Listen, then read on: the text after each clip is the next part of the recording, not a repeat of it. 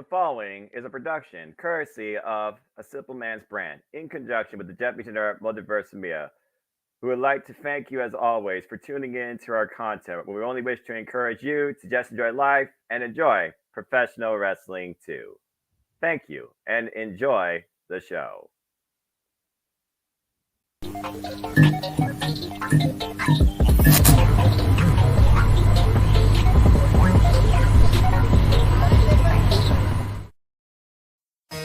For the Winds Productions presents A Simple Man's Brand production in conjunction with J. Hebert Studios. And now, A Simple Take with Noah Foster.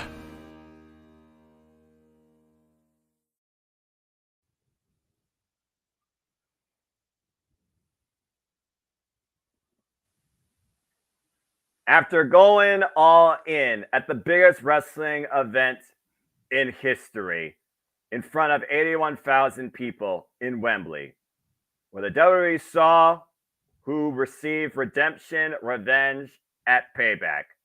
And then we looked towards the future as we came back stateside and went all out across the last two insane weekends in this industry.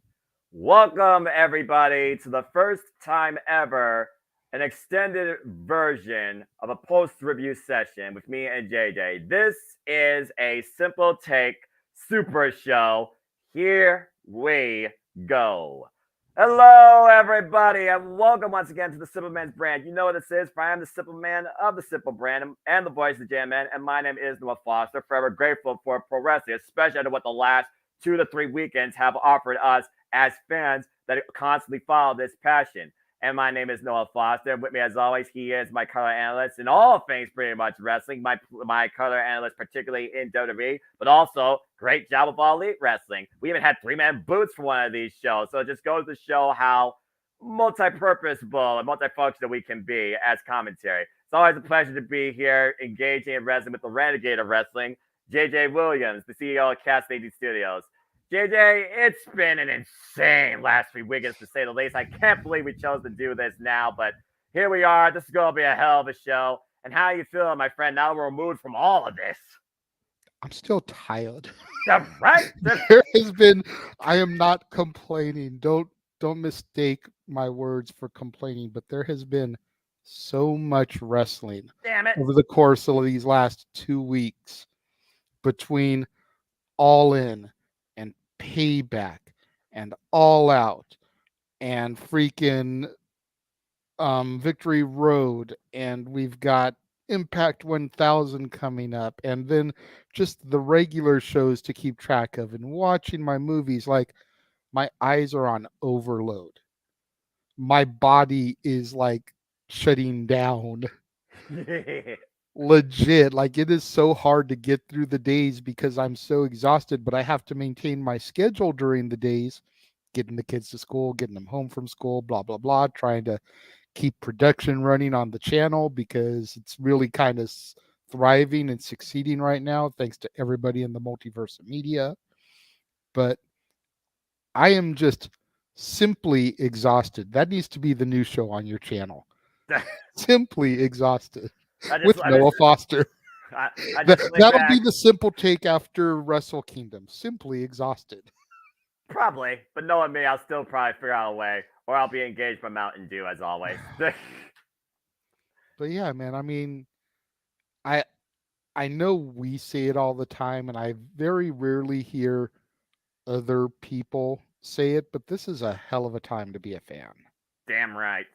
And we're going to get real in depth with that later on tonight on Open Mic Night when we do our State of the Industry address.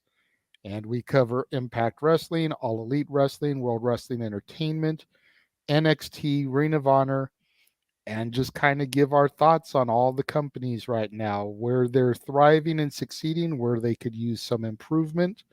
Notice I didn't say what they're doing wrong. We're being constructive. We're giving positive criticism. We're not trying to be negative in the situation.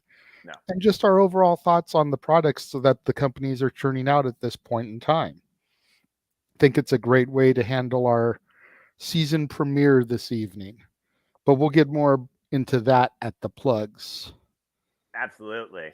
Well, again, you have literally spearheaded the progression of Open Mind Night Now for literally the last year. And again, on behalf of the entire multiverse, and I know I speak for the entire multiverse supporters as well. And thank everybody that tunes in to watch this as well, whether live or on demand. Please subscribe, comment, and tell a friend. We thank you. And again, I'm always just thankful and grateful for professional wrestling too. But yeah, these last 2 weekends definitely pushed me more to my limit than I think WrestleMania weekend did, despite how much content I did during that week all spread out, because these shows took course in back-to-back weekends and still kept leaving us with more to desire on all the company's forefronts. Again, my friend Cindy, Ashley Chanel, please follow her, folks. She said it best. No matter where you are, what you think, anywhere, anytime, there has never been a greater time to share in this passion we all love, and that is professional wrestling. No matter what label, no matter what stigma, no matter what company, no matter what thesaurus of wordplay you want to put on it. And that's definitely going to be demonstrated here with the fact that we're talking for the first time ever, not one, not two, but three. What the heck is wrong with us? Three of the biggest professional wrestling shows that happened most recently across the two, I would say, biggest companies in the industry, as we come together and basically give our final takeaways from All In, Payback, and All Out in that order. So I guess without further ado, with the hype up and our passion and our energy constantly going too, let's get right into it. So yeah, we might be doing this literally just removed after Victory Road, and of course, I want to give a shout out to the newest correspondent part of the Multiverse Media, Tatula. And please follow her, folks, at Raiders and Wrestling, where she will be giving her own simple take, as she exclusively does that on her YouTube channel for all the Impact Plus specials and the Impact pay-per-views, along with the weekly wrestling showcases that we always choose to watch as well, too. But of course, she'll be giving her thoughts on Victory Road. But I do want to give a big congratulations to Tommy Dreamer for having one last chapter written and beginning in his career after beating Kenny King for the Disney Championship in the generational rivalry of the Knockouts. Jordan Grace and Deonna Purrazzo proved once again why they've been the standards of the Knockouts division for the better part of the last 3 years, as the Juggernaut was finally able to solve the puzzle that was the virtuoso Deonna Purrazzo and her first loss in their illustrious rivalry. After 4 previous encounters of going 0-4, it is now 4-1. Congratulations.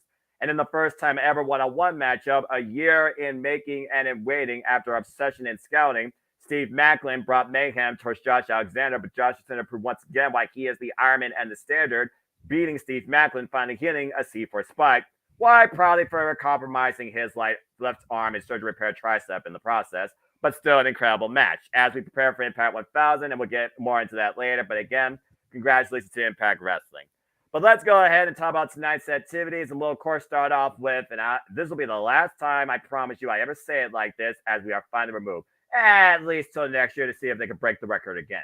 Because what we saw 2 weekends ago was truly, indeed, the biggest event in wrestling history, damn it! But I digress.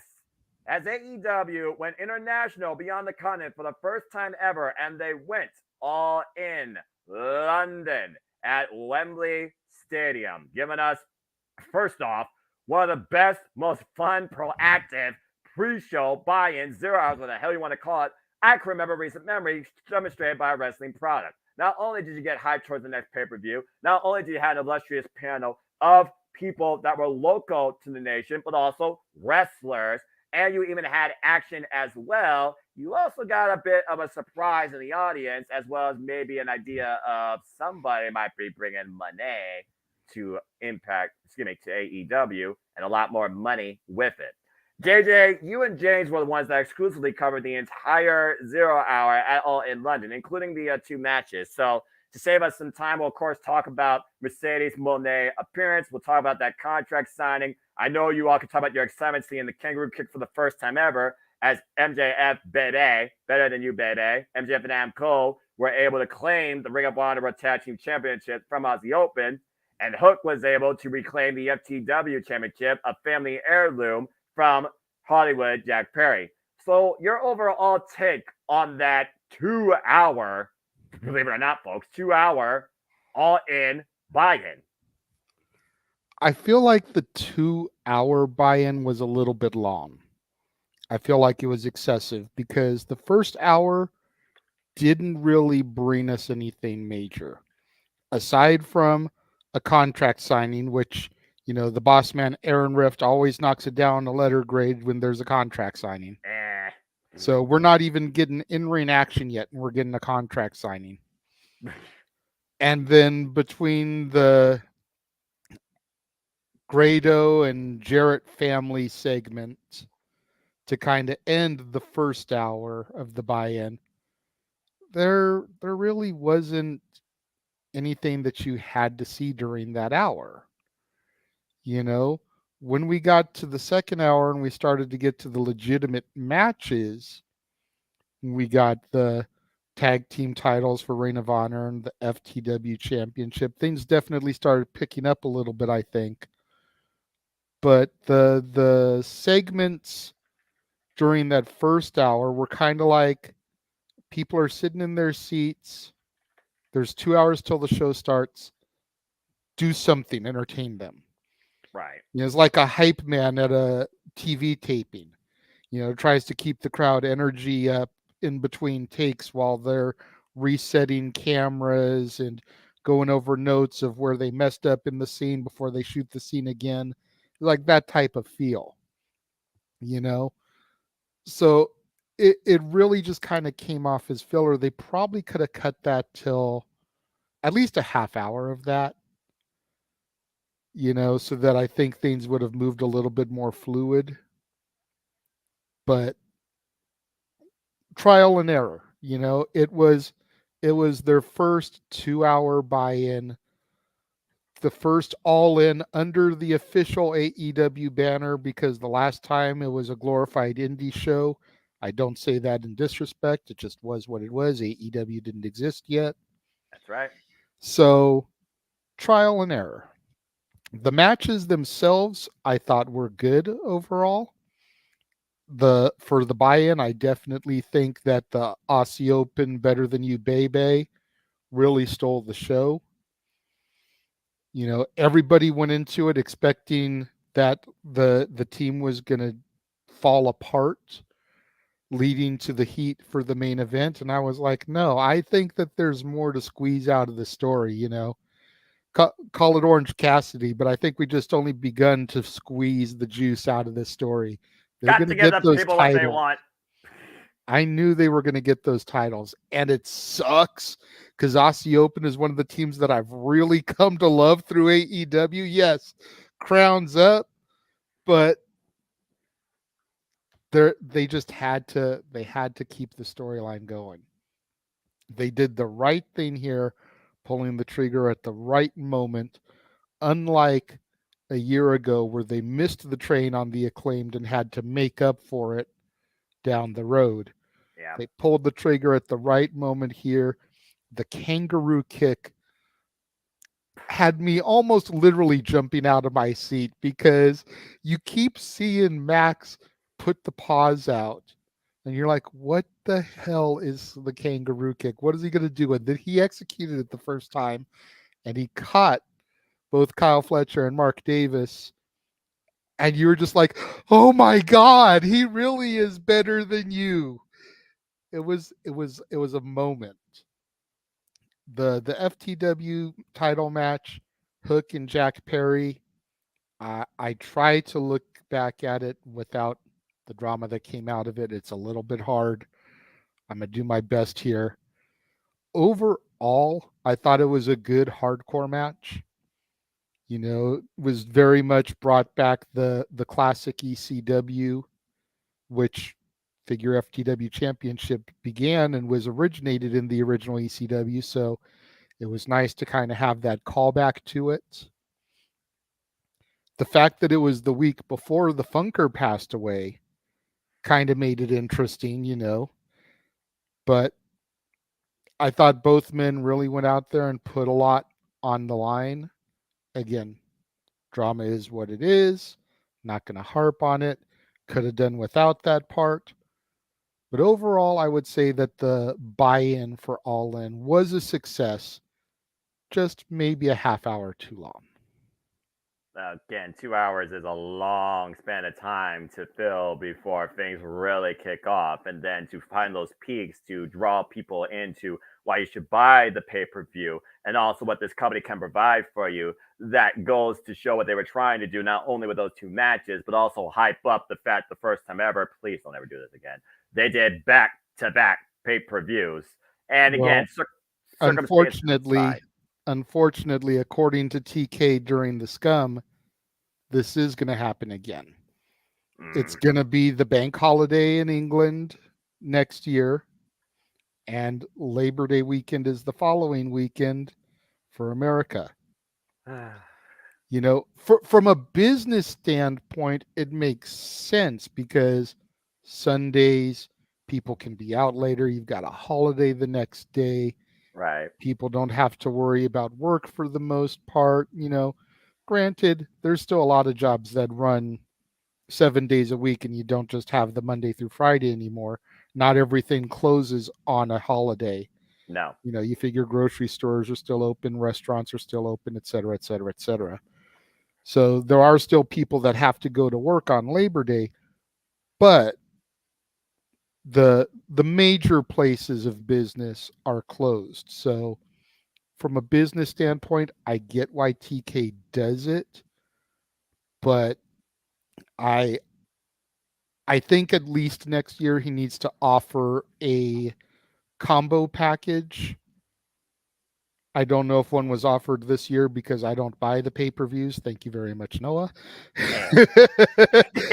But I think that he needs to offer a combo package and do an all-in, all-out bundle, and maybe even do, if Wrestle Dream is going to be something that continues, do a Forbidden Door Wrestle Dream combo package, since both those shows are joint with New Japan.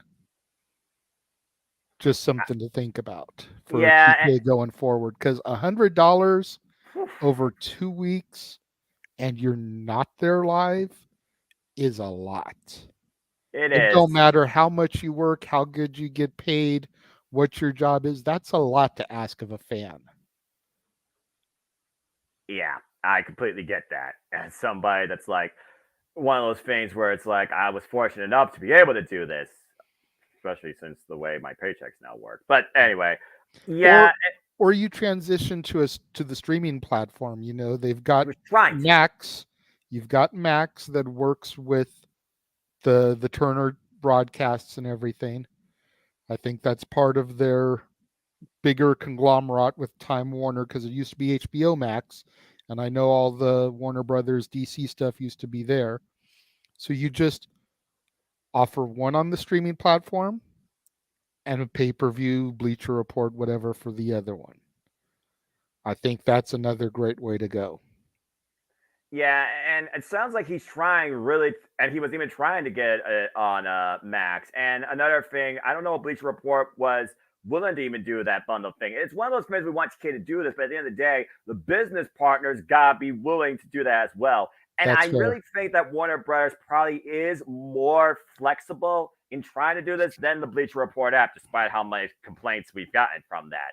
I really do hope next year that they do achieve some sort of agreement where they can bundle this because based on, like you said, this business choice in the name of holiday and tradition, if this does become an annual thing, I don't know how often, especially with the state of the economy, that's a whole different conversation on a different podcast on a different channel, folks. We're not political here, thank Christ. You definitely got to consider, again, will you get the same type of payout next year? And we don't know that for sure because anything could change between here and now. And yes, I get it. Tourism and contracts and venue setups are a whole different thing. Hell, you set up for freaking venues like a year in advance in some places because they're booked to oblivion before that point with every other form of entertainment. And the fact of the matter that literally this was the only day that he could have did this, chose to do it, and not only did he knocked it out of the damn ballpark. That goes Yeah. to a testament in the risk taken in putting these pay-per-views back to back. But I wouldn't be comfortable in constantly doing that. And I do hope that they do find a way to provide a more budget-friendly avenue for people to engage in both shows. Because I thought both shows were firmly worth their price, but I did wish I could have saved a little bit, if not just $25. Yeah, exactly. And the other thing that Tony's got to be careful of before we get too deep into the main card is one of the things we've been discussing a lot on Open Mic Night recently, and that's oversaturating a market. Dang. He's already going to come back to Wembley again next year. That's 2 years in a row. All In doesn't need to be a yearly thing. I agree. All In should only be an event when you're trying out an international market for the first time, because you're going all in to see if it's going to be a success or not. Yep. Now that you know that you can draw a crowd there, don't do another all in Wembley. Do Revolution in Wembley. Do Double or Nothing in Wembley. Do Full Gear in Wembley. Whatever. It doesn't have to be an all in situation anymore. Do all in at the Tokyo Dome.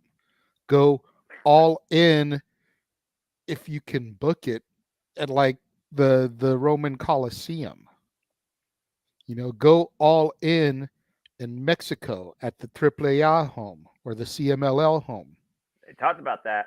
Go all in Africa and run somewhere like Egypt or something. Like I'm just throwing things at the wall, see what sticks, but that's when you go all in a market that's been untested, unproven.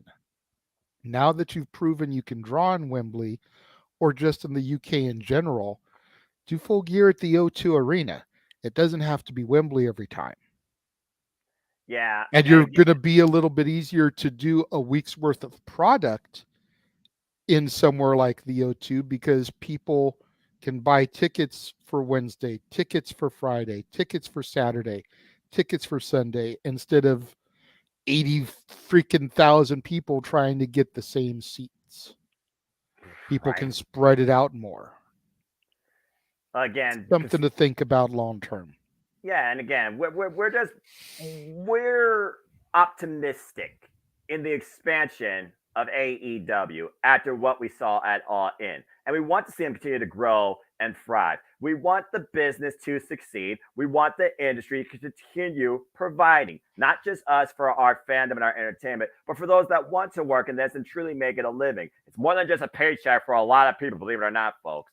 And Agreed. Again, when I think about again what they did in London, just in that day alone, they definitely could do something there. Now, I don't know whether or not, again, are they going to do this like an annual thing? Because I know Tony Khan's all about tradition. But I mean, in the original four, I hailed All Out as their supercar of the year / WrestleMania. All In, though, what they were able to do from a stadium level, that might be their annual WrestleMania spectacle. But should they do it from the same location every year? No. I do agree that the All In name should be used towards global expansion in the biggest venues possible. And again, I know we're just talking because we don't know how far out, pun intended, all these venues already have active days, booked for events, etc., etc., etc., etc. I just think about the first time that freaking WWE went to Australia for that Super Show, and Buddy Matthews had that big homecoming as a cruiserweight champion. Maybe they could do something down there. Hi, Alicia.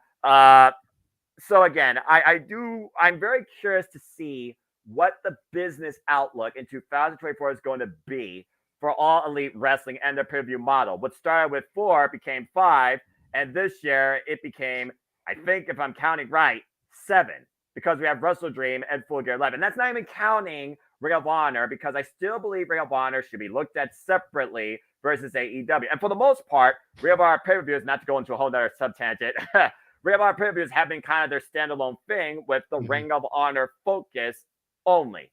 Now, they could do that more with the AEW pay-per-view, but then again, like I said, this all-out pay-per-view, they called it audible for reasons. We're not going to get into it.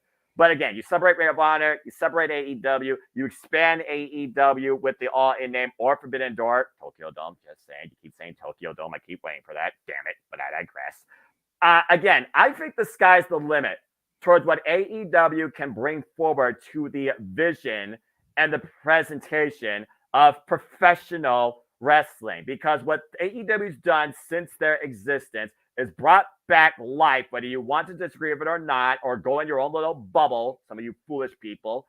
They have brought back more life into the professional wrestling industry, and Wembley demonstrated that. Absolutely. Well, that was a hell of a diatribe. Good stuff. let's go It's ahead all and talk good. about AEW All In. And again, folks, we are focusing on the in-ring competition and the stories that were told beforehand. We do not focus on the politics or the after BS as that has now passed us. Please focus on the competition that was at hand and what the competitors brought to us in ring. Thank you. As But the if you show, want us to focus on the drama and the backstage politics, super chatted. It's as simple as that. all right, fine, that's fair enough. But that being said, yeah, he's not wrong, folks, and there you go. That being said, Yes, this this was our match. opening. Yes, the continuation in affirming a legacy as old as Ring of Honor Wrestling itself, as CM Punk defended the self-proclaimed Real World Championship against Samoa Joe. I'm just gonna simply say this: I've never seen Samoa Joe more happy in my life. The Yeah. freaking fake out, the Waker thing, the walk off, throwing CM Punk into that announce table. And damn, did that announce table get its work in? That's a real announce table, by the way, folks.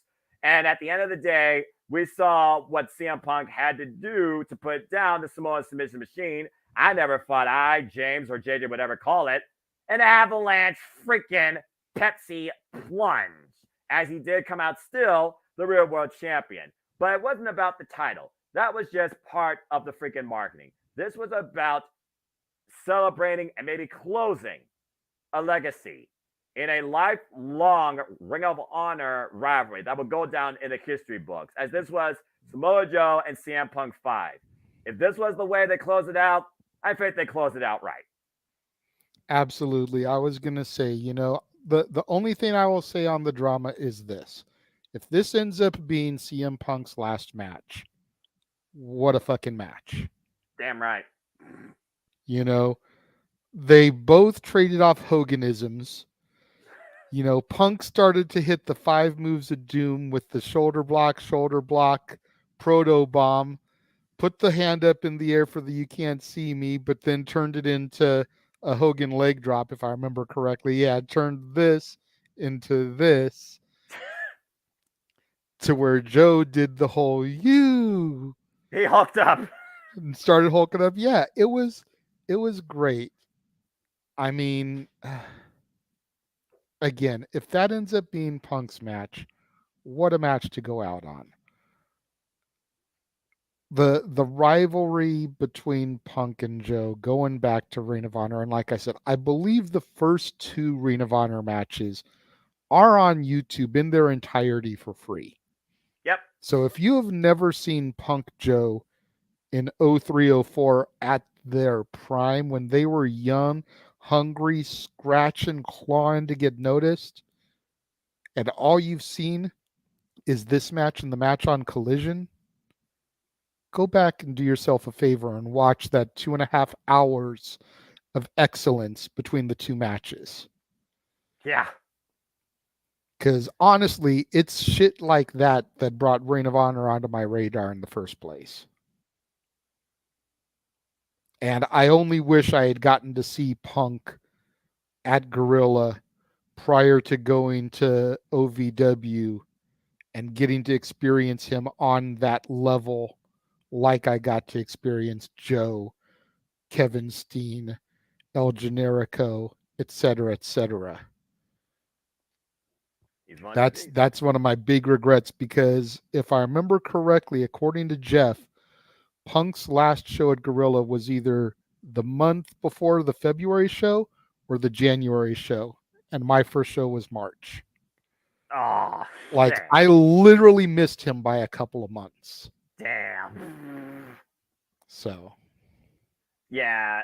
And again, Samoa Joe, he defines Ring of Honor. As of right now, I believe he is the longest reigning Ring of Honor World Television Champion in this company's history, after beating Minoru Suzuki last year in April. And these two have literally went to war over the Ring of Honor World Championship to 60-minute draws. And the thing, it was just a caught roll up during the Owen this year that CM Punk got the first victory over Samoa Joe. Samoa Joe wasn't satisfied with that. Talk about a very completely much more satisfying conclusion in this epilogue of this lifelong rivalry that proved that honor was real, as these two left it all out there in the middle of the ring, and CM Punk was triumphant. And again, does this mean you may never see these two in the same ring again? Only time will tell, because there's one thing we can say about 2020 for the professional wrestling industry. It has truly proven the phrase never say never is 100% possible, accurate, and truthful. Yeah, to your point, not only does Joe define Ring of Honor, Joe seems to define just about every company in some way except for WWE.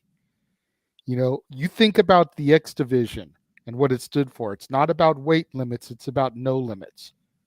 Joe was a prophetic X division champion. He was the definition of not about weight limits. Because otherwise, if Joe had not existed in that division and been champion, you look at pretty much every other X division champion back in those days, and they were all your standard cruiserweight.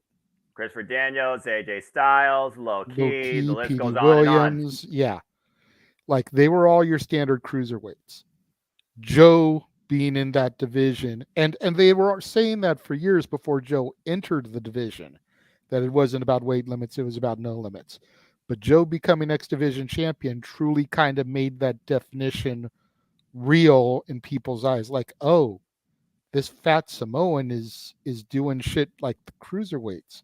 It really isn't about weight limits. Damn right. When you got a guy like that doing tope suicidas and blasting you in the corner with one of the most explosive enziguri overhead kicks you could ever see, yeah. And again, you talk about other super heavyweights here in this world of professional wrestling that defy no limits, like Keith Lee, just to name one particularly. It really is something amazing to behold. And Impact Wrestling TNA set that foundation first, why Samoa Joe elevated it, quite literally, with Jeff Jarrett at the helm. But I digress. Damn it. But yeah, this was a great match to open the show. I had to see that picture. I'll get Jeff Jarrett credit where credit's due, like I said. But the fact that he got kabombed by Grado. Absolutely. Can you stall love... for just a moment, sir? Yeah. I just got a phone call from my woman. I got to pull something out of the freezer. So I will be right back. But if you can just stall for a moment. Oh, you're good.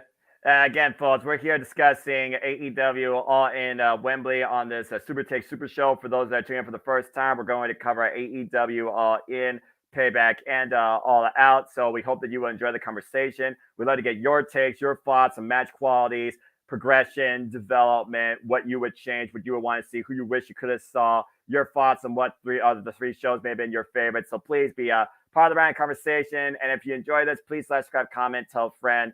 And if you want to try and dictate the conversation yourself with a very unique topic or question, super chat at Cast 18 Studios. Become a subscriber. Become a member today. Super chat. It is as simple as that. We just got done talking about the 0 hour, and we just got done talking about, of course, the opening match.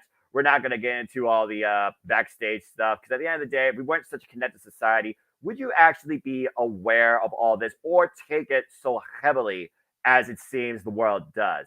It's one of those things where, again, some people say social media is the biggest flaw in the industry, but it doesn't mean that it can't be one of your great allies in your fandom in the way you can connect with others and build friendships. That's why that's why I'm forever humbled to, of course, build the friendship I have with the ATW crew. Shout out, of course, the ATW fan on all the social media platforms. And if you haven't already, go check out the last ATW review that me and King and Eric did as we went all out on these last 2 weekends and closed the book on any backstage circumstances, as I hope that we all can just continue to move forward and just try to enjoy life and enjoy professional wrestling. Because at the end of the day, that's all we really should need to do. And there's more options now than ever. Speaking of more options, I'll go ahead and do a little sub-tangent here. NJPW, of course, is back up and going on their Road to Destruction tour as Evil and freaking Show hold the KOPW and IWGP World Heavyweight Championships hostage. But Taiji and Sonata, of course, coming back from a little bit of excursion back to Impact Wrestling, where he's once the great Sonata. Had a great six-man tag, had a great bout with Jake Something at Emergence. It's one of those things where I do think he's going to get his titles back, of course, because he still is the champion at Destruction, and I believe it's Kobe. And then we're going to move towards Destruction via Goku, as the Best Super Juniors Tag League has also been known, and so has the World Tag League, as, of course, we prepare for the Road to Tokyo Dome that always happens in December as we get ready for the reset of the year in 2024. Mark my words, 2024 is going to be a completely different dynamic in the landscape of professional wrestling, with so many contracts coming up, people thinking this person should go here, this person might go here, this person might go here. Will this company do this, do that, do that, do this? There's a lot of circumstances to figure about when it comes to the future of the industry, but I digress. And again, if you also want to take a sub tangent, just go check out Wrestle Universe, check out Pro Wrestling Noah, DDT Pro, go check out TJPW. Again, there's so much wrestling now, sometimes we don't know what to do with it. And speaking of so much wrestling, well, let's see what we got presented here, shall we? NJPW, AEW, DDT Pro. Shall I say more, as the next match was a trios match. And this was one of the only non-title matches on this card, if that tells you something. But it still held up to a lot of storytelling here. And there's a reason there's two particular individuals in the middle on each side, as it was Kenny, by God, Omega, Konosuke Takeshita. Then you have Heyman and Page, and of course, no stranger, the Rock Hard, Juice Robinson, Switchblade Jay White. And you have the Golden Star, Kota Ibushi, as it was the Golden Elite, or Golden Lovers and the Cowboy, however you want to look at it, taking on the new son of Don Callis, boo that man, and Bullet Club's Gold, Switchblade Jay White, and Rock Hard, Juice Robinson. In what was a very unique six-man tag, where at the end of the day, the narrative is Kenny Omega is beneath me. I am the true wrestling god, aka Don Callis.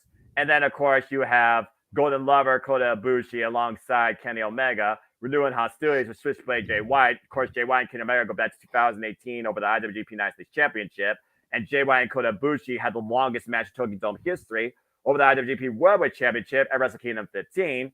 And of course, Juice Robinson, Heyman, and Page, no strangers to each other based on Bullet Club Pass and Ring of Honor for those that follow. And Konosuke Takeshita and the Golden Lovers, they go all the way back to 2010 in DDT Pro. But the most unique thing that happened here, Konosuke rolled up Kenny Omega. Now, I know what you're saying. A roll up, that's not a big deal. Maybe not, but it is a big deal when you consider what they're trying to push. Don Callis going all in, quote unquote, on Konosuke Takeshita. And Konosuke rolled up on the biggest stage in his first time, biggest opportunity of his wrestling career. He rolled up one of the best of all time, Kenny Omega. And we were far from done from here, as we'll talk about when we get to All Out. This six-man tag might look a little bit odd on paper, but it still pushed what needed to be pushed. And at the end of the day, Switchblade Jay White still remains unpinned in All Elite Wrestling, despite the fact you all think that he's been booked lesser since he was part of NJPW. But a unique trios match, to say the least. What did you say, JJ? Yeah, absolutely. I mean, personal feelings aside, when it comes to the Elite, Kenny Omega is arguably the greatest AEW world champion that there's been. So what better way to get Takeshita over than by having him pin Kenny Omega? My God. Like, literally. I mean, it just is facts. And I've been a Takeshita fan since I first saw him through my AEW television. You know, there's something about him. There's something about a lot of these New Japan guys that they've been bringing in lately that like really captivates me and draws my attention. And Takeshita, Okada, Ospreay, I could just sit there running them off. Like every single one of them has something unique and different that just makes me get drawn into the television when they're on it. Even if they don't speak the best English, even if their promo abilities aren't great, and by no means am I trying to say that Ospreay doesn't cut a great promo. Just go back and watch the shit with Jericho. Right? But I was definitely curious about this match going in. And by the time the 3 count was recorded, I was sold on the match. And I was team heel all the way because of my personal feelings towards the Elite. I don't know Ibushi that well, so I couldn't really, be like, oh, well, I like him. That's fair. But yeah, I mean, this was a solid 6-man contest and definitely worth the money. Yeah, and again, that freaking counter to the attempted Kamigoye by Konosuke, wiping out Kota Ibushi. Jesus. That is one of the most meanest flash knee strikes I have ever seen since the V trigger and Buddy Matthews, for that matter. Still waiting for Buddy Matthews versus Kenny Omega 1-on-1. Just saying. If they go all in Australia, that needs to be a marquee match. Just saying. But yeah, and again, Don Callis, he went all in on Konosuke and on the biggest stage got the win over one of the best of all time. And it continues that narrative where at the end of the day, Don Callis is winning up here. And he even talked about that when he says the greatest strength that Will Ospreay lacked at Wrestle Kingdom prior to the match with Kenny Omega, where he lost the IWGP United States Championship to the Cleaner, is that you're an incredible talent, but you're not fully up here. And this is where we win at the end of the day. Although I think it was more referring to himself than Kenny Omega, because we saw how this has really gone downwards since he screwed driving him in the head at that steel cage match in Detroit.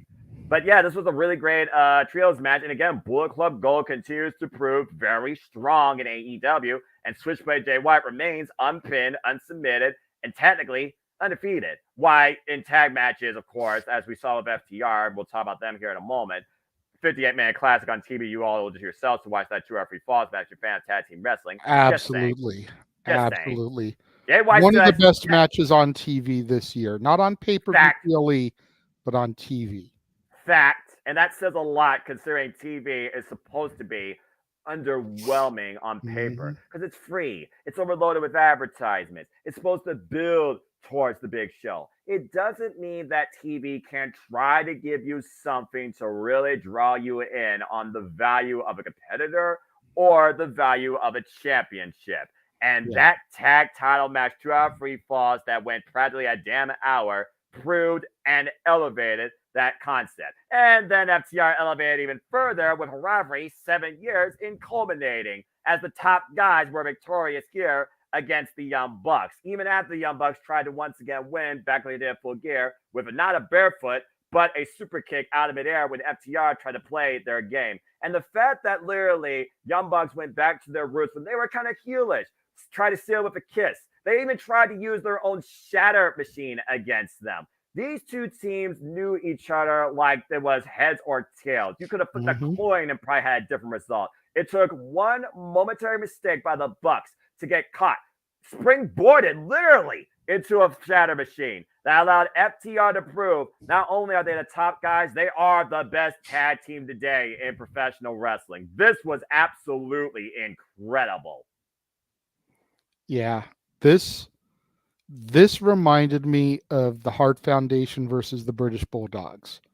This reminded me of the Hardy Boys versus Edge and Christian. Two teams that kind of sort of have that respect for each other, but work way much better when they're a rivalry, that know each other inside and out so well that they can just execute the other team's maneuvers and seamlessly. And no matter what day of the week it is, you just don't know who's going to win. They could wrestle every single day, and every single day you get a different result. Yeah. They really have that good a chemistry. And this, I hate to give the Young Bucks the fucking credit for this, but they stole the show with FTR. They really did. I don't know if it's just like you said, FTR are that good. They are the best tag team of this era, or what it is, because again, FTR versus Bullet Club Gold, that 2 out of 3 falls match, just doesn't, it seems to not matter who they're in the ring with. They can always get the best out of them. Period. They are the standard bearers of the tag team division, like you said. And you jump to this match a little quickly because I was going to touch on the 2 out of 3 falls match again. I would put this past Monday's match of Chad Gable versus Gunther right up there with that 2 out of 3 falls match as far as best match on TV this year. Neck and neck. If you haven't seen it in its entirety yet, good sir, watch it before open mic night, because I know how you feel about Walter, and Chad Gable is a freaking beast. They had a hell of a classic. Well, all I'm going to say to Chad Gable is thank you. And also thank you, WWE, for actually doing something smart for once in your friggin' broadcasting. Because, one, TV is still heavily in WWE more than any other company, overwhelmingly with marketing and branding, blah, blah, blah, blah, blah. So the fact of the matter, they actually posted this match in full on their channel without that commercial BS was one of the smartest things in life. And yes, I actually did watch that because I have tremendous respect for Chad Gable and Goofer. And about damn time you put some respect on the Intercontinental Championship in the main event and also give us the full-length damn match. Damn it, but I digress. And I completely agree. Two of the best TV matches this year. And Impact Wrestling has given me some great TV matches as well, whether it was the Motion Machine Guns and the ABC, whether it was Trey Miguel and that ridiculous monster ball with Crazy Steve, whether it's the friggin' knockouts that, of course, are always the main event of Impact Wrestling. There have been some quality TV matches that are worth going back and reminiscing about this year, particularly across the board, more than every year I can remember, that have kind of given pay-per-view sometimes a run for their money when you think, okay, pay-per-view, you put the same two people together, can you run it back even further? I mean, to your point about these two teams, by the way, folks, for those that don't know, let me talk to you real quick. I have the distinction and the humble pleasure of engaging these two as friends when I never even knew who they were. Since becoming a fan, open out there to everybody in 2017, learning about these two paths, their story, their connections with some of the talents they've seen grow, elevate, and evolve all the way through PWG and beyond. So when they say personal, it truly is personal to them because they literally have engaged with them. So if you do want further stories on that, please super chat. It's as simple as that. And don't take it personal because you might not have been there the same way that they were. That is, of course, on behalf of good old JM Jeff Meacham and the Reggae Wrestling JJ Williams, who are literally outside the California area where the Young Bucks literally went from the backyard to the big stages, killing the business. But I digress. And yeah, to your point, TV matches. Again, this was the third time these two went, well, basically in tag team action. And their last match was on TV. And it was for the Ring of Honor and the AAA Tag Team Championships. And of course, FTR got them there. It was only the very first time that FTR and the Young Bucks finally met in tag team competition for the AEW Tag Team Championships that the Young Bucks was able to out wrestle them. Since then, FTR has had the Young Bucks number. And honestly, FTR have had every team's number in existence. Whether it's Aussie Open, whether it's the Briscoes, whether it's DIY, whether it's American Alpha, whether it's Bullet Club Gloves, Switchblade, Jay White, and Juice Robinson, FTR are the top team in the industry when it comes to tag team wrestling. Period. We need to get FTR versus Better Than You, baby. Well, we already got that once. I would definitely not rule it out again. And at the end of the day, at this point, who can stop or dethrone the top guys? Good luck, the entire world of tag team wrestling. Just saying. All right. Well, let's go ahead and change gears. And from being super serious, let's go ahead and be ridiculous. Because what happened next? Not at Donnybrook, but it might as well been because Wembley is quite a stadium. So they had to have a stadium stampede. Jesus Christ. The Blackpool Combat Club, John Moxley and Claudio Castagnoli, along with Wheeler Yuta, and the returning Santana and Ortiz. By the way, if you didn't watch Rampage, Santana is rolling solo. They are not together. Stillborn Nasty. Took on the team of Eddie Kingston, Penta, Cero Miguel, the best friends. Of course, talking about Trent Beretta and Chuck Taylor. And at the time, we'll talk about that when we get it all out, AEW International Champion, freshly squeezed, Orange Cassidy. I mean, what can you say about Stampede besides it's fun seeing chaos in a controlled environment, even though there was little to no control of how far these men were willing to go to try and break each other. Jesus. There's one word that I think truly describes Stadium Stampede. Clusterfuck.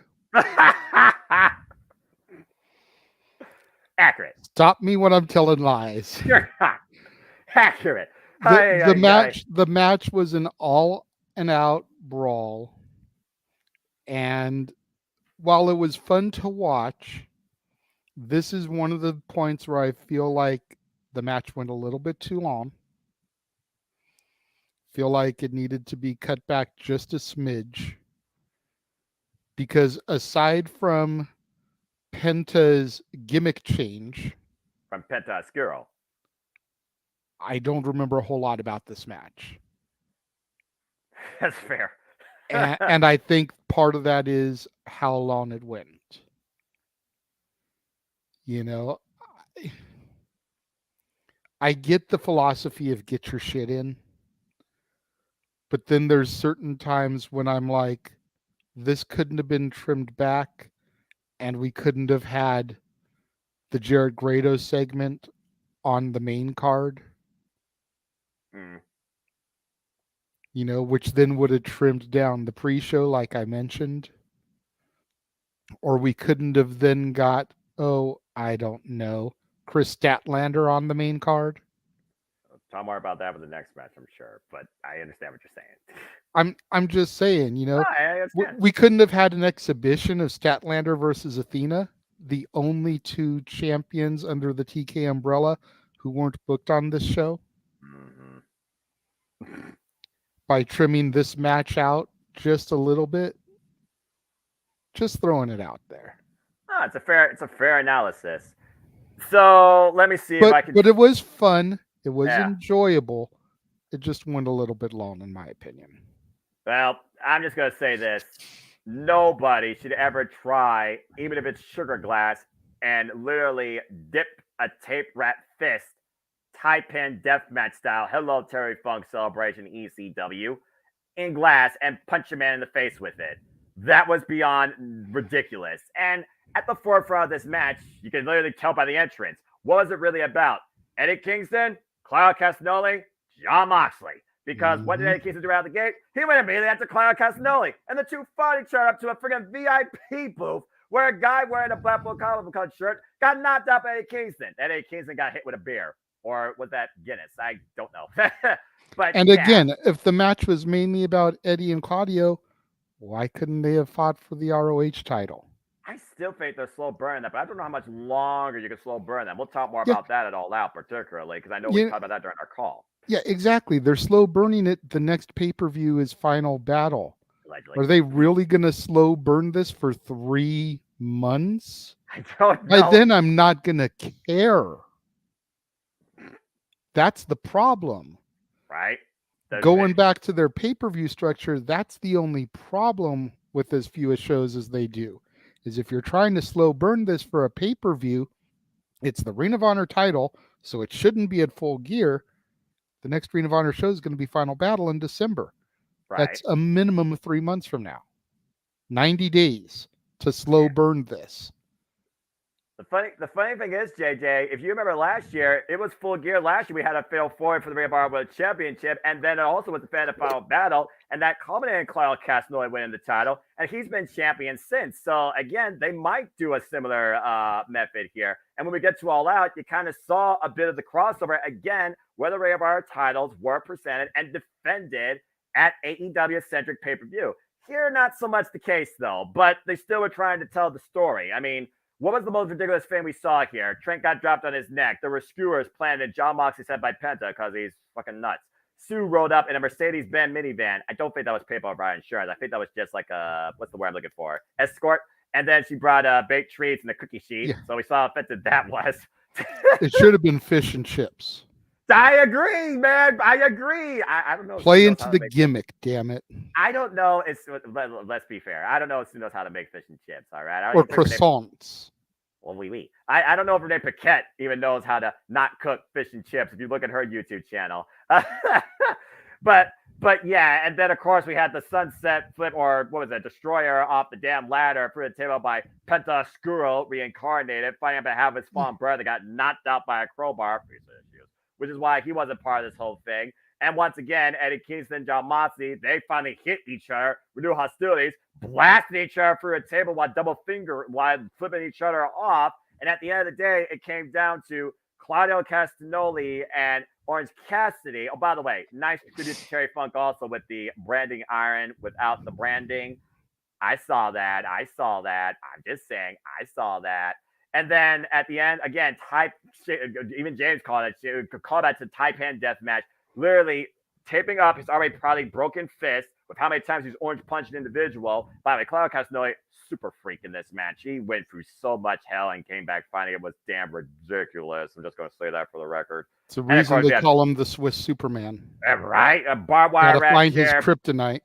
Good luck finding that barbed wire rat chair, barbed wire billboard, and then glass encrusted orange punch dropped the Swiss Superman for the win. And Orange Cassidy got the win for the team, pinning Claudio Castagnoli, which again was a very unique circumstance considering the story being told with Orange Cassidy. The fact, and he even said it in the scrum, he wasn't defending the title, but he's now pinned Yuta. He's now pinned Claudio. He has not pinned or even faced Jon Moxley, which of course we know what that set up following this. And then of course Penta had a chance, and we'll talk more about that later. But yeah, for me, Stampede is just that filler for fun. Go grab a drink, or go see, maybe you could see somebody beating the crap out of each other at the concession stand. More so, we didn't see concession stand. We saw like a VIP booth, security booth. I think it was Fulcrum, like Tony Khan was alluding to, and just down there at ringside, I like the set, by the way. I love the whole presentation of all that. Just want to put that out there, by the way. It's very nice and simple, but still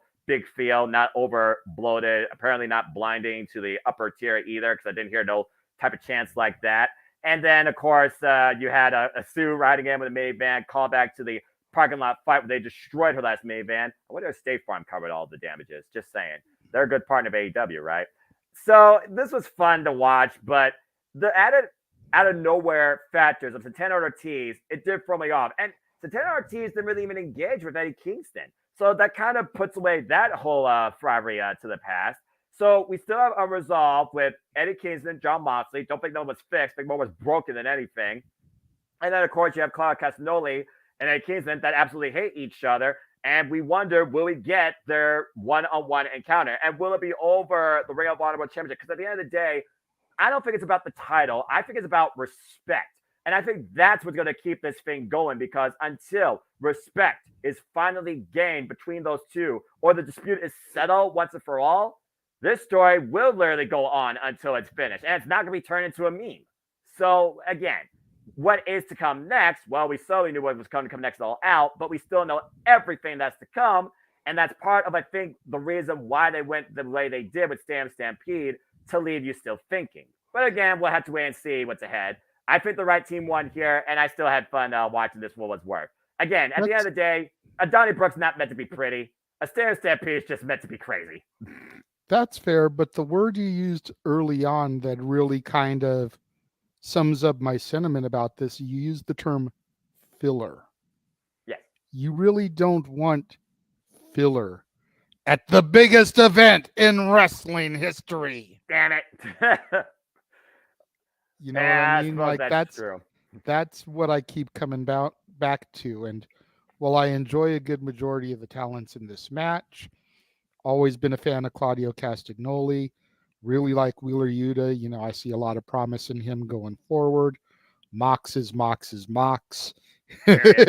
Like he's that throwback to that 80s hardcore wrestler, you know, the death match Funk and Foley, but still having the technical ability of like a Flair, you know, like a Dusty Rhodes, where you don't really realize his technical ability because he's so hardcore right now, but he can get in there and work the shit out of a match.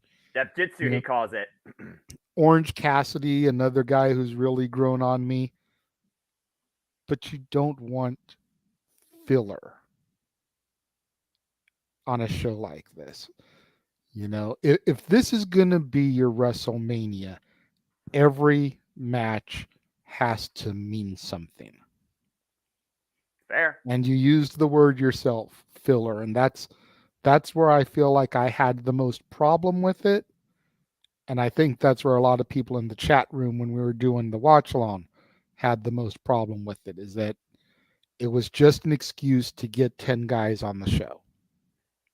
Yeah, I think when that space could have been better used for other people, whether it was Eddie and Claudio one-on-one, whether it was 6-man tag, BCC versus Best Friends, whether it was, again, Statlander and Athena, there were better ways that they could have utilized the time and space, as opposed to having and I don't have the time in front of me, but we'll just call it a 20-minute chaos fest. Chaos Fest. I like that. That they should call it that from now on. And I agree, but also, again, it is one of those things where we talk about the beast of the industry. The quantity of talent sometimes is overwhelming quality, and not everybody can be on the show. So what do? You try and find a settlement, and everybody does it. Whether it's Hardcore Wars in Impact Wrestling, whether it's Battle Royals in WWE, I feel like this has just become one of the mainstays that at pay-per-views, whether they're small or big, you gotta have a filler moment, whether it's to put people on the air or give people a chance that are there in attendance or watching from home, stretch their legs, grab a bite to eat, relieve themselves, you name it. And again, I'm the guy with the iron bladder. I never step away from a show unless I'm grabbing a drink out of my mini fridge, and that takes less than 5 seconds. So maybe that doesn't apply to me. But again, I look at both sides. I get what you're saying, but I also look at the business aspect as well. I also look at the comfort aspect and maintaining people's attention, which is a whole nother thing. Again, I went to SummerSlam, and by the time Roman Reigns and Jey Uso started happening, and we already blasted that match for reasons accurately, it got boring, and there were people behind me that were sleeping. Just saying. But this was not boring here because all of Wembley was literally rocked. Freddie Mercury be honored. And JJ, again, you, Jeff, me, what are we advocates of, particularly in this industry? Women's professional wrestling, damn it! But I digress. In the only showcase of women entirely, not named Karen Jarrett, freaking witch, in-ring action. Be nice. All right, I'll be nice. I haven't said an ill word about your Aubrey Edwards yet. Be nice. Hey, I'm just saying. All right, there's difference with that. We'll talk more about that later. But yeah, let's go ahead and talk about this because Hikaru Shida defending the title in front of the biggest audience in wrestling history and the biggest match of her over 16-year career, defending the AEW Women's World Championship against Toni Storm, who has lost her ever-loving marbles. Steinberger DMD, who went all in 2018 and went all in Wembley. And the homecoming, God Save the Queen, the self-professed Queen of England, family. And so you could not write a more cinematic-like entrance from fighting with her family to walking out with her family in front of Wembley in what you thought would never be a possible homecoming for Saraya. These four women went all in, brought it all out, and at the end of the day, Saraya became the new AEW Women's World Champion, pinning her fellow outcast. As Steinberger DMD and Hikaru Shida were fighting amongst each other, and Shida was gritting her teeth, preventing a checkup on her mouth as Britt was looking for the lockjaw. I love this match for what it was on paper. It was a story of two matches. Again, will the outcasts coexist? I know we use that same entendre plenty of times. I'm sure we will continue to. But the fact that Saraya's family got even involved. By the way, Toni Storm's lucky that Saraya's mom did not kill her, all right? Saraya's mom will legit kill that bitch. I'm just saying. If you all watch the movie, you know exactly what I'm talking about. And then, of course, at one point, we talked about the surgery-repaired neck of Saraya, how she was looking for the hip attack on exposed steel. Ruby Soho looking to come in as intervention, got pushed away, and we see the crumbling beforehand. You saw the awareness of all four of these women. At one point, we thought we were going to get Backlash 2007 spot when somebody was super kicked right into the cover on top of somebody else. Think about Saraya and Toni Storm. And, of course, the setup and the pendulum getting curb stomped by Britt. There was just so many different ways this match could have gone and the stories that was told within these four, but you all were right. You all were absolutely right. They absolutely gave her the moment, and there's no denying she absolutely deserved it. This was a tremendous fatal four-way. And again, we talk about the criticism, but we talk about the potential of the AEW women's division. I'll say it once, I'll say it again. The strongest presentation for them usually is fatal four-ways, and this owed up to that point. Absolutely.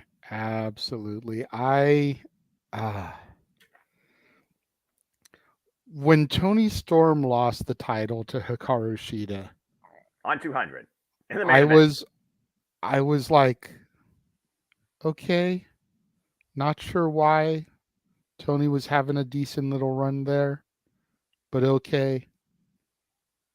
And then they started to make the strides towards booking this match in the Fatal 4-Way. And it was like, okay. They did it for Saraya to take the title off of Sheeta because they didn't want her to be taking it off of Tony. Despite the fact that she pinned Tony, they didn't want it to come off as like a, oh, well, did Tony lay down for her? Finger poke of doom style. So they moved it to Sheeta so that Sheeta could be dethroned by Saraya. And unfortunately, with the writing being on the wall, it made it a little less special, but it was still a hell of a moment. I mean, you hear "We Will Rock You" blaring over the sound speaker. I can't believe they did that. She comes to the ring with her family. And I told every single one of you this was going to be that gratuitous fuck you to WWE, who was never going to clear her again. Accurate.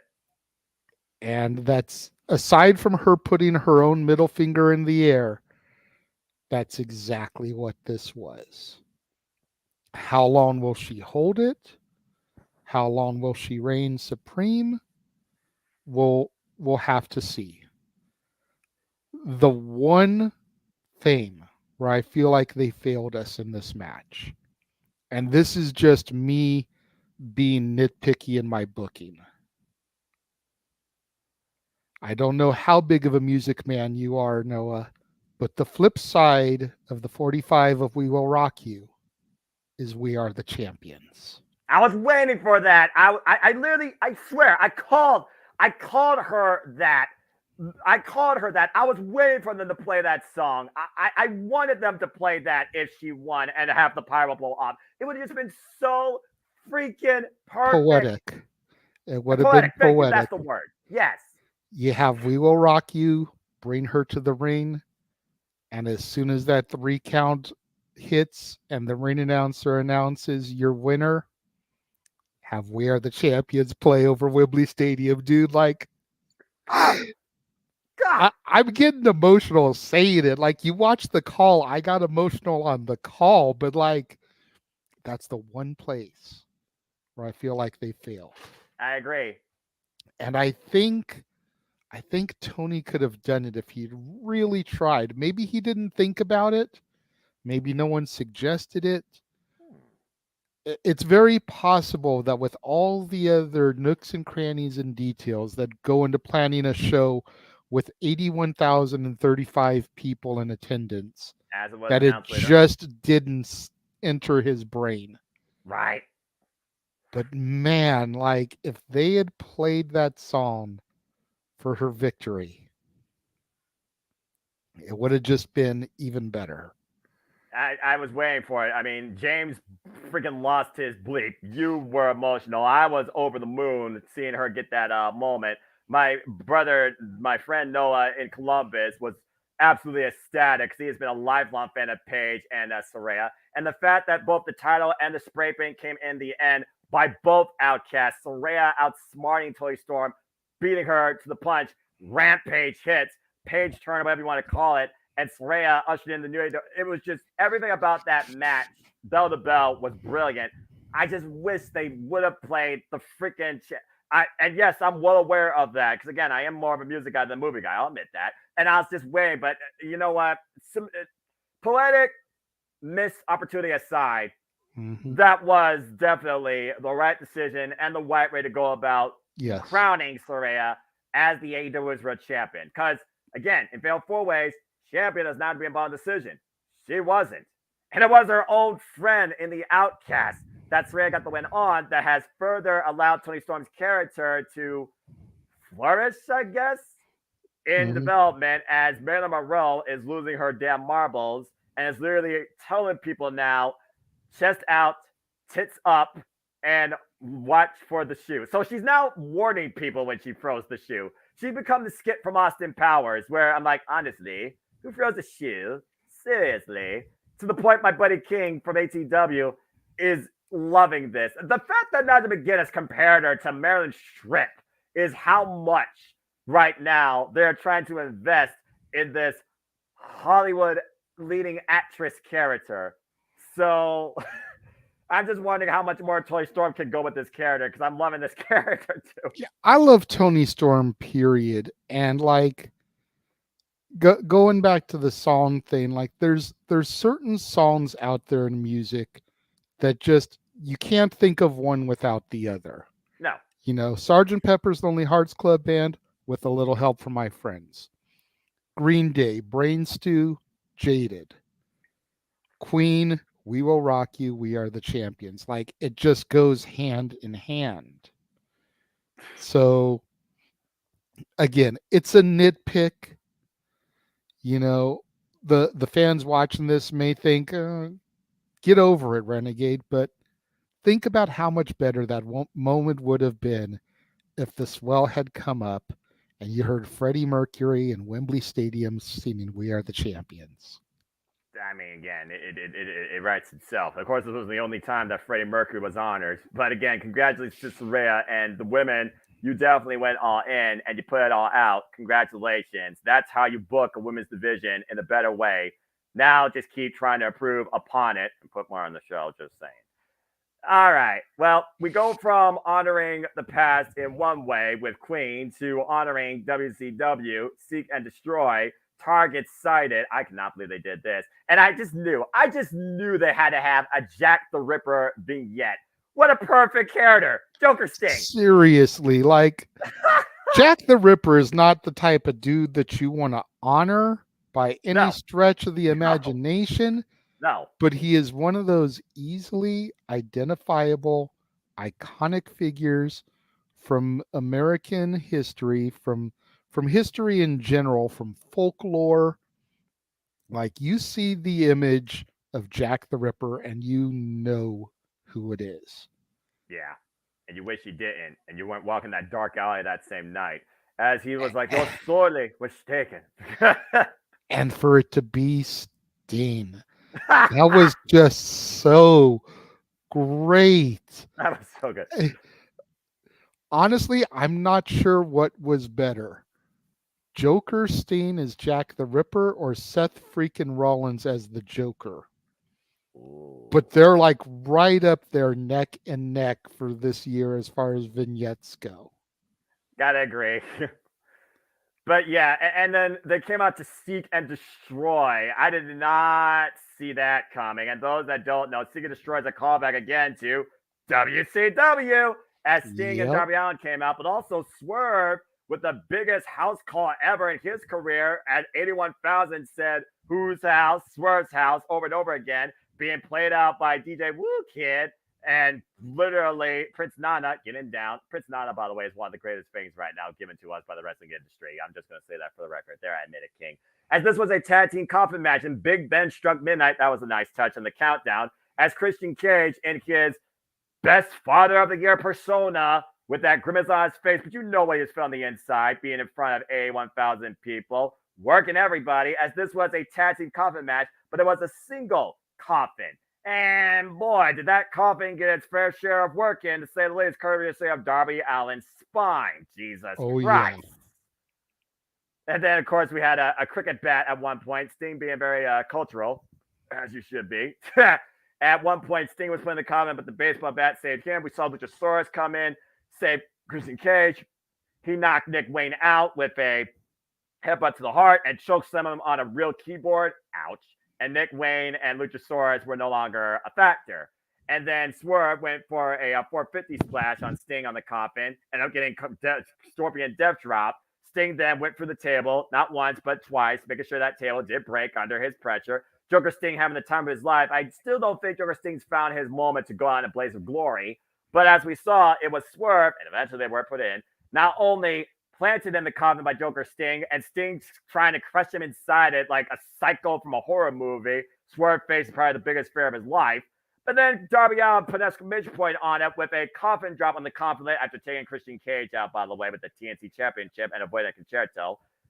Literally putting his back at risk again. 2 coffin drops total this match on the already compromised. By the way, folks, that was a metal coffin. What the hell were they freaking? Oh, that just Darby Allin we're talking about. Anyway, Sting and Darby Allin win the tag team coffin match in strong, insane, brutal fashion, planting Swerve, sandwiching him with a coffin drop and a coffin lid as RIP to Swerve Strickland that night in Wembley. But this was wild to say the least.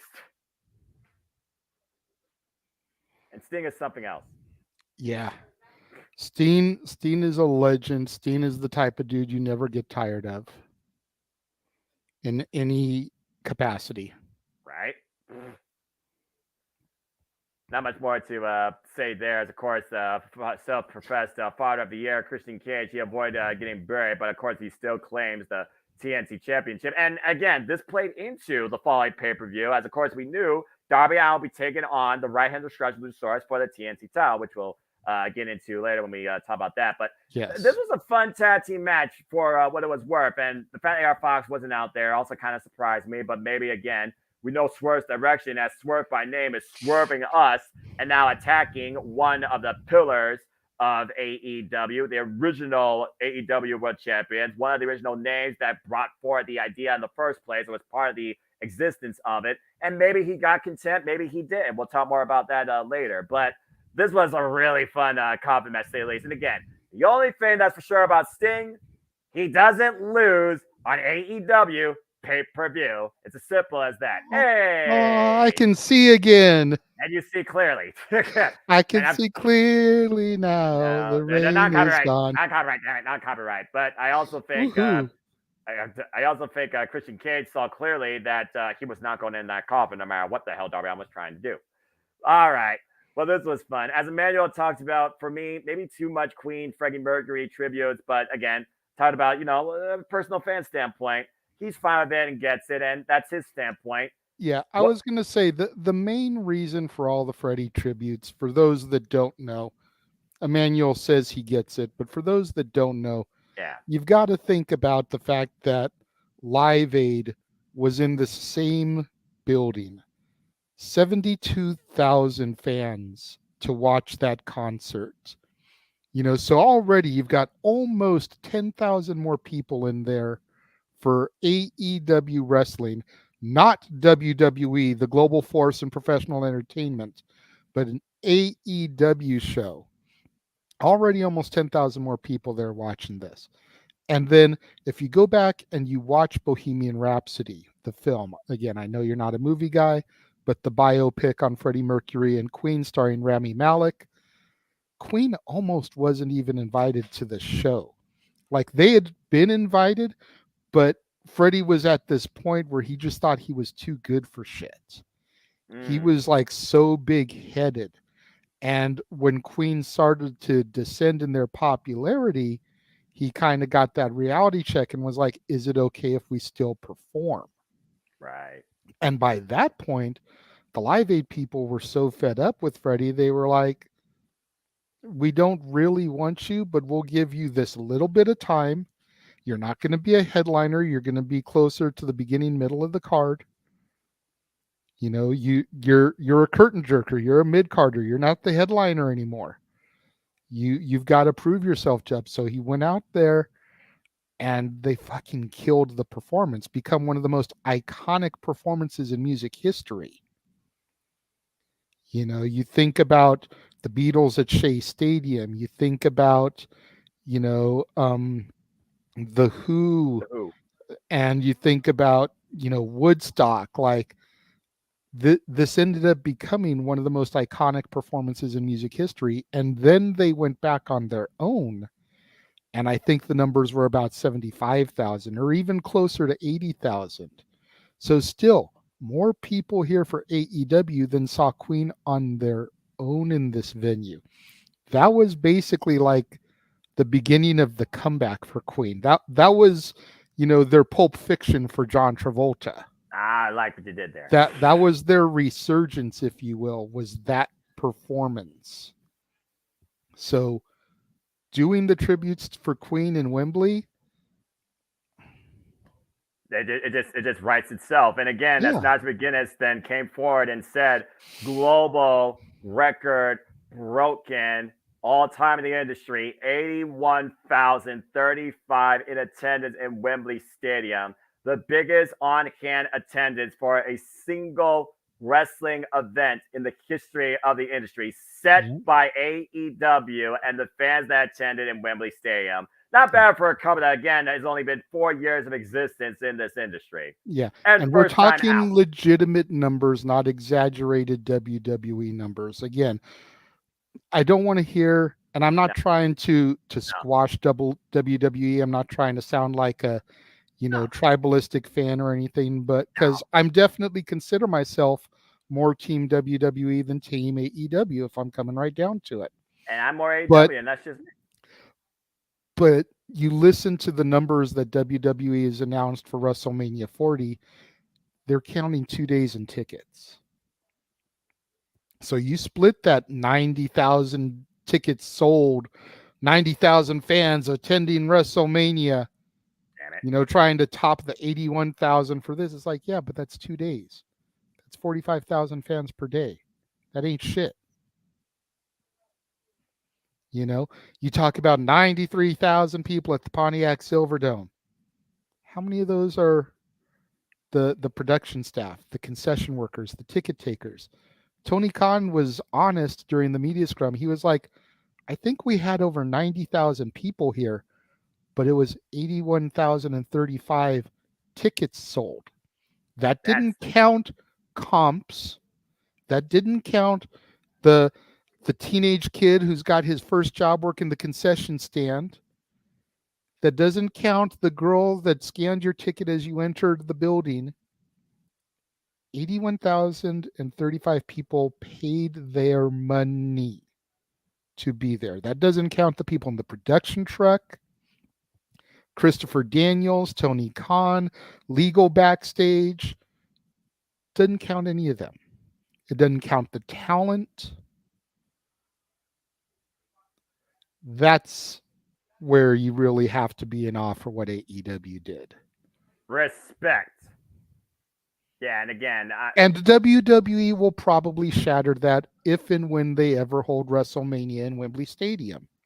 Yeah. Because if they were able to get 81,000, you figure WWE will easily be able to probably get 85,000 per night, because it'll be a 2-night event for WWE. Because they're insane. So the time will come when that record will be shattered by World Wrestling Entertainment, but for right now, let Tony Khan and his team have their moment. Let AEW have their moment, okay? Again, this company only 4 years old. I'll say it once, I'll say it again. What has this company given to us as fans? What has this company done for the wrestling industry? What work, what moment, what history has been provided by a company that people thought was just, t-shirts? 4 years, folks. And they have made history already, unlike anything else ever seen in the industry, at the biggest event ever in wrestling history. Yeah. And again, there's going to be the people like me that are going to turn around and say, let me see you do that stateside. But let's just let them have their moment for now. Exactly. Respect the moment. I would be willing to bet that if they booked the Rose Bowl, they would probably be able to get a good chunk of it filled. Yeah. Because it's the first time they're trying to put something that major in that type of event. If they're going to try to book the Rose Bowl, they're looking to put on something major. It's not just going to be Rampage. No, it's not. So give them a little bit of time. But the key comes down to, again, like we've talked about multiple times, finding the right area to do it. Exactly. Don't book Wrigley Field in Chicago. You've beaten Chicago to shit, and your top Chicago draw is no longer there. Yankee Stadium, Dodger Stadium, the Astrodome, Hoosier Field, Soldier Field. Again, no, that's Chicago again. Never mind. And that's Chicago, I think. I'm not a huge sports guy, so I'm trying to think of huge stadiums that I know the names of off the top of my chest. That's head, fair. So Because that's what the wrestling industry kind of focuses on for the bigger shows nowadays is stadiums. Yeah, but you never hear about WWE touching the Rose Bowl.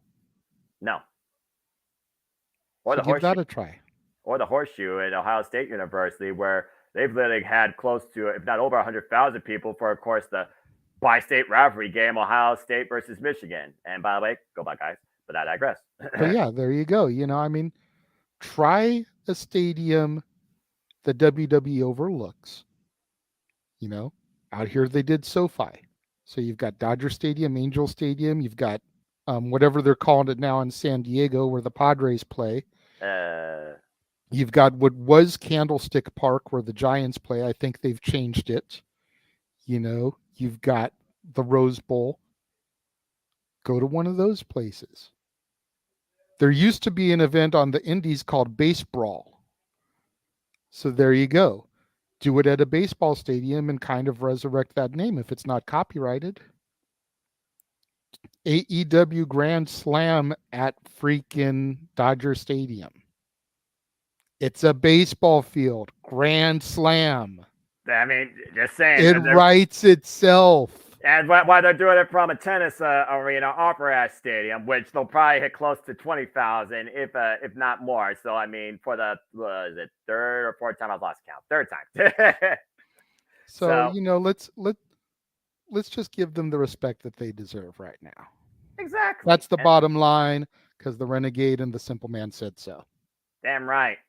Well, let's go ahead and continue on after that tremendous announcement as the Freddie Mercury tributes continued. Fozzy performed at Wembley with the AO. There's the tribute to Freddie Mercury. As the Ocho, Chris Jericho came out with live Judas performance, taking on England's own Will Ospreay. Don Kyle's in the corner. Split. Sammy Guevara in Chris Jericho's corner. In what truly was, you could say, a match that was 2 weeks in making, but 3 years in waiting, thanks pandemic. And the whole thing this stems off of is the fact that Chris Jericho has been on top of this industry now for over 3 decades at 53 years out of age. Just put that in perspective. And he's done absolutely everything. Yet he said this is bigger to him than any WrestleMania. This is bigger than any previous championship match. This is bigger than a Tokyo Dome. This is bigger than anything. And he comes in here from the top, helping Will Ospreay get towards the top by telling him to take it easy so you don't become handicapped like your hero, Dynamite Kid. For those that know, you know. And the fact of the matter is Will Ospreay is one of the rising stars of the industry at 30 years of age. And the fact of the matter is he has already beaten Kazuchika Okada fair and square during the G1. He has beaten Kenny by God Omega fair and square at Forbidden Door on his home turf, Toronto. Coming into his home turf after facing Shingo Takagi at Rep for the Fall Night and being assaulted by Chris Jericho. Will Ospreay look to become legendary as he's trying to come to the top at the expense of Chris Jericho.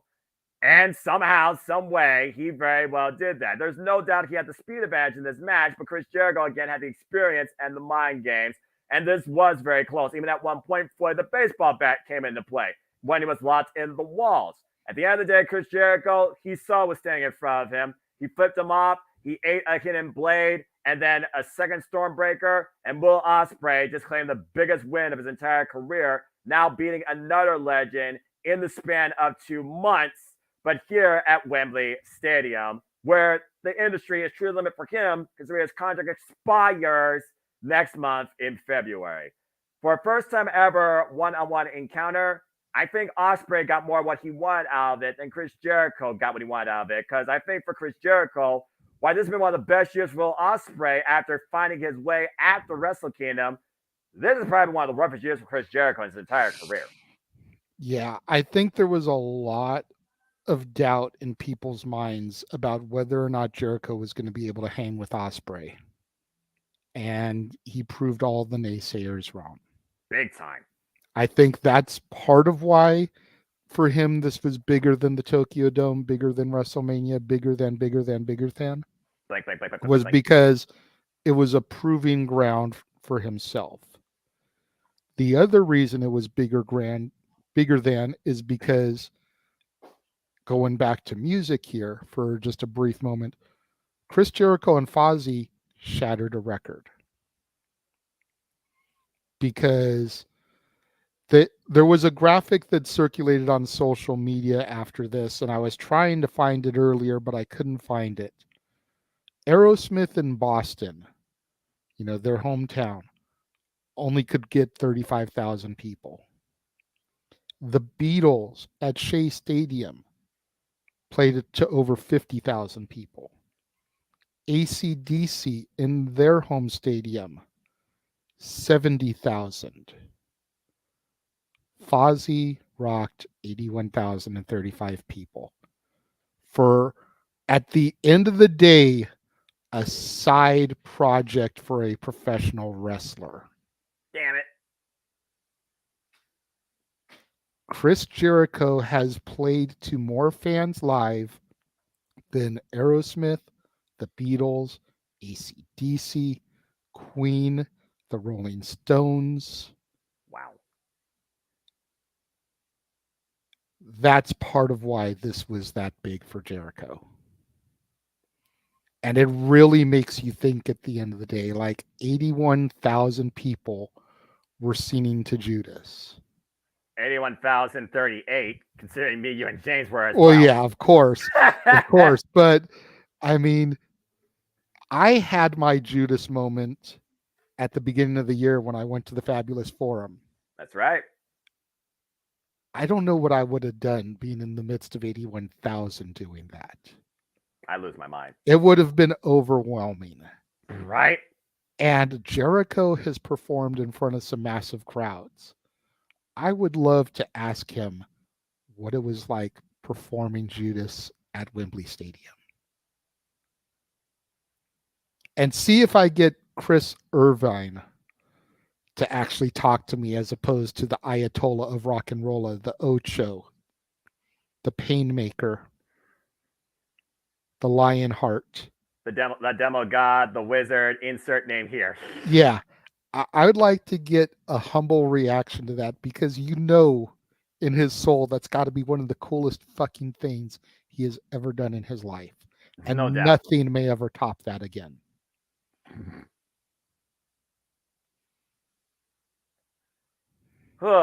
Again, Chris Jericho, he is got a Hall of Fame celebrated, locked-in career.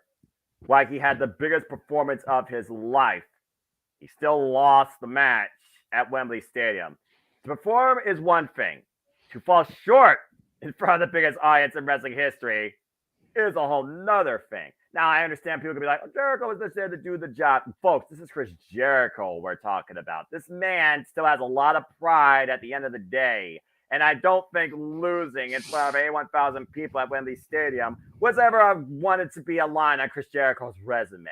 But that being said, to counterpoint that, Will Ospreay, what a win for this homecoming Brit. Again, Will Ospreay has literally put the entire UK wrestling scene on his shoulder. He carries that heart to heart with him every day. And his family was there live in attendance, where he said a win here, pipe down, bruv, puts my child through college. This puts food on my family's table. This right here defines my legacy. And a win over you is just rocket fuel to propel my career. And it very well is that. Because again, we have no idea what the future holds for Will Ospreay. He has now taken it easier. He is a humble family man. He's also champion of the British. All hail. Sorry, Great Paul Khan. Because he has the IWGP Night Kingdom Championship. I am going to say this about Ospreay, and I don't think I'm out of line in my opinion here. Go for it. If he can stay healthy and performing at the level that he is performing at today, in the next 5 years, he arguably could be considered the greatest of all time. He is that damn good. You figure about people we hold to a standard of greatness. Seth freaking Rollins, AJ Styles, Kenny Bryan Omega, Danielson, Kurt Angle, going all the way back to the old school days of professional wrestling, Bret the Hitman Hart, putting Will Ospreay's name up there with those type of incredible trailblazers, icons, legends of the industry. That says something. Yeah. Could you imagine the Ospreay that faced Jericho versus the Angle that faced Michaels at WrestleMania 21? Take my money. Take my money. Ship me in a box there. Could you imagine Ospreay versus that version of Shawn Michaels? with his head clear. About to You say know, that's the other thing. I mean, Michaels in the 90s was a specimen of itself also, but he was down dark roads, demons, drugs, pain, etc. But you take that Shawn Michaels that wrestled Kurt Angle and Hulk Hogan the same year, The Undertaker and his matches at Mania, and you put that Shawn Michaels in the ring against Will Ospreay, bruh. That's Again, take my wrestling fucking greatness. money. Of wrestling greatness. Like I said, I already told you what my all-time favorite wrestler is when I became a fan in 1992.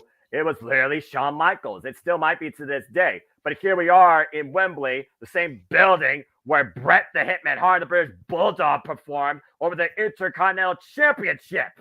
And the crazy thing to think about, Noah, is that wasn't even the best version of Shawn Michaels we ever saw. No, it wasn't. And that was the guy that your favorite in 1992. Think about that. Like, that wasn't even the best version of Shawn Michaels we got. Ay. Evolution. But we digress. They're damn right we do.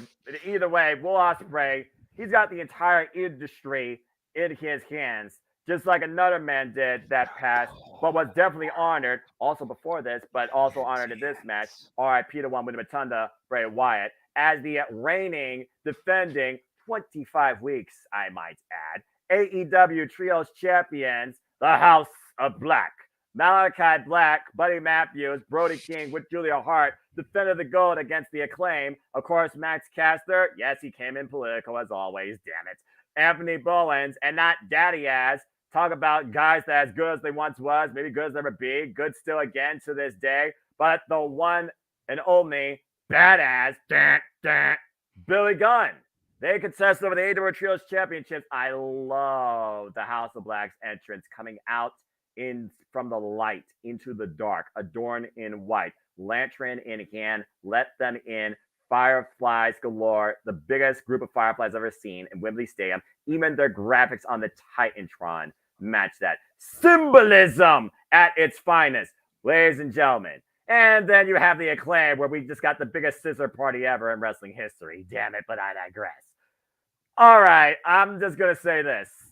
I had a feeling that this had to be the way you pass the buck, per se, when it comes to leading the Trios division. Not only because the House of Black has been everybody. We talk about people getting that one last moment, that one last run. The Acclaim has truly promised that to Billy Gunn. And while you thought this would be one of those things where he would ride off into the sunset, that was not the case. I didn't think it was going to be, because right now, Billy Gunn, he's more than a coach. He's more than a friend of the Acclaim. He is a partner, and Billy Gunn completes the Acclaim, original talent, by the way, original act that got over in AEW. What a crazy concept. Mm-hmm. He completes this act perfectly. You didn't want to see him sent off into the sunset, I think.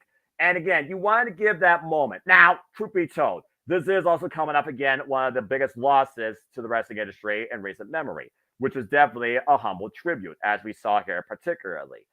And then Julia Hart got scissored, and I lost my shit during most of that match because I never thought I would see that. That doesn't make any sense, but I digress. Damn it. And Aubrey Edwards, of course, got put out one point. Julia Hart making sure that the towel stayed hands. We saw what we thought was going to be the end, but it wasn't. And somehow, some way, they played the House of Black's game. They made it no holds barred because this was open house rules. Let's not forget that, established by the House of Black. At the end of the day, the Acclaim finally got it done for a time around. And the Acclaim became the new AEW Trios champions, passed off personally by the House of Black, as the House showed that the House may not always win, but we respect when somebody can win against us. And the Acclaim truly deserved it and earned it. They fulfilled that promise, and then in front of 81,000 people, the biggest scissoring we've ever seen as they scissored Daddy Ass in victory. It got weird, but it also was humble, and it was special. I love the fact that this match was, quote unquote, semi-main to what was going to be starting 9. Of course, you're going to lead that, but you can say what you want about the Trios Championships. You can say what you want about the Acclaim in this act. You can say what you want about the House of Black and those that want Malachi in a singles capacity. I also want to put this perspective. Malachi Black has not yet been fully set yet to compete in singles. That's why we haven't had him versus Andrade El Idolo. That's why you haven't seen Malachi Black versus Kenny Omega. That's why he was brought into this idea of the trios titles. And that's why they've been a mainstay I of didn't know AEW that. weekly television on Collision. Now they I no longer didn't have the know that. That championship. makes sense. Now they no longer have the championship. So again, does this mean they get maybe a deserved break? Do they reset their storytelling? Could we see the Kings of the Black Throne go after FTR for the tag team championships? Could we see Buddy Matthews maybe going after singles gold? Maybe after John Moxley in the international championship? Book a show in Australia. Could we see Julia Hart come back into play in the ring? Maybe start a program with somebody like Sky Blue or the returning Bunny or Anna Jay again. We don't know the direction of the House of Black, but what the House of Black did elevate in the Trios Championships, the Acclaim are going to take a different direction, and I feel it's only going to elevate them. This was the right result. This was a very fun match, competitive also and violent. Good grief, that chain shot. And again, don't ever scissor a woman. What the fuck? JJ, your thoughts on this Trios Championship match? This was really good. This was fun. This was definitely fun. I'm still curious as to whether or not the right team won because of the comparisons I drew to the House of Black and the Wyatt family. Right. And being in tribute, you would have thought that maybe they would have gone ahead and let them hold the belts and drop them back at All Out. Maybe there could have been some shenanigans, some collusion, so we could have had a rematch a week later and then pass the buck stateside when the death isn't as fresh in people's minds. But I'm not mad to see Billy Gunn with gold in 2023. I've always been a fan of Billy. He's a great dude, a humble dude. That's the way. For a guy who's been in a major company for 30 years, he is still super humble. Like, I remember when me and Statboy encountered him at the last indie wrestling show I went to, which again, just months before the untimely demise of Shad Gaspard, as him and JTG were there as well. But talking to him, and Statboy had gone and made a book of sorts of all of his matches in WWE, like statistics, the way Statboy do. And he presented it to Billy at the show. Like, that was the primary reason he went, was to give this to Billy Gunn. And just the way that Billy reacted to it, because to some people, they'd get handed something like that and they'd be like, the fuck is this? Don't you have anything better to do? Go get laid.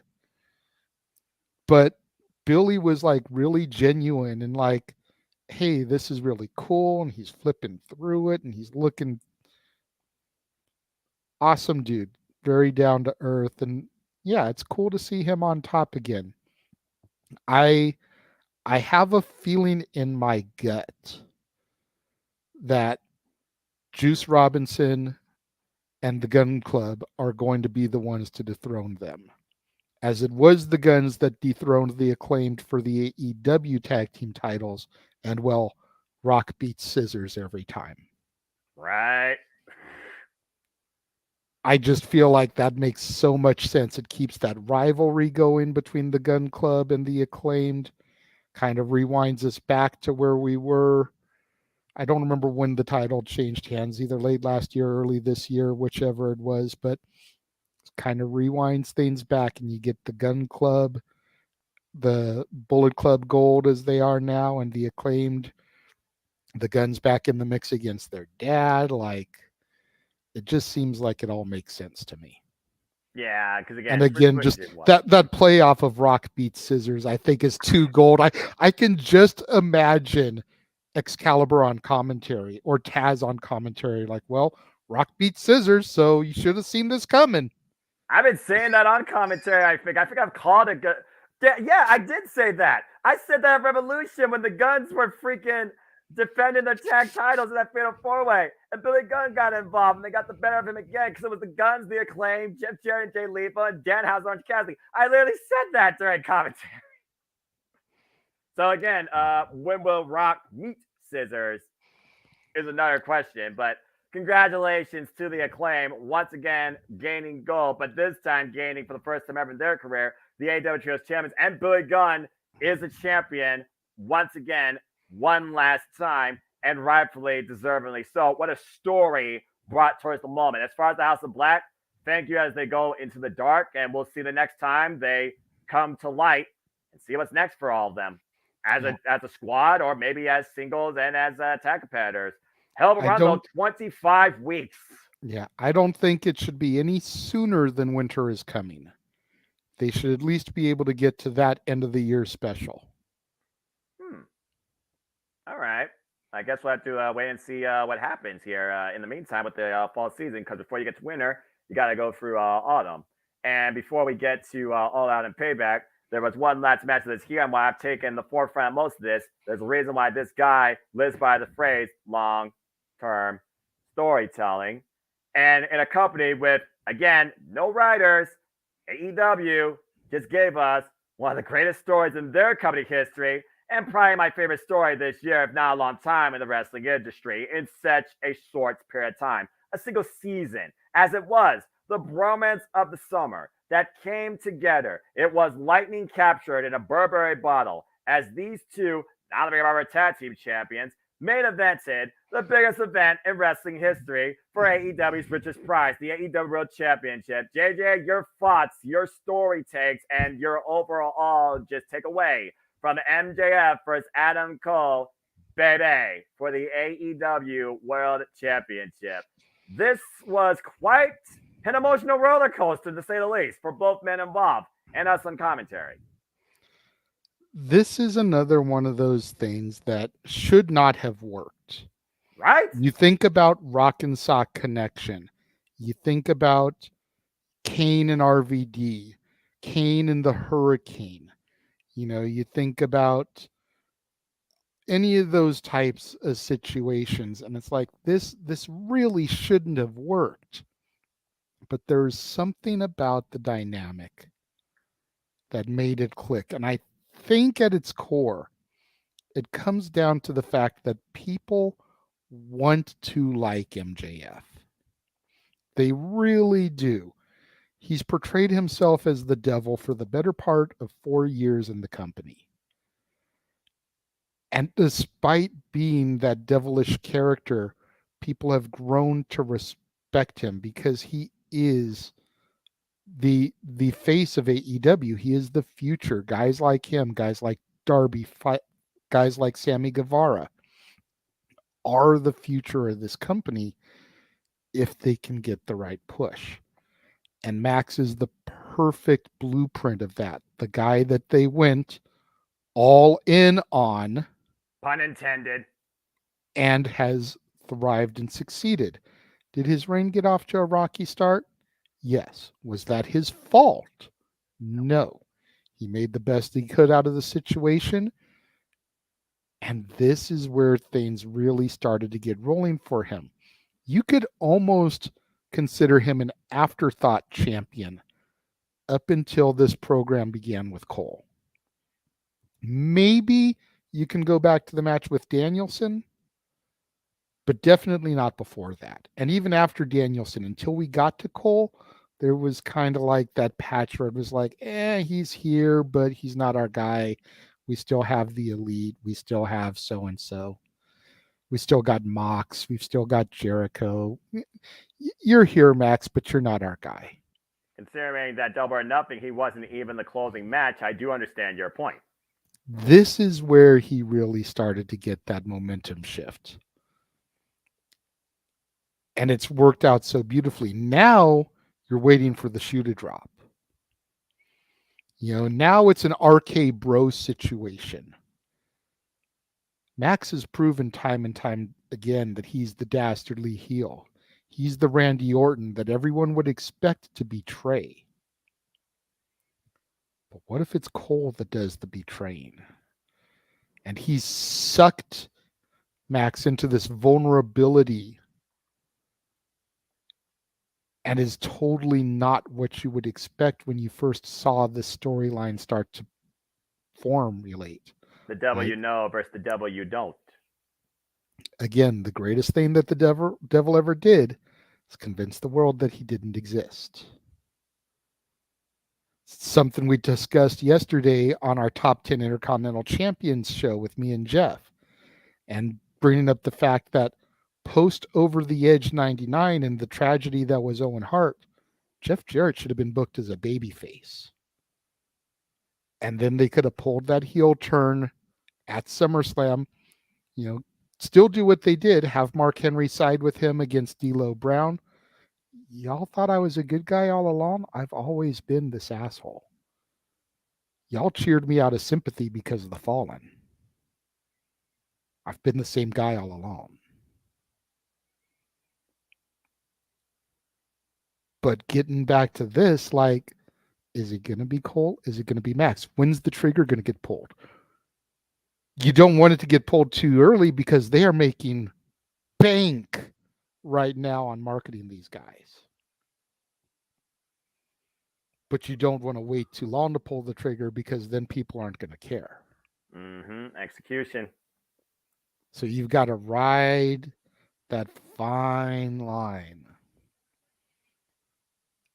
And then you've got to figure, how is this Grand Slam tournament going to play into things? Exactly. You've got Roddy in the tournament, and he's been a crucial piece of this all along. But now you've got this thing with Joe that's coming into play. And I think when people look at this and they see Roddy and they see Joe, they think, well, Joe makes the most sense. I say do Roddy and Max at Grand Slam. Because Joe and Max, that's pay-per-view money. Right. And especially with Joe having SoCal roots, having trained out here at Ultimate University, at Ultimate Pro Wrestling, getting his start out here with guys like the Fallen Angel Christopher Daniels, Frankie the Future Kazarian, John Prototype Cena, having him walk into the forum and challenge Max, I think would be huge. You really would got to try to gauge who the baby face is, because even though Joe's wandering that heel line, he's coming home, baby. So he's going to get that hometown pop. It really, at this point, you don't know who the real villain of this story is, and that's why it's so compelling. And again, all the retrospective was played out in this main event. A conflict of the blurring the lines of typical wrestling booking, heel versus face. You didn't know who was on which side, except by entrance when the devil came in upon a throne down to his worshipers, escorting him all the way down to the ring, bowing before his feet. And yet he comes with a smile while wearing the Ring of Honor Tag Team Championship and the Triple B. Then both men, they wear that shirt to begin with. MJF, baby, available on shopaw.com.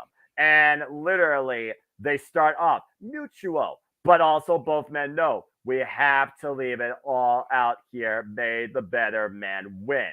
But who cared more about winning the championship versus winning against a friend? That's what started unraveling here with Adam Cole taking the shirt off, triggering that angry short temper of our AEW World Champion, MJF.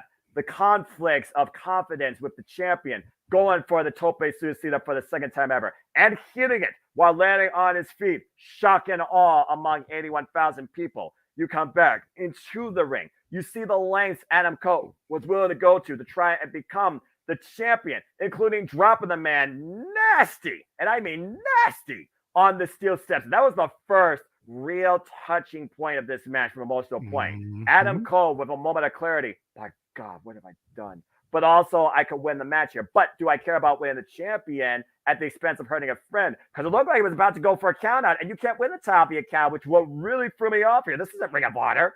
And then, of course, he brings it back in. MJF tries to capitalize and exploit that. Both these men, they go for broke a little further. MJF looking to pile drive Adam Cole on that table. Oh, by the way, folks, that table in AEW is braced by a steel support. You can't break it. but you still can break a damn man's neck, because he did pile drive him at one point on that table, and we thought that was it. No. Then we go back into the ring as the shirt is worn back in. Both these men wearing down each other, but yet trying to bring up one another. And what do they go for at some point, JJ? The Double double clothesline. clothesline. And both men collide. And wait a minute. What? Both men are counted down. The match becomes a draw from the very first time the two met. Adam Cole, apoplectic, panic, pissed, says we're not doing that. And literally the same phrase. Max, 5 more minutes. The champion. And this was where, and this is where you really could tell the change in Max from the first encounter. Because Max was like, no, I'm giving you as much time as we need to finish this decisively. Max 3 months ago wouldn't have done that. He'd been like, screw you, I'm taking my belt and leaving. You're damn right, because he said emphatically, we're going until we have a winner in fucking Wembley. And they went balls to the walls. Both men rolling up each other with tights in the can. Both men going for broke. And then Bryce gets bumped. And you see the devilish smile on both men's faces. Doesn't that look like charming? And then we see both men going for all the shenanigans. The belt, the dynamite diamond ring, neither man willing to pull the trigger. Adam Cole, after doing a Panama Sunrise on the floor, by the way, on MJF's neck. Jesus. And then Roderick Strong comes in as MJF looks like he is going to take him out.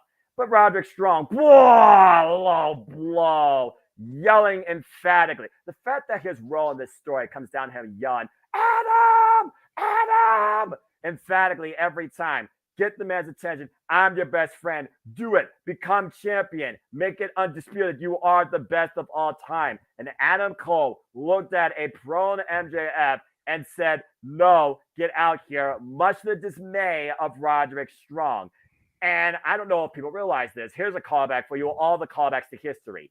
The same way that bar match we talk about, 92, Wembley, Intercontinental Championship, British Bulldog, Bret Hart. Do you all remember how that ended?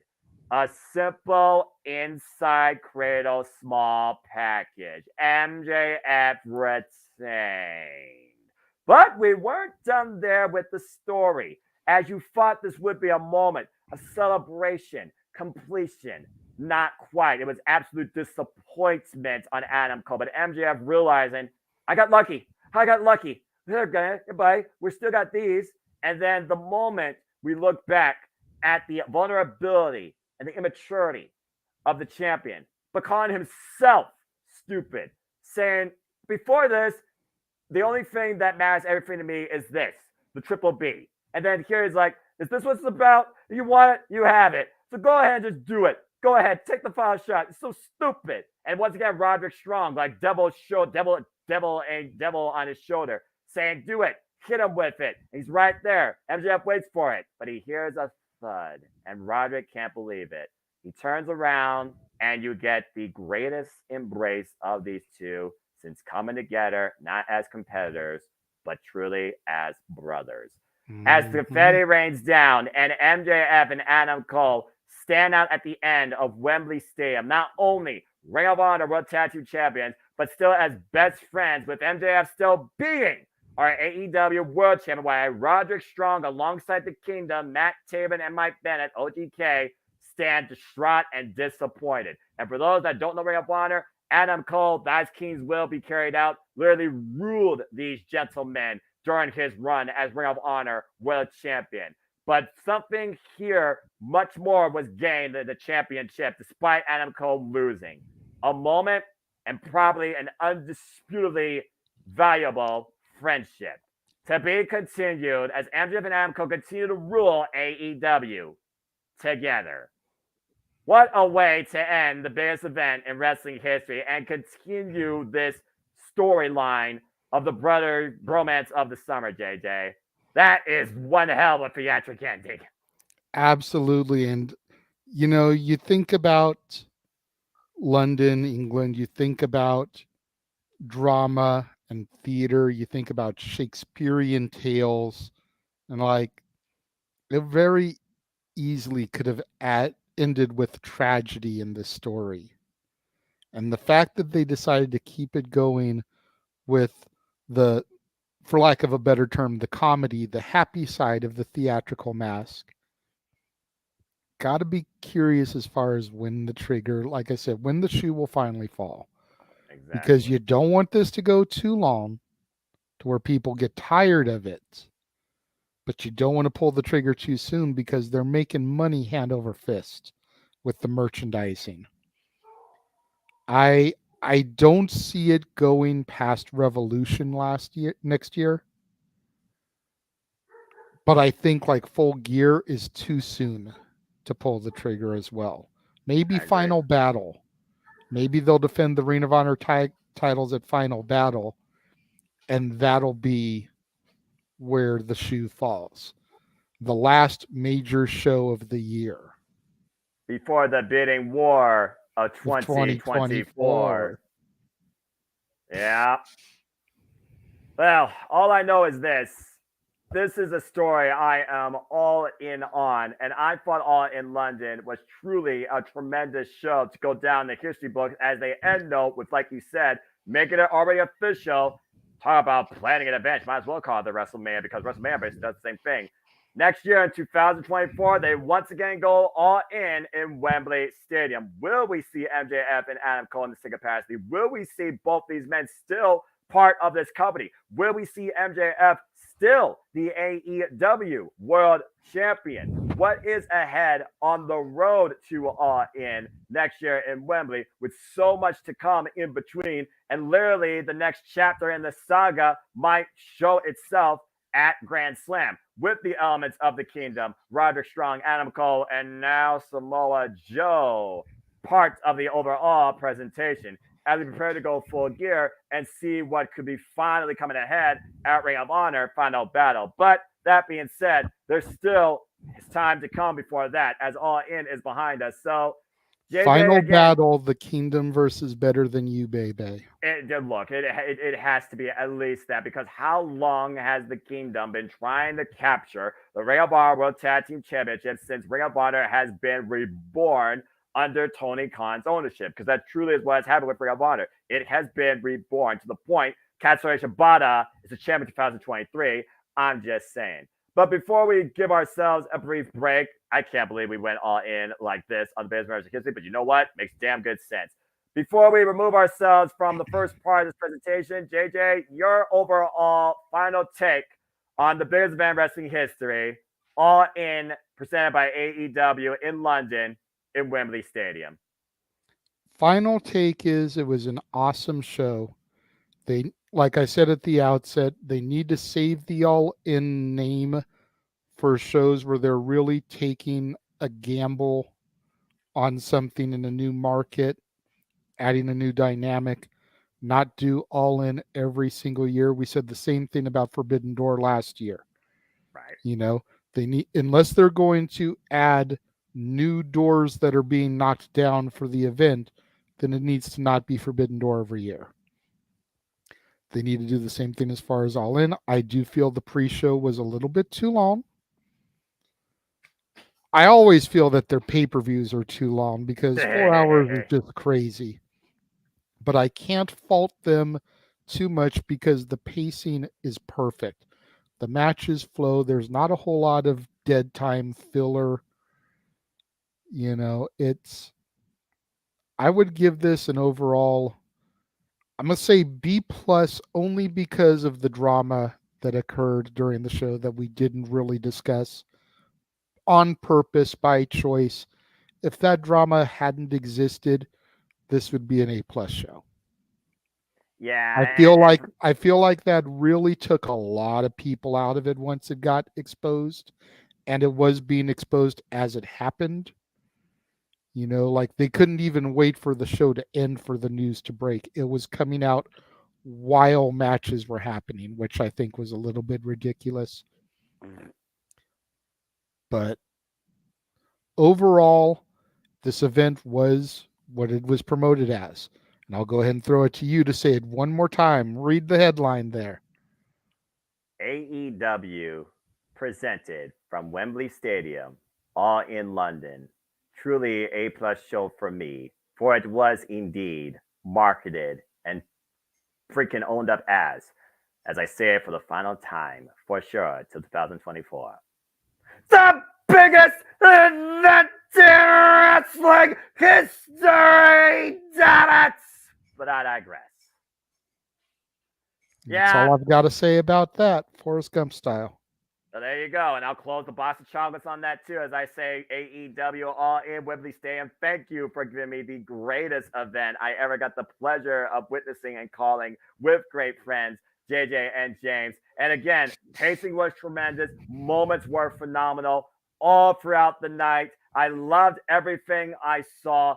Everybody owned up. I just wish the Blackpool Comic Club did a walk-in on Abbey Road type thing with the way they had the jackets and their entrance of just saying, how about another missed opportunity? A couple of little things as far as presentation goes, I kind of wish were included. Hey, maybe they might be next year. But honestly, I didn't have a single flaw with anything on this show as far as presented. Everybody went all in, brought it all out. It was a tremendous night. And I can't wait to see what the fallout could be all about. And the fallout is what it's going to be all about, too, as we get to All Out. But before we get there. Yeah, I was going to say, before we get to there, we got to go to the other company and we got to talk about some superstars who seek judgment and payback. Indeed, as we give you a brief 40-second reprieve to see what else my voice we lend to on the different media. Stay tuned when we come back. We're going to talk WWE and talk about everything that occurred at Payback. But here is a bit of a teaser of the things that are to come that my boys will be used for here on the Jimmy Nerd Media. So check out what's ahead next on the Jimmy Nerd Live Watching event schedule, because it's not leaving anytime soon. Lord help me.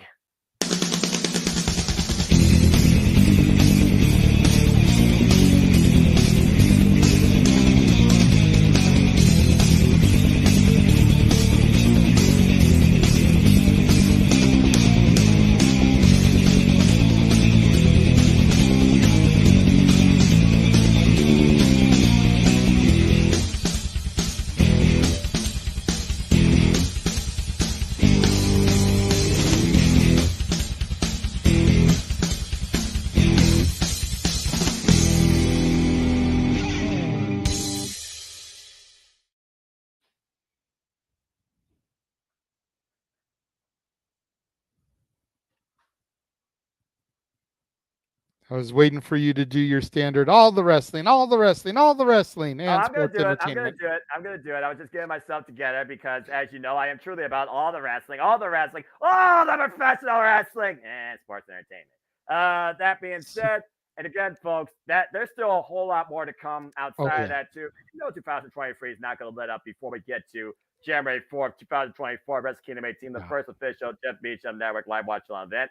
But before we get there, we still have to get through some winter. We still got to get through fall as we go into fall. But technically, we're still in summer. So let's go ahead and talk about this event that just happened in the summer. As WWE just did their last PLE, WWE Payback. Of course, emanating from Pittsburgh, PA, Steel City, home of the Pittsburgh Penguins, home of one Dr. Baker, DMD. And they actually did go hardcore in quite a capacity. I want to give a shout out, of course, to Christopher Ross that was also there live. I hope that he also had a great time there. And again, Chris, we'll talk very soon. Our Horseman of Predictions will be coming together again very soon. So stay tuned, folks, for more on that. And of course, in conjunction with all the live watch events, the brainchild, the golden gem of my YouTube channel, where JJ and a conglomerate of people are always taking a part in the fun. Stay tuned, folks, for City Predicting. Again, the City Predicting. You see what's ahead here. No Mercy, Wrestle Dream, Fastlane, Battle for Glory, Turning Point, Crown Jewel, Full Gear, Survivor Series. And I'm sure there'll be a Ring of Honor pay-per-view and one more Impact Wrestling thing. And maybe WWE might try and kill us in December as well. So stay tuned for more on that. All right. Well, that's being said, we're going to go ahead and switch gears now to something not nearly as long, but still pretty darn good show, despite the fact what we thought was going to be before going into it. And that is WWE Payback. We kick things off with a generational steel cage match. And I got to be honest, when I look at steel cage matches in WWE, JJ, sometimes they're a bit underwhelming. They go with that same triad. Okay, heel versus face. Face usually wins. Why? Because the heel has a second that gets involved on their behalf, and the heel does every underhand tactic, underwhelmingly performs to try and escape the cage or get the better of their opponent. But for what it was worth, Thank you, Trish, because I'm not going to lie, this is one of my favorite steel cage matches I've ever seen in WWE. These women brought everything out, including the kitchen sink. And I love the nod back to a great rival of Trish Stratus, to one of my all-time favorites, Victoria, a.k.a. Tara, a.k.a. the Black Widow, where she even used the Black Widow in this match. Now, you can say what you want about Trish and the heel character and the storyline, but I'll give credit where credit's due for WWE. This was the exclamation point on this rivalry. It was a hell of a way of doing it. Yeah, this. We'll just start by saying this show and All Out, both on paper, looked like they were going to be mediocre at best. Yeah. And both shows went above and beyond in their expectations. We'll get deeper into those as we progress in this super show that we are doing. This was one of the matches that, unfortunately, I was indifferent about going into it. And that's only because it should have been at SummerSlam. Agreed. It should have been on the Big Four. They should not have waited for Payback. Agree. It was a horrible misjustice, but both these women showed up, showed out, and the fact that they threw back to the very first women's steel cage match, which main evented Raw, Lita versus Victoria, with the Widow's Peak in the Twist of Fate, I thought was very beautifully done. Absolutely. I thought it was a great callback there. Trish with the Widow's Peak, Becky the redhead with the Twist of Fate, honoring Lita, who she was tag champion partners with earlier this year. It's kind of how this all deconstructed and begun the feud. I think everybody was kind of hoping Lita would make an appearance to kind of be that, to take Zoe Stark out of the equation. You know, when she started to assert herself too much, have Lita's music hit, her run to the ring, and be that great equalizer for Becky. But I think that's just nitpicking also. Yeah. I thought this was a great showing by the two women, though. Lived up to the expectation, and honestly made me care about the match again mid-match, because going into it I was done with it because of the way the story and feud had been treated by WWE. They couldn't even call it a Steel City Steel Cage match. The fact they're in Pittsburgh. And I'm just going to add to that, which is something we will definitely be touching on when we go in depth with Open Mic Night tonight, as far as where they're succeeding and where they can improve. Hey. Just wait. Just wait and see. But yeah, I love the nod back to, again, honoring history. It's literally two icons of their generation, of their roster. Becky Lynch, the man, the headliner. She made it at WrestleMania, and she got the 2 championships. Trish Stratus, trailblazer, legend. She literally was, of course, part of the first ever women's main event on Monday Night Raw with her and her friendly for life, Lita, multiple-time WWE Women's Champion. And these two literally went for, they did not do any safety by any means. That one spot, the Avalanche manhandle slam, and even before that, the freaking stalling Avalanche vertical suplex. Jesus. And of course, all the freaking antics from the top of the cage. Then Zoe Stark, as we expected, came into play, trying to literally tug a war, pull Trish Stratus out of the cage, wasn't able to, sent the cage door into Becky's face, tried to play blockade, you shall not pass, while Trish trying to climb out of the cage again. Becky caught her, Avalanche manhandle slam, and Becky got the win via pin in the middle of the ring inside the cage. But then Trish basically blamed Zoe Stark for the loss and gave her a thank you a different way. I think you put an F before the U, as she went Z360 on Trish Stratus. No Stratus faction found in the end, even though it was found during the match. And this match, for what was worth before the bell rang, really could have gone either way. These women proved, despite the fact Becky did not have lemonade here tonight, She should have been sour. This should have been at SummerSlam. Sorry, not sorry. Facts are facts. And they proved a point being the opener here at what is really a B-level show by name, PLE. And might I add, with WWE's year and the way they've ran PLEs, this is the first PLE this year that felt the most underwhelming and normal. You almost could have called this Saturday Night Raw with what was booked on paper. And again, they proved we should have been at the Big Four. And I think Triple H and whoever else decided not to do that were foolish in their judgment. So I will say thank you, Trish.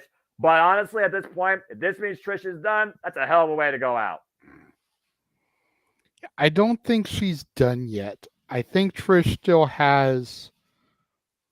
I think she's got enough gas in the tank for one more run at the women's title. The question is who? And the obvious choice right now would be Rhea Ripley since they're both on Raw. But could she potentially win the Women's Royal Rumble?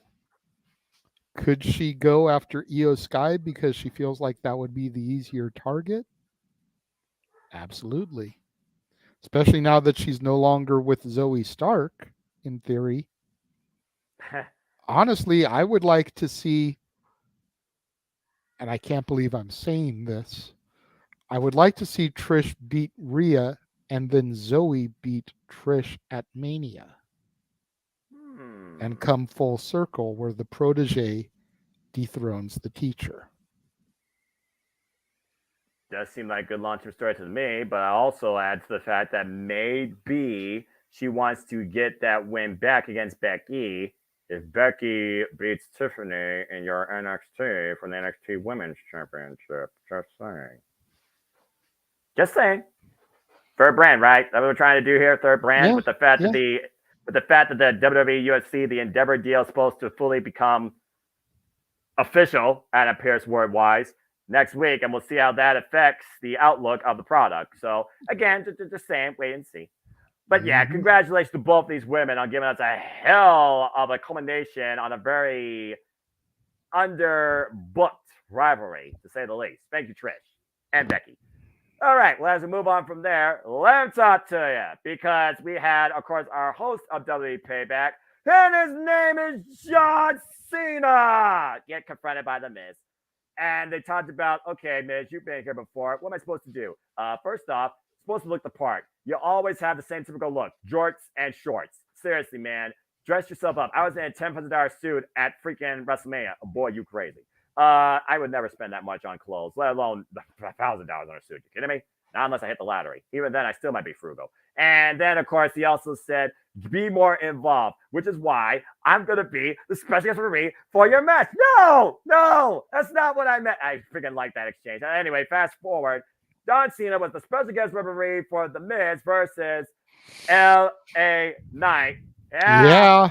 And I gotta be honest, I did not expect this match to go as deep as I thought it was going to. But the subtle addition of John Cena did add to it quite a bit, because John Cena played mutual special guest referee, but also when the rules were being too far pushed, almost to their limits, he did get involved in a physical capacity. And off a couple of miscommunication spots, I thought John Cena was about to deck The Miz or LA Knight. At the end of the day, BFT and LA Knight gets the 1, 2, 3 as John Cena looked to show him respect afterwards.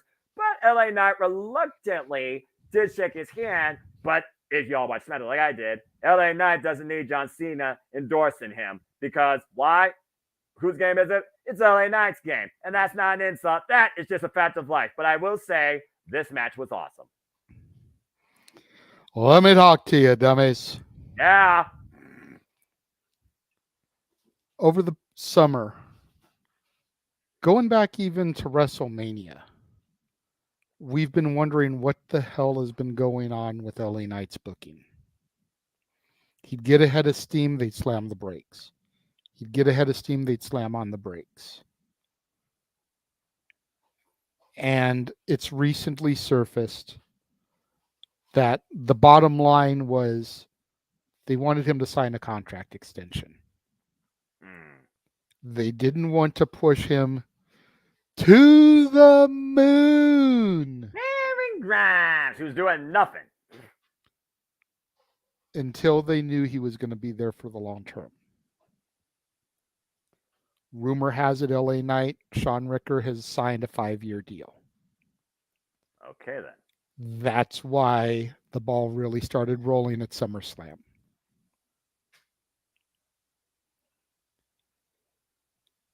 And now he's in the match here against The Miz. John Cena is the referee. You know, the face of the WWE for the better part of the last 20 years. At least. The only 2-time Grand Slammer in WWE history, The Miz. A man who has become, no, we're not talking about Cesaro. We're not talking about the man who's become the bar, if you really want to come down to it when it comes to performance. Accurate. The Miz is that proving ground. Much like Dolph Ziggler, much like Bob Holly, much like Sean Waltman. He's the guy that you get thrown in the ring with for sink or swim. And with the exception of fumbling a couple of times over his promos against The Miz, LA Knight has risen like the cream of the crop to the top. Oh, yeah. Oh, I can dig it, man. Anyway. It is just a matter of time at this point. The $1 million question, I think, on everybody's mind right now. Come the Royal Rumble. Is it Cody Rhodes in a repeat? Is it Gunther? Or is it LA Knight? It's got to be the only three right now that I think deserve to win the Royal Rumble. No disrespect to the rest of the roster, but those are the only three that deserve to win the Royal Rumble at this point. And one of them can get the Elimination Chamber rub the next month. Exactly. So I think the way I would handle this is I would have Cody do the reverse of last year. Last year, he came in at number 30. Yep. This year, I would have him come in at number 1. Yep. And have him get eliminated by Gunther. How poetic. So Gunther wins the Rumble. Still, you're reigning and defending Intercontinental Champion. Because why, Noah? The mat is sacred. Then I have Cody win the chamber. And I give LA Knight Money in the Bank next year. That gives him the better part of a year since signing this 5-year extension. Right. To really see if the fans are going to fizzle on him and he's just a fad, or if he's the real deal Holyfield. Yeah. And if he can get to Money in the Bank next year and the crowd is still as hot for him as they are right now, give him the briefcase and he's off to the races. Let's see what Mr. Senior Money in the Bank also does with his briefcase as well, as he still has it. Now a purple crescent briefcase we'll talk about here shortly. But yeah, again, like I said, the Miz, he is now the gatekeeper. He is the guy that is the measuring stick because he is in ring and on mic performer. You go up against him, you basically set yourself up for your entry exam towards top of the way booking in WWE. Because in WWE, you need both tools of the trade. You got to talk, you got to walk. And Miz does both, even if he does it the most safest way, as some people would say, Daniel Bryan. But that being said... who would have ever thought that The Miz would be that guy 10, 15 years ago? Not me. Miz was thought of as a joke when he came into the company. He was the guy on the Real World that lost Tough Enough, that was the host of SmackDown in the audience in the height, who became the chick magnet, one of the many things that CM supposedly stood for. Just saying. who would have thought that that guy would be the gatekeeper, the two-time Grand Slam champion, the man who defeated John Cena in the main event of WrestleMania? Right. Nobody. I think in this entire world, there were two people, not counting Mike Mizanin himself, that believed in him that much. Meacham and me. It's fair. It's absolutely fair. At the end of the day, he doesn't need a championship, but he's always going to have the verbal chip on his shoulder to prove why, again, he is in the spot where he's at. And you saw it with the first encounter with him and LA Knight. And whether or not that is kayfabe or just character play or still the proverbial chip on his shoulder to this day, he still is the guy that WWE can literally use in every capacity. Because LA Knight said he is safe. He's willing to do whatever the WWE tells him to do. And that's part of the reason why WWE at the end of the day are kind of being loyal back to him too. Scratch my back, I'll scratch yours. And John Cena, on the other hand, though, still doesn't care, still can't stand the Miz. But that's just a whole nother story for a different day. And whether or not that means that there will be another confrontation at WrestleMania, possibly, with The Miz and Cena, that remains to be seen. We'll talk more about that later after Miz had a battle with an invisible chair. Or excuse me, a chair. I'm saying this right now. When he hangs his boots up officially, Miz is a first ballot Hall of Famer. And He John will Cena go should into the Hall of Fame the year after he retires. Yeah. And if it's not Cena, it'll be John Morrison. Now that would be poetic considering how well those two worked together as a tag team and had that first show on WWE.com before WWE YouTube was a thing with all their other shows. So I like that a lot. But again, kudos to LA Knight, getting the win and the endorsement by the 16-time world champion, even if he thinks he doesn't need it. And that's not an insult. That's just a fact of life. Courtesy of LA Knight. All right. Well, next we're going to, this is the match you can see briefly because it was brought to you by Cinnamon Toast Crunch. Oh, I'm sorry, JJ, but this was the most underwhelming match on the card, and even you can attest to it. At this point, you're just hoping for Rey Mysterio versus Santos Escobar for the United States Championship. Simply put, folks, the most dangerous move in wrestling, the surprise roll-up. Austin Theory lost in his rematch to Rey Mysterio, but he probably got to bring an endorsement from Cinnamon Toast Crunch. This was your United States Championship match. What the fuck? The marketing, the advertising, the LED screen, and the barricades just completely took me out of this match. I think I took both men ring out of the match too. I don't think it was like, okay, really, are we about the title or are we just trying to endorse cereal here? What the fuck? Rey Mysterio, I've said this 100 times. Rey Mysterio was the man who kept my TV on WCW the night that I discovered it. Yep. I tuned over on a commercial from Raw. The Nitro Girls were on. I was like, oh, okay, hot chicks shaking their ass. Hey. Because I was that age. You know what? Don't give me crap. It was what I'm not. I'm totally and not. Their performance was over. I was about to switch back to Raw, and here came Rey Mysterio. And I was like, dude is like 4'5", 110 pounds. Like, what the hell is he going to do against these guys? I'm exaggerating. We know his height and weight. Yeah, I know. And then he got in the ring, and I saw the shit that he did, and I was like, okay, remote down. Okay. To the point where we started recording Nitro when they would replay them. Still watch Raw live, but we record the replay of Nitro so we could still see what was going on. Right. And a lot of that is owed to Rey Mysterio. Then you've got Austin Theory. And just like The Miz, I've been the one person to stand behind Theory from the moment I saw him. Yep.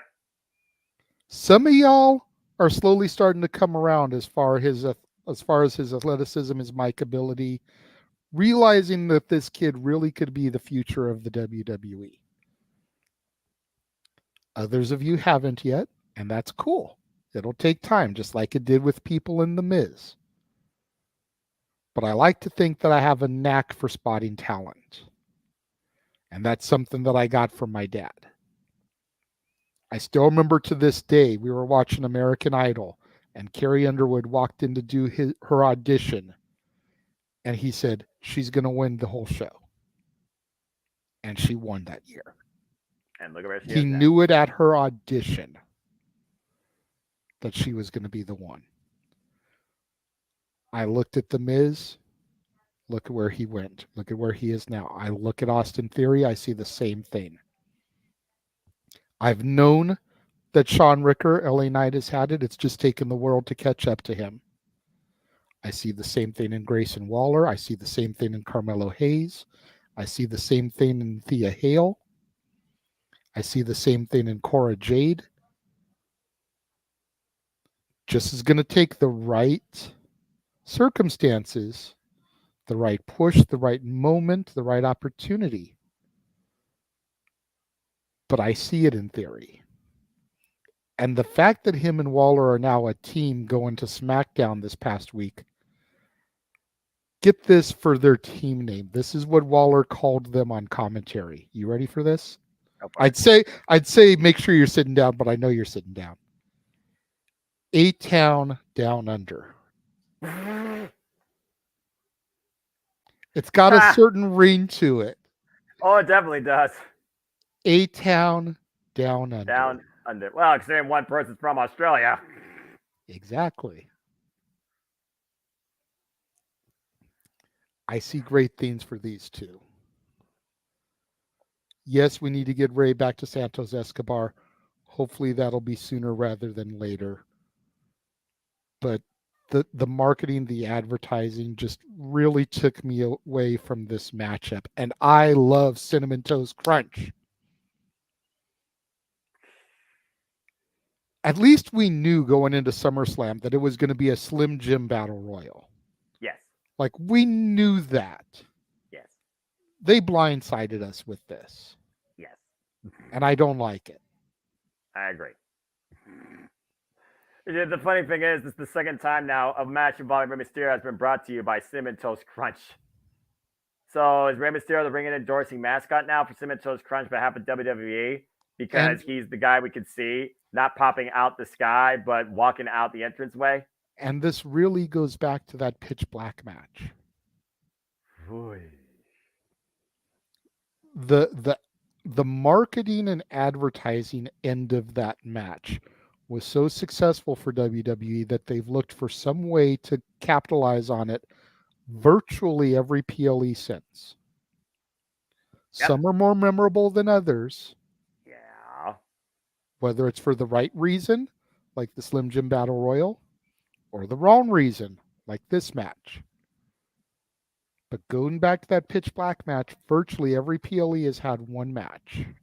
How was that SummerSlam? The Intercontinental Championship was brought to you by Rocket Mortgage. It was Drew McIntyre versus Gunther. You think about the women's triple threat at SummerSlam that was brought to you by C4 Energy Drink. So, yeah, WWE is literally branding wrestling matches to the point that some of them are almost underwhelmed by the branding. And unfortunately, that was the case here in the most underwhelming United States Championship match I can remember.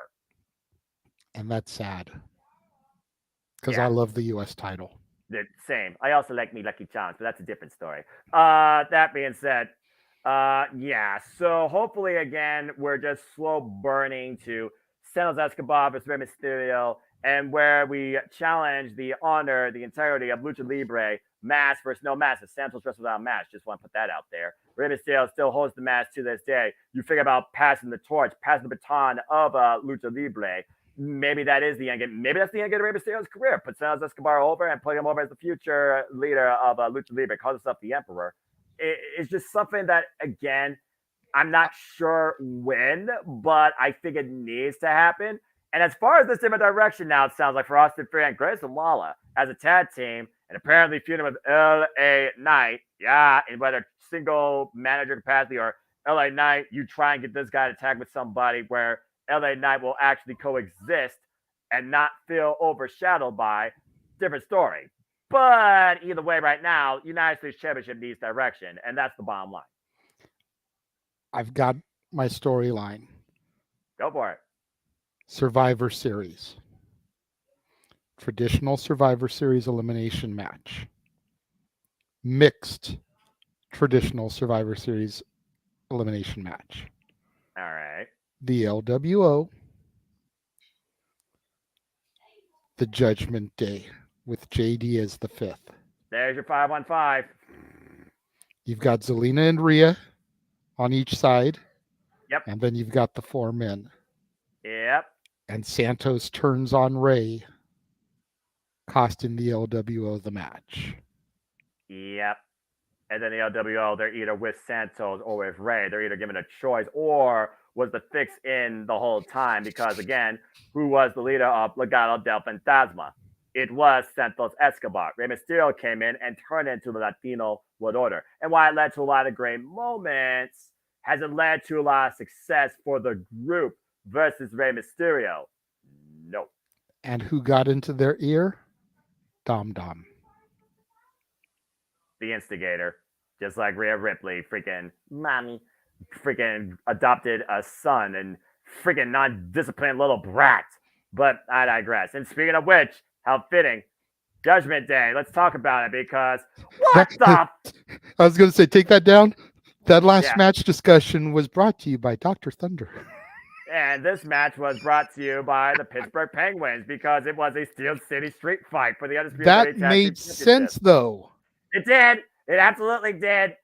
Cinnamon Toast Crunch doesn't make sense. I agree. Then again, the two Canadians wearing hockey jerseys makes sense. I know, right? I mean, again, you look at AAA, they got advertisements for local promotions and other things as well. I mean, just run like a Titantron in the background there with all their sponsors. Cinnamon Toast Crunch makes no sense for Rey Mysterio and Austin Theory. But again, WWE doesn't have to make sense. They're just a big moneymaker for branding, but I digress. And I can't believe that Judgment Day owned Payback on what was really Saturday Night Raw. I stand by what I said. As Kevin Owens and Sami Zayn lost the WWE Undisputed Tag Team Championships against Finn Balor and Damian Priest. I don't believe it, but I will say this. That was a hell of a hardcore Steel City street fight, even though, again, Canada, hockey sticks and Pittsburgh Penguin jerseys. I didn't expect to see that, nor did I not expect Kevin Owens to almost break his fucking neck. Crazy madman. Yeah, I mean, part of me wants to be upset and sad at Sami and KO losing the belts because of the moment that it was for me watching them win them at SoFi. The other part of me is like, but what the hell have they done with them since winning them, really? Nothing. But then you look at the Judgment Day, who is really showing cracks in the foundation.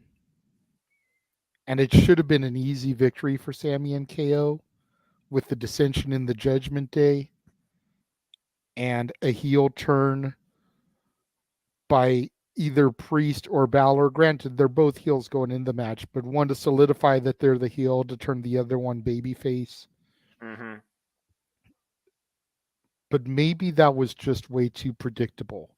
So they went with the old Russo swerve here.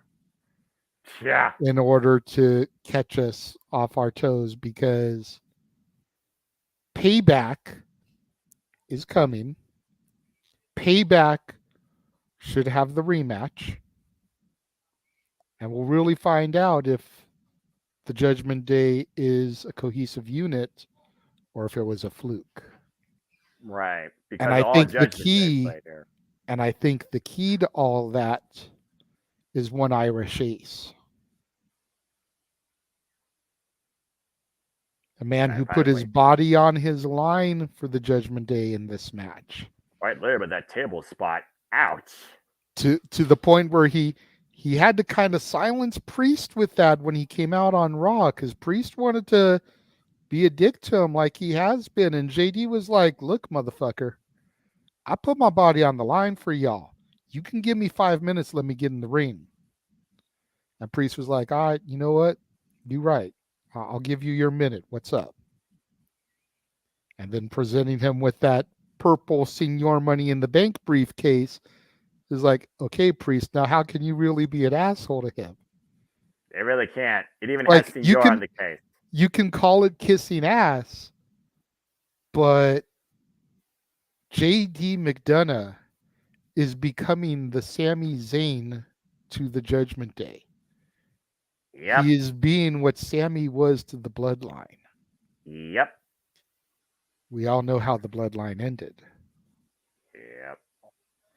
Is JD going to be the straw to break the proverbial camel's back and lead them to their destruction? Because the Ace of Spades is a death card. It is a symbol of death. Yeah, you never bet against an ace as well. And again, is he trying to usurp himself? Because he is still the protege of one Finn Balor. Are we looking at a hostile takeover from within? Where's the fix? But I guess the fix was also in this match when everybody in Judgment got involved, including Rhea Ripley running in like freaking Ben Roethlisberger like a quarterback, running Kevin Owens through the damn barricade. Jesus. That was awesome. That was insane. Imagine Rhea Ripley coming at you like that. I actually don't imagine that. I think those I was going to say, are you sure you want me to imagine that, Noah? No. But imagine you're in traffic and a bus is just coming at you and you don't expect it. That's what happened to Kevin Owens. He got run the fuck over. There you go. That's a better analogy, because I don't think that there is a man alive that watches our programs across the entire multiverse of media that would legitimately get out of the way if Rhea Ripley was charging at them. You're a brave, foolish soul if that's the case. And Kevin Owens couldn't even think before he got ran through that barricade. That was my favorite spot that match. But just out of nowhere, the fact they went into the AV area and conveniently Pittsburgh Penguin jerseys and hockey sticks. Really? Yep. Really? For two Canucks, by the way, that are, I imagine, Maple Leaf fans, and I'm sure the Maple Leafs are enemies of the Pittsburgh Penguins. And not just any Penguins. Mario Lemieux and Sidney Crosby. Mario Lemieux, who's regarded as one of the all-time greats. Like, you hear his name discussed in the same valor and the same sentences as Wayne Gretzky, Brett Hull, Mario Lemieux. You hear him in these same conversations. Sidney Crosby is arguably one of the modern day GOATs. Like, he is in the conversation with some of those legends, as well as Alex Ovechkin. Like, these aren't just some ham and eggers that are doing the JOB on an episode of WWF Superstars. Damn. These are legitimate legends. Lemieux, I believe, is in the Hockey Hall of Fame. And Crosby, again, as long as he doesn't get caught up for some stupid ass shenanigans like Pete Rose, is a surefire first balloter as well. And I know you're not a sports guy, but so if you don't believe me, you can ask Meacham tonight, because he's more versed in hockey than even I am. I'm about to say, if there's anybody that's versed in hockey, it's got to be the man whose name's on the marquee. But again, he's a Kings guy. Just saying. But even though he's a Kings guy, he is knowledgeable enough about the classics, if you will, that he can wax proxy on those type of people. So fair enough. And at the end of the day, Kevin Owens, Sami Zayn, Kevin Owens, who came back from recent injury we fought, and then Sami Zayn, who at this point I think has been wrestling injured. I know reports been talking about both these men and the extent of their bodies. Maybe it was a way to give them a bit of downtime, but then I heard on Monday Night Raw, Sami Zayn came out and confronted the Judgment Day. So again, the long-going narrative of Judgment Day being the most dominant force now in WWE, but is Jordan Devlin trying to take over or destroy it from within, it seems. And that's really the story of this match. Came out, confronted Judgment Day, and lost to JD McDonough. JD once again put his body on the line to defend the Judgment Day's honor, and he beat Sami Zayn. All right. The first high-profile victory since his draft to Raw.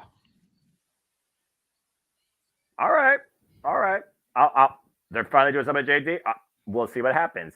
And again, the way the ending of this match happened too, we thought the champs had it after that haluba kick, and then the just run and gun literal shot to the back of the head with the briefcase, and the turnover pin for a draped dead as live carcass Finn having the arm over Sammy, and Judgment Day wins. I couldn't believe it.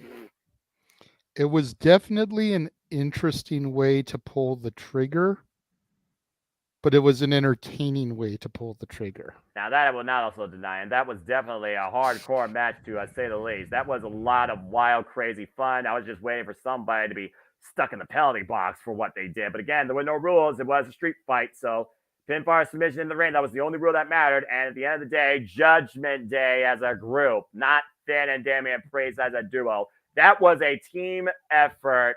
Period. Point blank simple. If it wasn't for Rhea and JD and Dom, there's no way that Damian Priest and Finn Balor would have come out as tag champions. And I dare somebody to argue with me on that. Agreed. And if I may, I don't recall if it was the correct order or not, but I feel like we should go from one Judgment Day match to the other and go straight to Rhea's title defense.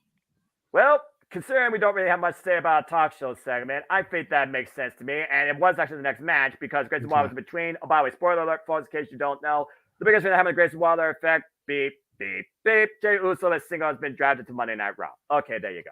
And we discovered on Raw this week that somebody will be sent to SmackDown as a result. Gee, I wonder who. I have a feeling that there's going to be a little bit of adrenaline in Friday Night Soul come this week, as Cody Rhodes was not at Raw this week, but there was a hype video saying that he will return to Raw next week, being this coming Monday. So I have a feeling they'll make that announcement then, move him to SmackDown, where he can then be on the same show as the Tribal Chief again, so that he can finish his story. And maybe finally remove that meme from existence, from that catchphrase that has become an ongoing black cloud for the American nightmare trying to achieve a dream. But I digress. Speaking of dreams, again, this was not my NXT level competition. This was Mommy and her disciplined son once again ruling Saturday Night Raw as, like you said, from the other side of the Judgment Day to the woman, Rhea Ripley, and what I thought was supposed to be her toughest challenge of the day. This was kind of messy what I saw, but I will give Raquel credit where credit's due. First time singles PLE major experience, not for tag team gold in some mixed capacity. Damn it, but I digress. But this was not the same full-on badass I remember from Black Gold NXT, but she showed a lot of attitude. She demonstrated her power, and when she could get the better of Mommy, she literally got the better of her and choked her into the mat. It wasn't until her disciplined son that should be in foster care came to Mommy's aid and allowed Rhea Ripley another distraction to kick Raquel's leg out and hit a messy riptide for the win. For what I thought would be two badasses going all out, maybe they'll set them up again and go even further. This felt underwhelming, especially after what Judgment Day just did with the tag team title match. And yes, I knew the result, but I at least expected Raquel to push, I thought, a more vulnerable Rhea Ripley to her limits after throwing her body into Kevin Owens through spearing through a barricade. This was more so mental psychology, where Rhea was mostly in control. And the only physical offense Raquel got was before Dominic came into play. It was what it was for this match. I was a little bit underwhelmed by it. Listening to you describe it back like that, I can understand where you're coming from as far as being underwhelmed. I thought it was a good match. I have been waiting for Raquel to show that side of her since she got called up last year. Same. And I'm glad she finally got to do it. I wish she could have done it sooner. Same. I wish she could have done it to some of these Barbie doll girls that still reside on the main roster. Same. I wish she could have done that to Liv. I wish she could have done that to Lacey. Same. I wish she could do that to Alexa before she left for her pregnancy. Same. You know, I wanted her to be kind of in the position that mommy is, as far as that big, bad, dominating bitch. Same. And for whatever reason, they haven't pulled the trigger yet. Nope. I'm starting to wonder if it is a try that again. I am starting to wonder if it is a situation similar to Sean Rickers. And they don't want to put the push behind her if she's not going to be there long term. I don't know what her contract situation is right now. And with the Endeavor thing looming, supposedly becoming official as of Tuesday, the 12th, Good boy. we can almost guarantee that some cuts are going to be happening to the roster. Mm-hmm. If she survives that, I don't see any reason why it shouldn't be go time for her. Agree. If she doesn't survive that, then maybe that's part of why they've been so hesitant. And that sucks, but it is what it is. Fair point. Fair point. But I really want to see, now that we've seen it on a main roster, I'd like to see it on a bigger stage. But I really want to see Raquel and Rhea have the banner of a classic that we know they can. And I am still biding my time for Bianca and Raquel. I've been wanting that from day one. Okay. Because I feel like if there is anybody on the roster that is pound for pound going to make Bianca prove that she truly is the toughest, it's Raquel Rodriguez. And that could be an impromptu number contender to face Rhea Ripley for her championship. Bianca is supposed to be on a long-term hiatus, though, right now, because of how much she carried the division for the better part of the last year and a half. Hell, 2 years. About 2 years. Let's be honest here. Yeah. So she is getting a well-deserved break right now. I wouldn't expect to see Bianca back until Rumble at the soonest. Okay. I can respect that, and I respect that opinion too. And again, like I said, Payback literally being the show before this deal becomes official, and we look at BC. Lord help us all. It is one of those things we don't know the future right now of the landscape in WWE, let alone the people that are being run through nil in your NXT. And while they're trying to further blur the lines of NXT versus Raw versus SmackDown, become a third brand, are you the same level? Are you just the underwhelming underdog that we could just take advantage of? It still remains to be seen. So again, I'll give benefit of the doubt, but compared to what I saw on my Black Gold NXT, this match is not the same level. But again, it also was their first main PLE showing, and maybe she's not fully recovered from her injury, also. So possible. Again, and right now, Rhea literally has no competition for that freaking championship. And that's another flaw right now in WWE. They have nobody. Yeah. I want to address Emmanuel's comment, but before I do that, going back to the Bianca thing, I think that's part of why she's being featured so heavily in commercials right now on WWE television, is a way to keep her on TV and in the public eye without her being there on a regular basis. Okay. But to Emmanuel's comment there about cuts, Dolph Ziggler, Natalia, Tozawa, I definitely agree with you on Akira Tozawa. It's sad, but I really don't see him doing much. And even now that he's doing this thing in NXT for the Heritage Cup, it's like, what are they going to do once he loses that tournament?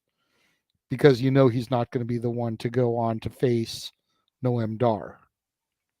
It's just not going to happen.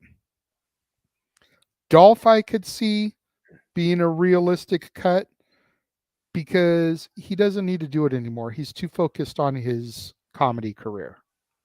Yeah. The one that I dispute, and maybe it's out of personal bias, but it's Natalia, because she is still very hands-on when it comes to the training of the women. She is still very prominent when it comes to working with the new generation.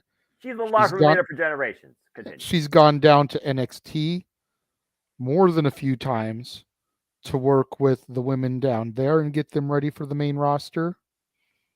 Most recently, it was the match with Cora Jade last year. Yep. Natalia may not be on TV on a weekly basis, but when they went to India this past Friday and Rhea needed to defend her championship, it wasn't any of the other major women, it was Natalia. There's a reason they still keep Natalia. Mm-hmm. Like he said, she's that locker room leader, she's that teacher, she is that bar for the women's division. Yep. No doubt. And again, at this point, though, and I'm sure we'll talk about more when we get into Open Minded tonight, figure out your women's division. Build stars. Define challengers. Make us care about the championships on your champions. I'm just saying. And Emmanuel, here, real quick, before we get into our match here, I think it's the main event, actually, because that's how short this was. For me, Natalia should be a producer or teach our ladies what to do, the active superstar. And again, it goes back to JJ's point. Like I said, I mean, you think about the amount of coaches, the amount of great minds they got there with freaking Nora, aka Molly Holly, with Sarah Del Rey that still trains the future female athletes down in NXT, with Margot Satomura that's been MIA and literally deemed the final boss of professional wrestling, with the people that have been there for generations in the locker room. Becky Lynch is facing Tiffany Stratton for a title Becky Lynch never won, nor do I think Becky Lynch needs right now. But if you think Becky's losing to Tiffany, you're foolish, unless it's disqualification. Because, yeah, Becky Lynch losing to Tiffany Stratton, not on my bingo card.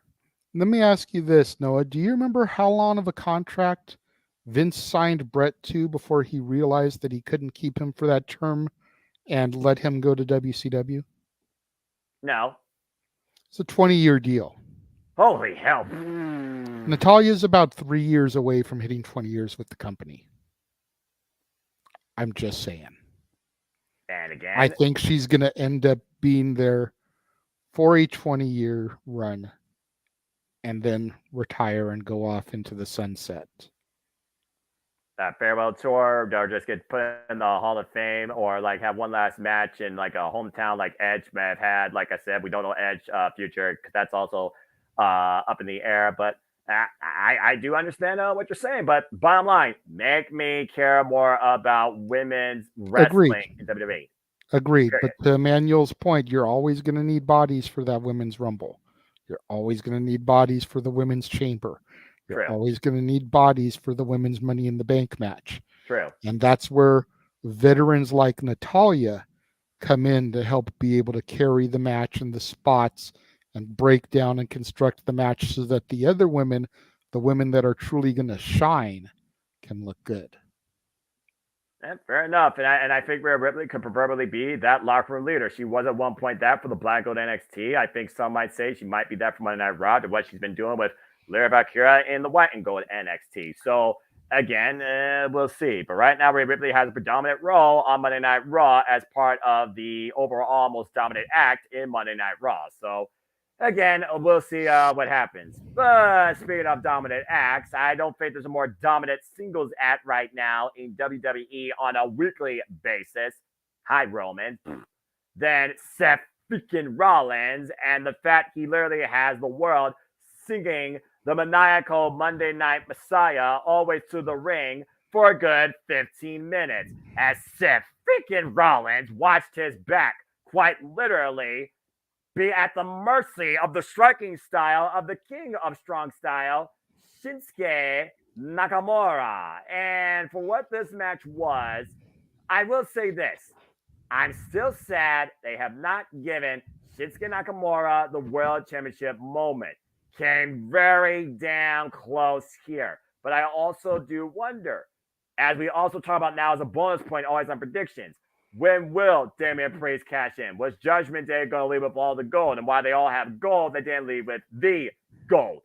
Seth freaking Rollins is still WWE World Heavyweight Champion, but it was a hell of a hard-fought battle to get through to remain with that title. And again, how much more can Seth freaking Rollins back take? Just saying. It's a fair point, and it's been the $1 million question for the better part of the last couple of months.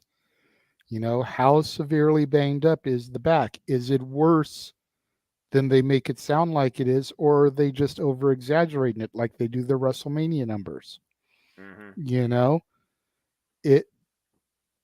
I wake up sometimes with pains in my back, but I can still fully function throughout the day. It doesn't cripple me. It doesn't leave me bedridden. I don't need all kinds of drugs to get me through the day. You know, you sleep wrong. You wake up with a crick in your back. Maybe you can't pop it. Yeah. You know, your neck. Yeah. How bad is it really? Because I've picked for Rollins to lose the last few times in the predictions poll, and he keeps on chugging. Right? So his back must not be that bad. Otherwise, they would have had him lose the belt already.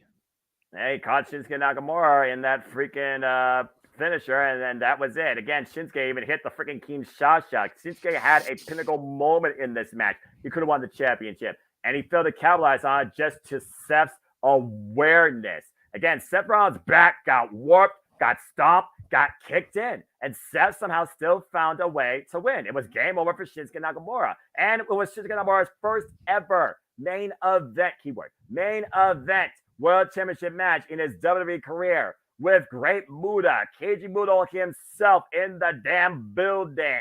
I know that was a shitty thing to do. Like you got to figure that with Muta being there, that they should have put Shin over. I thought they were. Even if it ended with the cash in from Priest, you had to at least think he was going to have that moment in front of Muta, raising the championship in the air. But for whatever reason, they didn't do it. And I love Seth, but the more that they hype the back injury, the more that I'm like, he needs to lose it. I disagree. Seth has defended that title a lot. Seth has made this title more predominant than Rhea Ripley has made that title predominant since she was given it. I will agree to that. Continue. There's some ways where I feel like Seth's title is more prestigious than Roman's, just if you look at the fact of how frequently he's defending it and going out there and putting his body and the belt on the line. Accurate. It's not going to contend with Roman's 3+ year run, and especially with the caliber of opponents he's faced in defeating and retaining that title. But there's definitely an argument that can be made. Mm-hmm. But the more that they hype them back, the more you bet against Seth. And maybe that's what they're trying to do, is to try to get that sympathy for him and make you think that whoever they put against him is going to be the one to finally do it. I mean, shit, with the way that they push that Seth's back is injured, you could believe somebody like Tozawa could defeat Seth, because all he's got to do is target that back. Mm-hmm. And he should be a shoe-in to get it. 1-2 free kid, McFoley moment, entirely possible. Something. We know he won't. No disrespect to Tozawa. But the more they build it up, the more you think that Joe Blow from Kokomo, the enhancement talent doing the JOB on Superstars, could defeat Seth freaking Rollins. Yep. So there's the thing when it comes to that. I think they need to lay off the backstory if they're not going to pull the trigger. Agree. And right now they're going to probably run this back at some point, or at Fastlane, because right now the fall season has no direction. Yeah, the Fastlane pay-per-view is less than a month away. And it's just a matter of time to do something like that.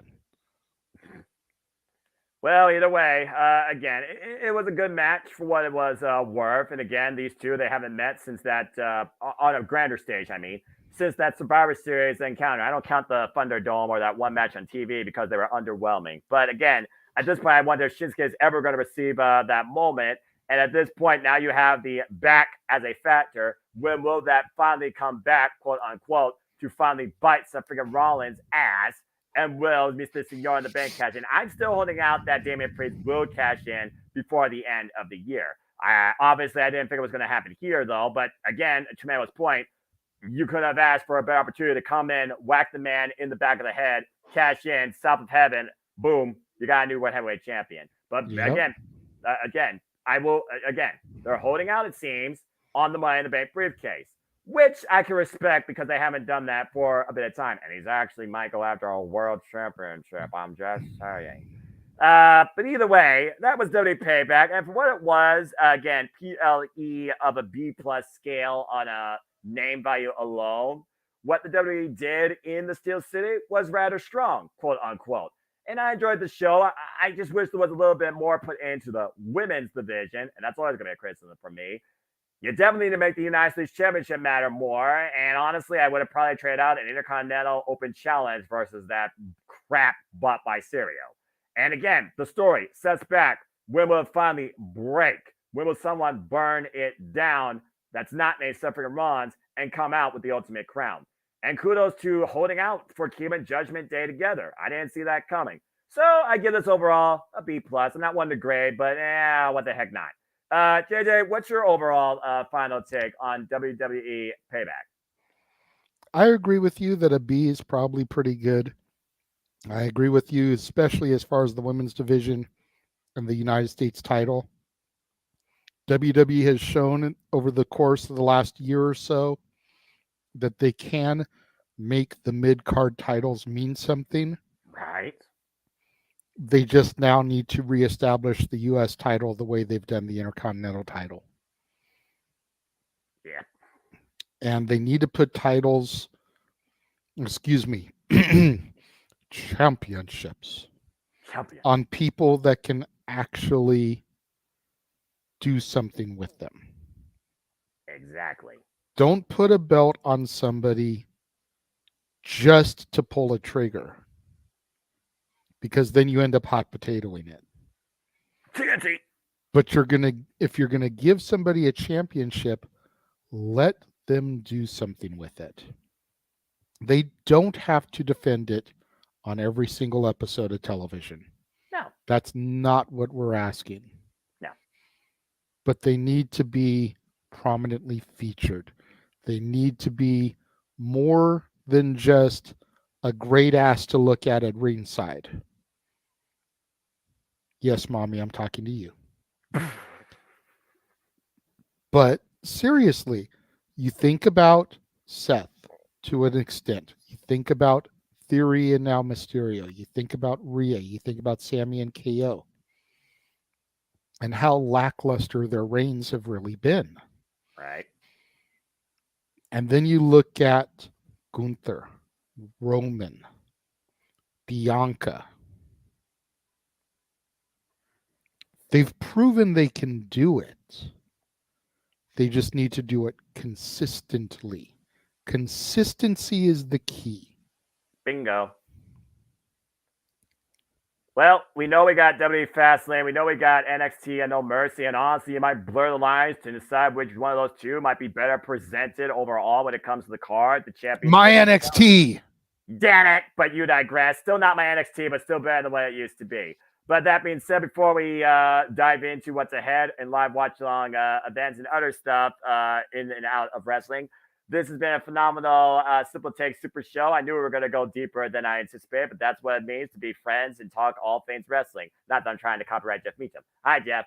That being said, folks, before we get into the final part, we're going to play a little bit of a trailer to hype you up for the weekly Saturday Night Shenanigans that are to come, as well as the specials to come. And then we'll be back here shortly to talk the last segment of our 2 weekends of incredible wrestling, AEW All Out. But before we get there, check this out.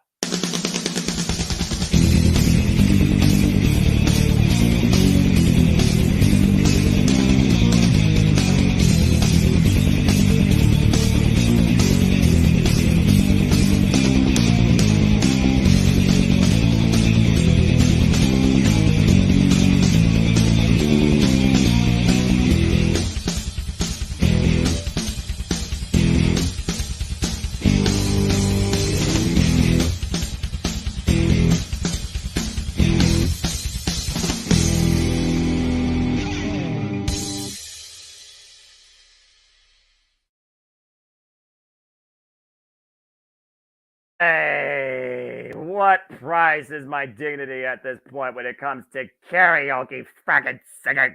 Damn it. But I digress.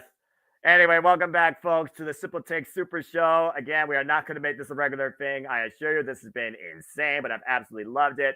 Welcome to our final segment. We've covered AEW All In. We've covered WWE Payback. Now we're going to finally close the book on all things that have passed with AEW All Out that emanated from the United Center in Chicago. And what you thought was going to be a show of collapse on paper really carried its way, especially toward the last 4 or 5 matches, but I digress. We're going to go ahead and zoom through the 0 hour that thankfully was less than an hour when it came to in-ring action, as our wrestle ants Renee Paquette and freaking RJ City. That dude is fucking weird.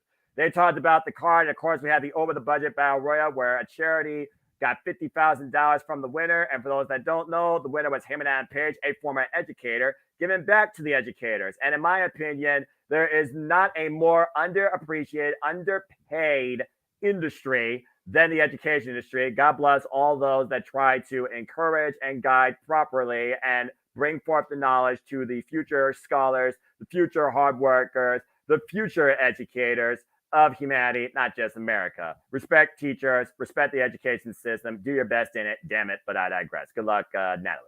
And also, we had the AEW Trios Championships on the line as the Acclaim and Daddy Ass, once again, they defended the titles against, Lord help me, I'm getting sick and tired of this, Jeff freaking Jarrett, Jay Lethal, and Satnam Singh, with Karen Jarrett and Sanjay Dutt in the corner. And nope, folks, that's not Photoshop. The worm himself, Des Rahman, in the other corner. To say this match was more dysfunctional than a misinterpreted NBA call would be giving grace to the sport of basketball. And we're in the same building for the legendary Michael Jordan.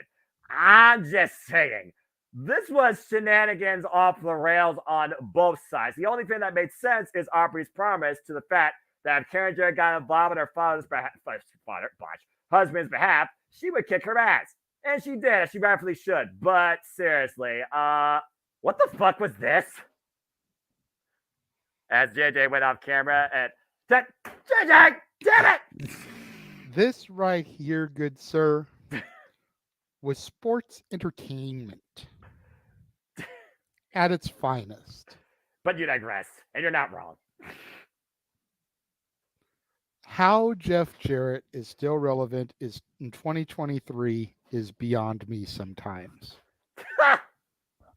But he is, and he's still just as good as he was in 1993. Some would say in better. 2003. Yeah.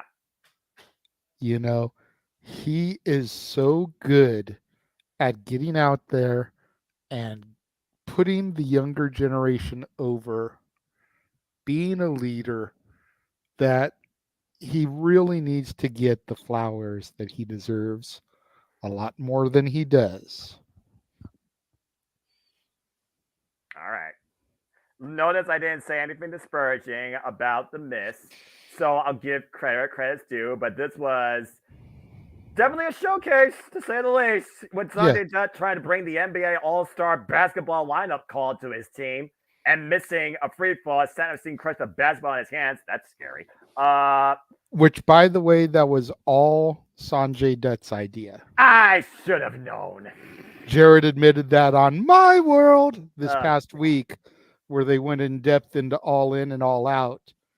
The NBA entrance was 100% Sanjay's idea, oh boy. which makes it that much better. Like, come on. The fact that they put all that into it was so good. On the 0 hour, nonetheless. That's Yeah, definitely sports entertainment. it was just a fun match. It was everything that a match on the 0 hour needed to be. I agree. And I think we can just kind of leave that one at that. As far as the Battle Royal, you're sitting there, you're looking at the field of people, and you're like, this is kind of hard to call. And then here comes Hangman Adam Page, and you're like, well, I know who's winning now. Well, considering he won the first ever Battle Royal in AEW history at Double Number 2019, I mean, Battle Royals are Heyman's thing. But it didn't even come down to that. He was the only legitimate name in the match. The rest of them were freaking ham and eggers. In Pretty much. comparison, like, I'm just saying. You're not wrong. I mean, Aussie Open, Mogul Embassy, Swerve, and Brian Cage. And it came down to Brian Cage and him and Adam Page. A callback to history for you folks. The best friends, freaking.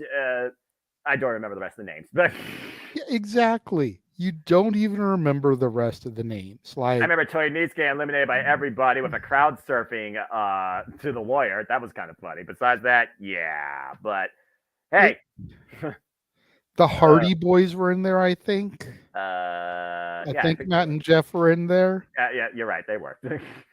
But like, when you see a former AEW World Champion come down to the ring, and everybody else in the match has been FTW or Tag Champion at best, If that. it's like, gee, I wonder who's going to win this. ...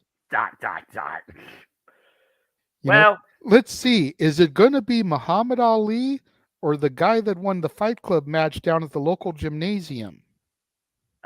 put your money on Ali. And I'm not a gambling man. I'm just saying. I'm a simple man. I'm just throwing that out there. No. Painfully obvious that when you're Page not came wrong. down to the ring that he was going to win. And I think that was the biggest mistake of that match.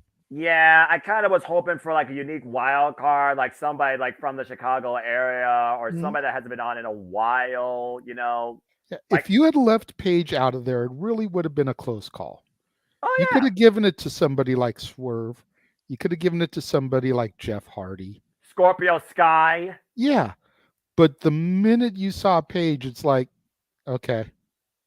Yeah. Spoiler alert. Yeah, unfortunately, there was no suspension of disbelief. But Yeah. from one It's like hearing the glass shatter and Austin coming out like, well, someone's getting a stunner. You would think, right? I mean, when was the last time Austin came out and didn't stun somebody? Thank you. Look that up. You tell me. Thank you. You're welcome. That being said, congrats to Heyman Adam Page, a previous high school teacher, giving back to the teachers of today as he gave to the Chicago Education Fund. And I can respect that again. Respect teachers, damn it. And speaking of something that seemed kind of obvious, but also kind of fun, except for the fact that Athena does not respect her minion, Billy Starks, and I think she should give her a bit more respect.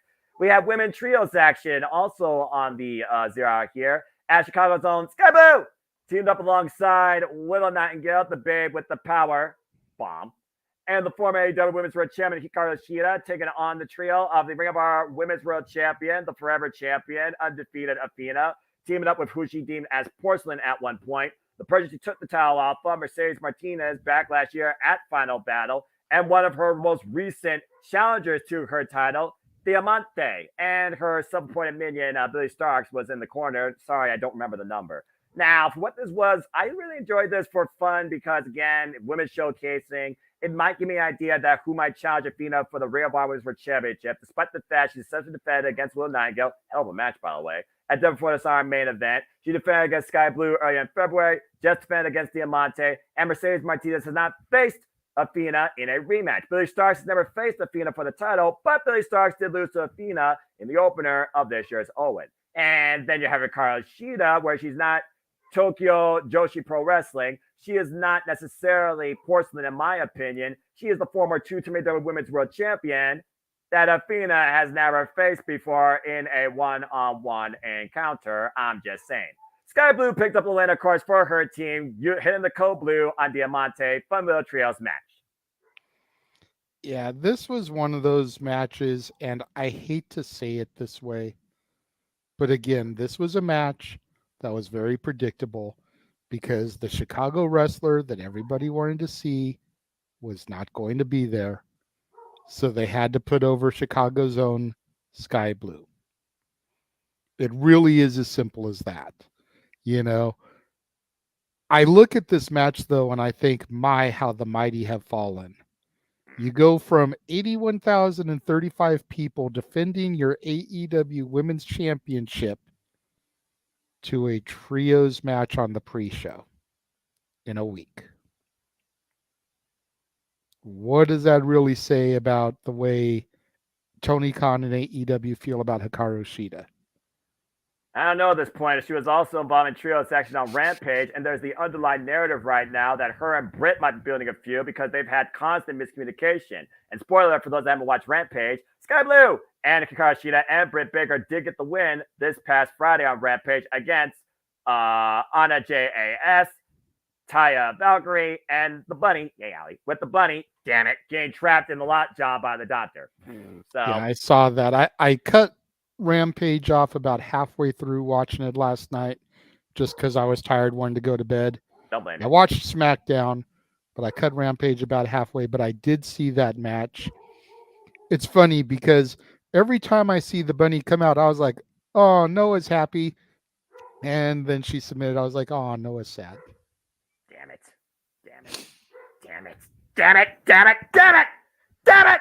Anyway, but it, unfortunately, this match was kind of underwhelming for me in the fact that Shida had fallen so far in a week. You knew Sky Blue was going to get the victory. Yes. And aside from Athena, I don't give a damn about anybody else on that team. Fair point. So this one was underwhelming for me. I feel like they could have done Shida versus Saraya rematch one-on-one, but maybe that would have taken too much away from Ruby Soho and her challenge later in the evening against Chris Statlander. Mm-hmm. Not really sure what the thought process was here, but again, at least Athena and Chris Statlander were on this card. Yeah, and hey, Sky Blue and Willow, they continue to show their growth. Two of the most improved athletes, I would say, this year with how many great moments they both had. And again, as a tag team, even in trios capacity, they're still undefeated. So that has to count for something. Do you think at this point AEW needs women's tag titles? No, not yet. No, they don't have enough teams, but there is, again, they proved that they could do women's tag team wrestling in storylines and in insane matches. Whether it was the Bunny and Penelope Ford versus Ty Conti and Anna Jay, whether it was Willow and freaking Ruby Soho taking on Ty J. You got this dynamic of Mercedes Martinez and Diamante, who've been feuding with the likes of Willow Nightingale and Sky Blue. That's kind of been the mainstay collision tag feud. And most recently on Ring of Honor, you have the Renegade Twins, who've been feuding with not only Athena and Billy Starks, but also Willow and Sky Blue. And Willow and Sky Blue got the better of them. We've also seen this developed dynamic now, looks like, with La Wera Loca, Taya Valkyrie, and Anna Jay, which could lead to something interesting. So while I do think they got some good tag teams, they need to find some sort of leverage in telling a story amongst rivals with them on a consistent basis with their TV product. So that's why I say not yet. I'm just thinking, like, it seems like they've got a really deep women's roster, and it doesn't make a whole lot of sense to construct teams for them if there's no belts for them to go after. If you create a women's tag team championship for them to go off after, you can build storylines to put these women together. You named off like 5 good teams right there. That's a start. Mm-hmm. You know, even if you start pulling some of the teams from Ring of Honor, you know, you look at people that you didn't mention, you know, Kiera Hogan, Red Velvet, don't know what they're doing. Kiera Hogan. Still got Jade, who's a question mark. She was here. She was in the building. Yes, she was. Is she going to come back? What's she going to do? Marina Shafir, Nyla Rose, they've been a duo for how long? So, I mean, Emi So you've got Sakura, enough teams there, I think, where you could put together a makeshift tournament. Tony seems to love tournaments he to does. crown a first ever champion. And then you kind of go from there and building some of these other teams up. You've got Britt and Jamie Hayter. Once Jamie comes back, assuming that they don't go straight into a program, which is kind of where it was looking like it was leading. But if there's tag titles to be had, then maybe they'll run together for a little bit. You've got Ruby and Soraya, since it looks like Tony is on the outs of the outcasts. Well, there's another team right there. You've got a good 8 to 10 teams, it sounds like. Just a thought process I was having. And then you get some more women featured that you don't feature on a regular basis because you've got them in tag teams. Fair point. And also, again, they still have done absolutely nothing with who I still believe is signed to AEW, Serena Deeb, the Professor. I've been waiting for Professor and Problema to come together for the longest time. So definitely potential for a tag team division. But again, we'll see. I mean, literally, it was 2 years ago we ushered in the TBS era with the TBS Championship. And what did that culminate with beforehand? Tournament. Could you possibly get some sort of tournament this year for what at one point was just for a trophy? That women's tag cup. Maybe they could bring that back and reestablish a women's tag team division because you're definitely right. The depth is there, even without Ring of Honor, based on what we just named. But I guess only time will tell. And so far with these trios dynamics of showcasing the women, it definitely does lead me to believe that there could be speculation that a tag team division could be brewing. And the potential is definitely there. But speaking of tag teams, let's go right into this card and talk about, again, simply put, the continued story of MJF and Adam Cole, baby, taking on the Dark Order, who, of course, were challenging their friendship and their chemistry. And I like the story that was played here in this match.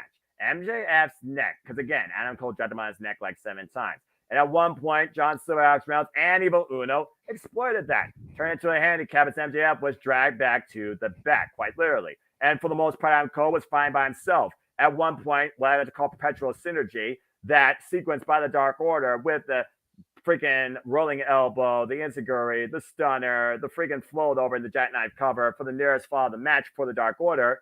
MJF did come back in, not only get the hot tag, hit the kangaroo kick, but also MJF and Adam Cole, they not only took out Evil Uno, they hit and called for the double clothesline and got the win. But MJF was still grasping quite heavily his neck. And for what it's worth, Dark Order have been making waves as a tag team on Ring of Honor. And this was for the Ring of Honor World Tag Team Championships. And while the chance to retain a ghost of MJF's past ahead of the next match definitely made his presence be known, and there was no love lost. Before we get there, JJ, your thoughts on the Dark Order and the chance they took against MJF and Adam Cole, baby? It was a smart strategy. They just failed to capitalize on it.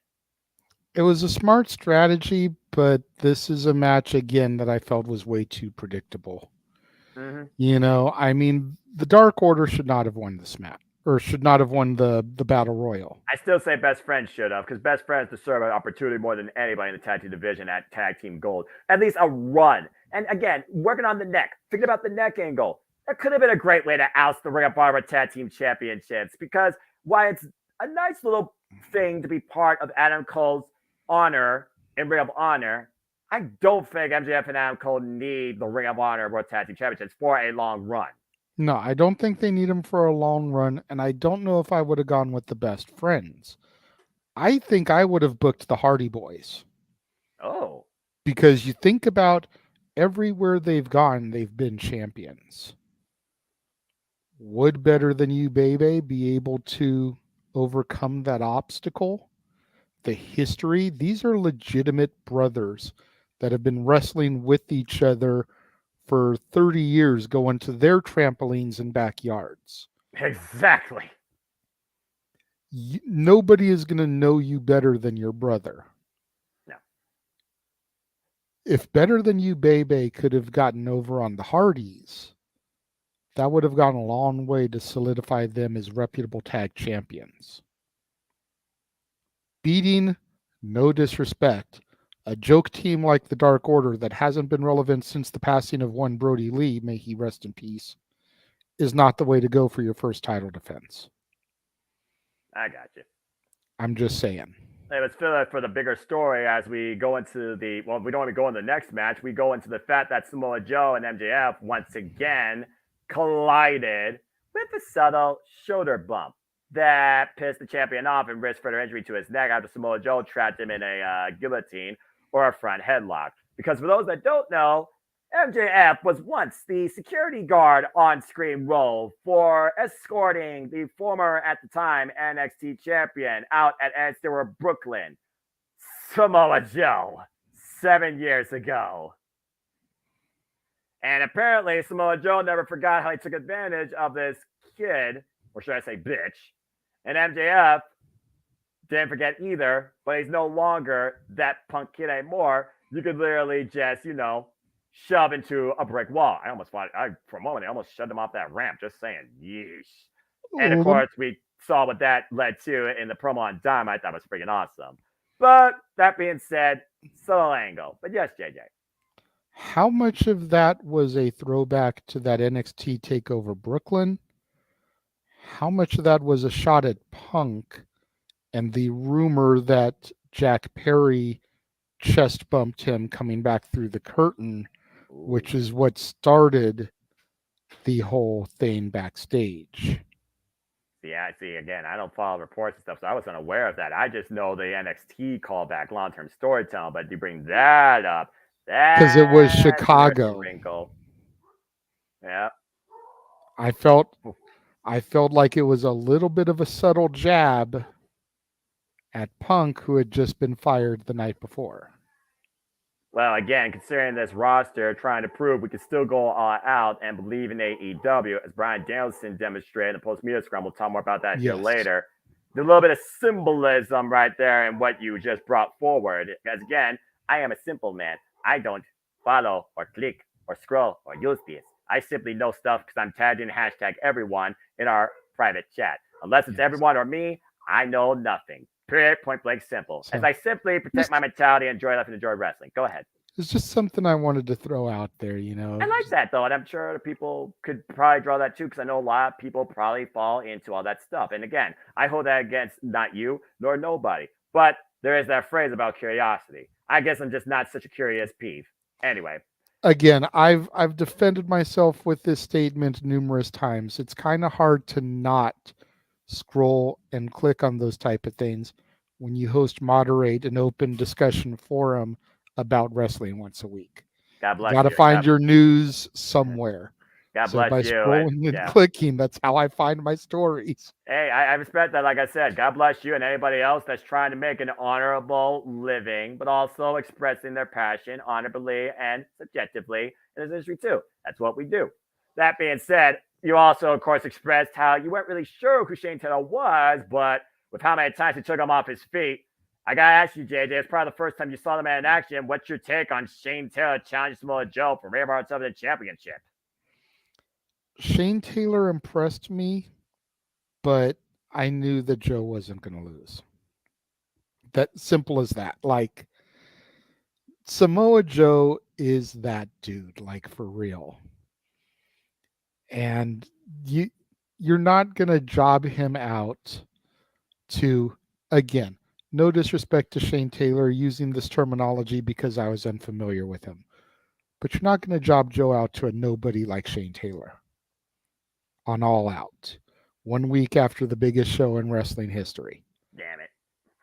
If you're going to job Joe out for the TV title to somebody like that, you're going to do it on Ring of Honor television or Final Battle. You're not going to do it on a major AEW pay-per-view. No. That would be like Hulk Hogan losing the WWF Championship to the Brooklyn Brawler at SummerSlam. And not New York. That's not going to happen. No. Even I understand that. No. So, hard to believe that the episode Hulk Hogan, Eric Bischoff, Ric Flair came into TNA. It was the most viewed episode of TNA Impact Wrestling in all time. Just saying. It's not hard for me to believe because there was that curiosity. Fair enough. Hulk Hogan and Eric Bischoff in TNA. They had been WWF. They had been WCW. What were they going to do? It was such a question mark, such a head scratcher that Vince booked Bret Hart to appear on Raw for the first time in years, since 1997, the same night. Yeah. And at the same time that Hogan and Bischoff were doing their thing in the ring, Shawn Michaels and Bret Hart were burying the hatchet on Raw. That's how scared Vince was with that moment. So I don't want to hear a fucking word about how Impact didn't have the opportunity to surpass WWE ever, because Vince was scared. There you go. That's all I gotta say about that. But yeah, I don't think Samoa Joe was scared of Shane Taylor, but I think he was taken off guard with the fact that Shane dropped that boy more times than I could count. I was quite surprised. He took the man off his feet to the floor with nothing at one point but a short range clothesline, even if he collapsed in the process. At the end of the day, though, Samoa Joe, he put that heavy boy to sleep. Even Shane Taylor, after hearing the splash, one of the baddest men to hold the rear parts of the championship as the self-proclaimed king of television, continues his dominance. And I do believe now he is the longest reigning Ring of Honor World Television Champion in the company's history. Who's going to take that title from Samoa Joe? Good luck, insert name here that hasn't faced him yet. You tell me. I know Dalton Castle wants to get back on championship content. I need more Dalton Castle on my screen. This dude's so damn crazy. I love it. I got a smorgasbord. I got to eat the smorgasbord of problems. I don't know where to begin. He's just chugging water, trying to stay dehydrated. You gotta look at that backstage segment with Lexi Nair. Oh my God, this dude. The Dalton Castle is one of the unique entities that you need more of in wrestling, okay? He is just, I don't know how to describe Dalton Castle. He's out there. He's what Rock Hard Juice Robinson once was in his character dilemma. But either way, Shane Taylor made his way through the tournament, proved he's a badass, but nobody is badder and meaner right now than Samoa Joe when it comes to Ring of Honor. Period, point blank, simple. Yeah. And again, good bout. And I like the fact that the Ring of Honor titles kind of start off this show, which again, essentially is an AEW pay-per-view. But when you're calling an audible and the state of your roster after all in, just saying, you got to fill time in and you got to fill up that whole 3-hour, 58-minute, 30-second dynamic. And he did so. And according to what I heard, I don't think he actually said any matches here had time limits. So he just let everybody go all out, quite literally. And to that credit, a lot of these matches did that, including this one, where I'm pretty sure some people registered Darby Allin for dead. JJ, you simply said it yourself. Luchasaurus, again, folks, by the way, Luchasaurus is the TNT champion, not Christian Cage. Luchasaurus had to have a dominant, and I mean dominant, victory over Darby Allin.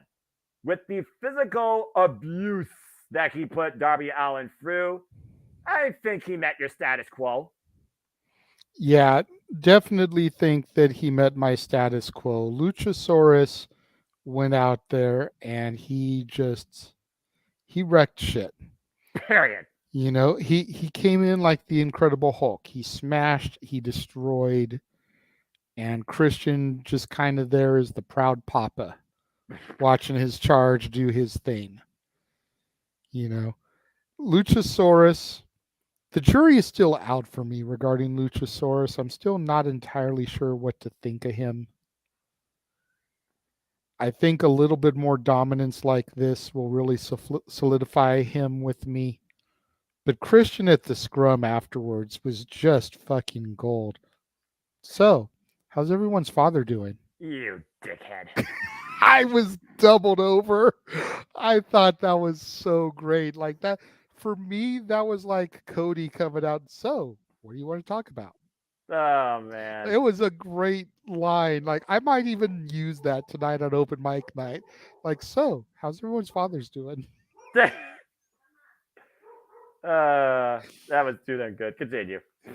But I don't care that he's not the TNT champion, because Christian Cage is what is making that belt must-see TV. Not Luchasaurus. And I'm not sure if that's a good thing or a bad thing, because the champion is supposed to make the belt. Right. But Christian Cage is making that belt. He's making it more must-see TV than it's been, in my opinion, since I started watching I said it before. I have not had the TNT Championship seen this type of presentation preserved since Cody, Brody Lee, and Darby Allin's first run. Even Miro to a degree before Sammy took it off him. And the fact of the matter right now that Christian Cage is holding this title hostage as the face of TNT now forever, it has been anything but hot potato since June 17th. Mm-hmm. And like, I'd love to give Sky his credit because that's my boy. But his 2 reigns were so short, like you can't even really acknowledge them as championship reigns. Unfortunately. But Christian Cage is making me want to see what happens next with the TNT title. Yeah. And that's pretty much, that's my simple take, simply speaking, when it comes to this match, is Christian is the MVP of this title, even though it's not his. And again, I'm not sure if it's a good or a bad thing. I would assume, and we all know what happens when we assume, but I would assume that down the road, Luchasaurus is going to get tired of Christian taking the credit. How many times has Christian said "I" before immediately going to win? I just see Luchasaurus go. And we'll get Luchasaurus versus Christian for the TNT title. Luchasaurus, where maybe it finally will become Christian's championship. Now you're reaching out there. But again, I will say this. Christian Cage was MVP of this match as far as the story goes. Darby Allin's pride on restoring the TNT title, even admitting, yeah, it's been a hot potato, but now Christian Cage is not even champion, is holding it hostage. I want to bring back the TNT title where it once was in its prestige because it's the most important thing to me. Holding the TNT title in a higher regard than the AEW World Champion. That's Darby Allin, folks. Just saying. He's had it that way in his mind since passing of the late, great Brody Lee, forever exalted. But again, the physical torment and the emotional affair Nick Wayne at ringside was going through, seeing his mentor, his best friend. At one point, Christian Cage saying, here, big kid, throw in the towel. If you don't throw in the towel, Luchasaurus is going to destroy your boy. At one point, Nick Wayne saved Darby Allin from being crushed underneath the steel ring steps. By the way, single piece, folks. That not only Luchasaurus put on top of his already fractured spine beyond all belief, he stepped up on them to the ring, all right? Nick Wayne helped Darby Allin from underneath there and then got ragdolled into the steel ring steps. You and I both stopped our call for a split second, and Darby Allin was bleeding red while painted white, literally having two-tone on his face, a crimson mask of a different sort.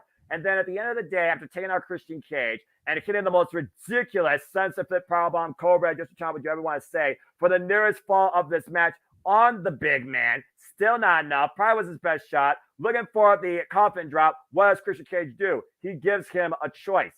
I either concerto your boy, or you take out my right hand destruction, claim the TNT title. What's more important to you, your friend or the championship? And in that momentary hesitation, Luchasaurus dropped Darby Allin emphatically and made his chances go extinct. And the right hand destruction rules alongside Christian Cage, still the TNT champion. And then it wasn't enough there talking about the state of the TNT championship. How many people support Darby Allin, not only as a locker room leader, but also I'm sick and tired of Christian Cage belittling everybody else, being protected only by Luchasaurus. As we thought we were going to get a concerto, instead, it was the locker room driving him away. From the best friends to Lee Johnson to AR Fox, everybody came out to Darby Allin's aid. So literally, the TNT Championship right now has the entire locker room coming for that title to try and stop Christian Cage, Reign of Terror, and his right destruction going on a rampage. This was one of the best booked TNT Championship matches I've seen lately.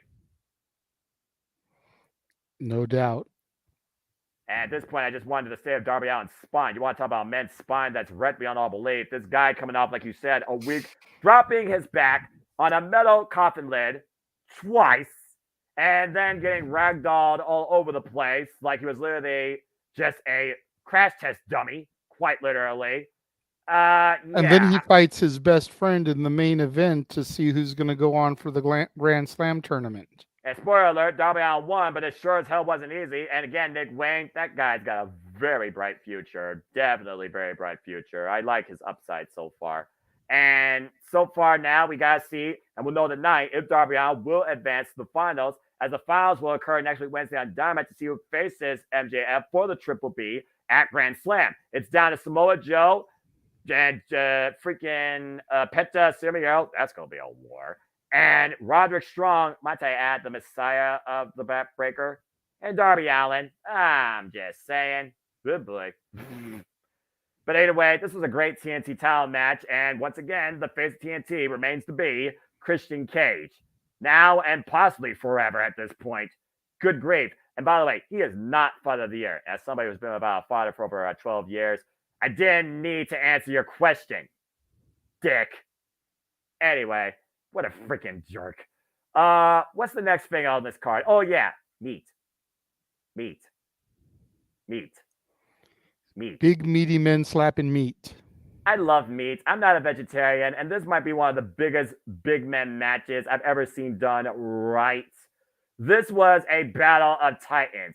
From the entrance of Miro coming out like a deity from freaking Mount Olympus through the gate of freaking Asgard. I don't know what the hell you call it. The Redeemer took on Powerhouse Hobbs in what truly became Meat Forever. I officially want the meat division established in AEW. Put Miro, put Hobbs, put the Butcher, put Brody King, put Lance Archer. Hell, put John Silver in there, Mr. Meatman himself, all right?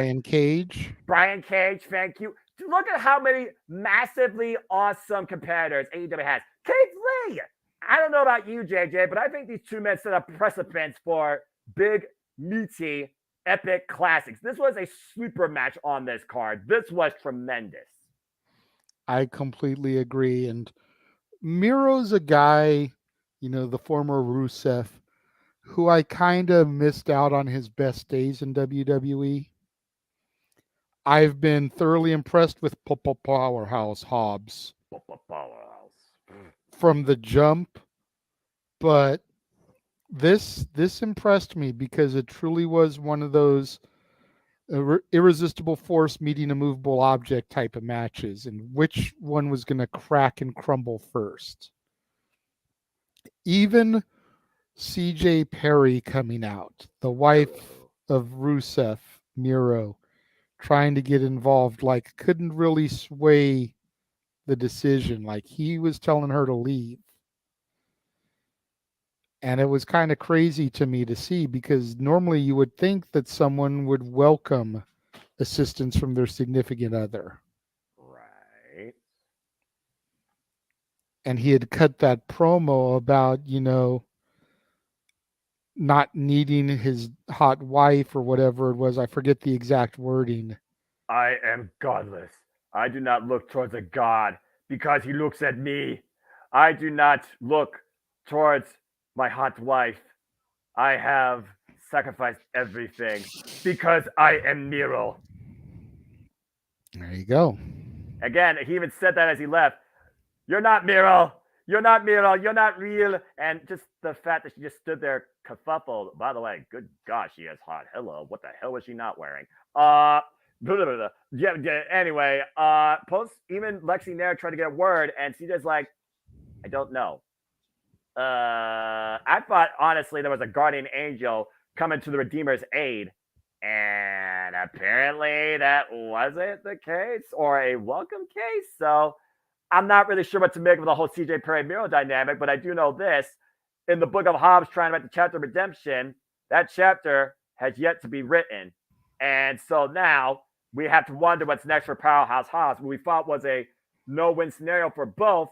Powerhouse Hobbs did tap out the second time in the game over, and that was after he spine busted Miro onto the mat, and then Miro answered back with one of his own spine busters. Even Powerhouse Hobbs tried to use Miro's own move against him. These two threw themselves at each other and threw each other around like it was nothing. It was truly Clash of the Titans, and I loved it. Meat Forever. I can't remember the last time I heard a match say meat or get a chance of meat, all right? And how it was not sponsored by KNC House of Meats or some freaking hamburger restaurant. This wasn't even sponsored by your freaking meat joint out of Chicago. I don't know what the hell that is. This was just two big, meaty, beefy juggernauts beating the dance out of each other, claiming winning, fighting for one thing, and that was pride. And sometimes pride is more precious than gold. And that proved itself here. Why Miro won, Powerhouse Hobbs, he stood tall on the grand stage and went down fighting. I want to see these two go at it again. And I want to see the establishment of the meat division. But Yeah, again, this TJ was Perry. King Kong versus Godzilla. Thank you, exactly. I still think Godzilla should have won that, but I digress. Anyway. Oh no, wait, he did win that. It was King Kong that lost that because King Kong got blasted. Anyway, again, friggin' Clash of the Titans. All right, meat forever, indeed. I want more meat, just like I like to eat more meat in my diet. And for those that think I'm just skin and bone, folks, I do eat every day, and I eat meat primarily. I barely eat vegetables. I am not a veggie person in any capacity. Anyway, I say we need to bring Ryback into this division. to feed me more if he wasn't a freaking, lost in the culture. But I digress. But I agree. Oh, this was so damn good. I love this match. This is one of my super matches of the night. All right. Well, as we move on from there, talking once again about the women, you talked about how these two were not even involved in in-ring capacity.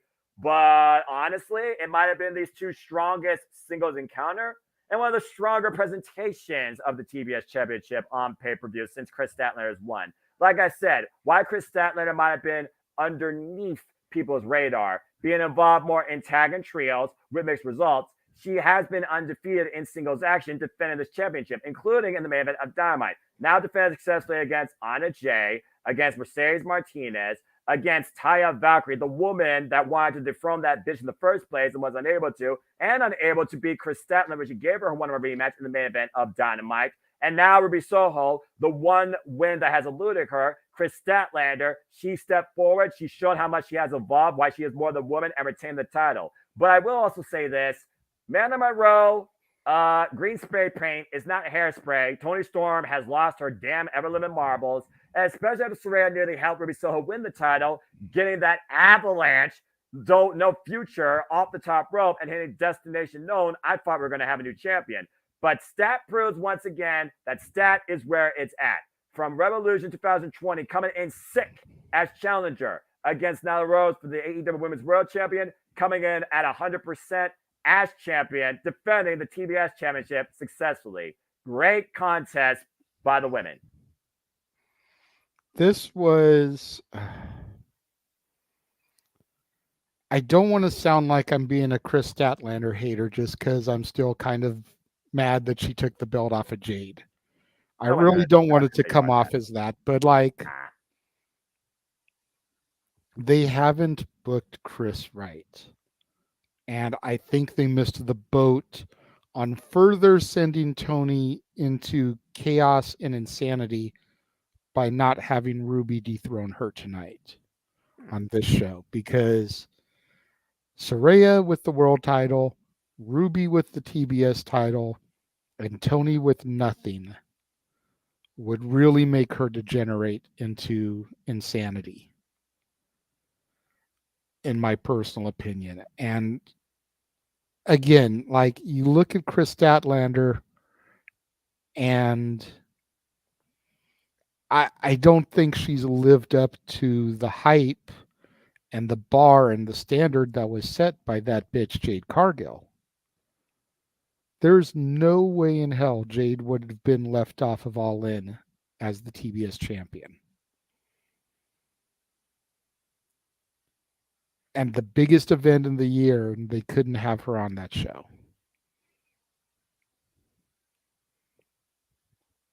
You know, and then you've got a great thing like the Outcasts going right now.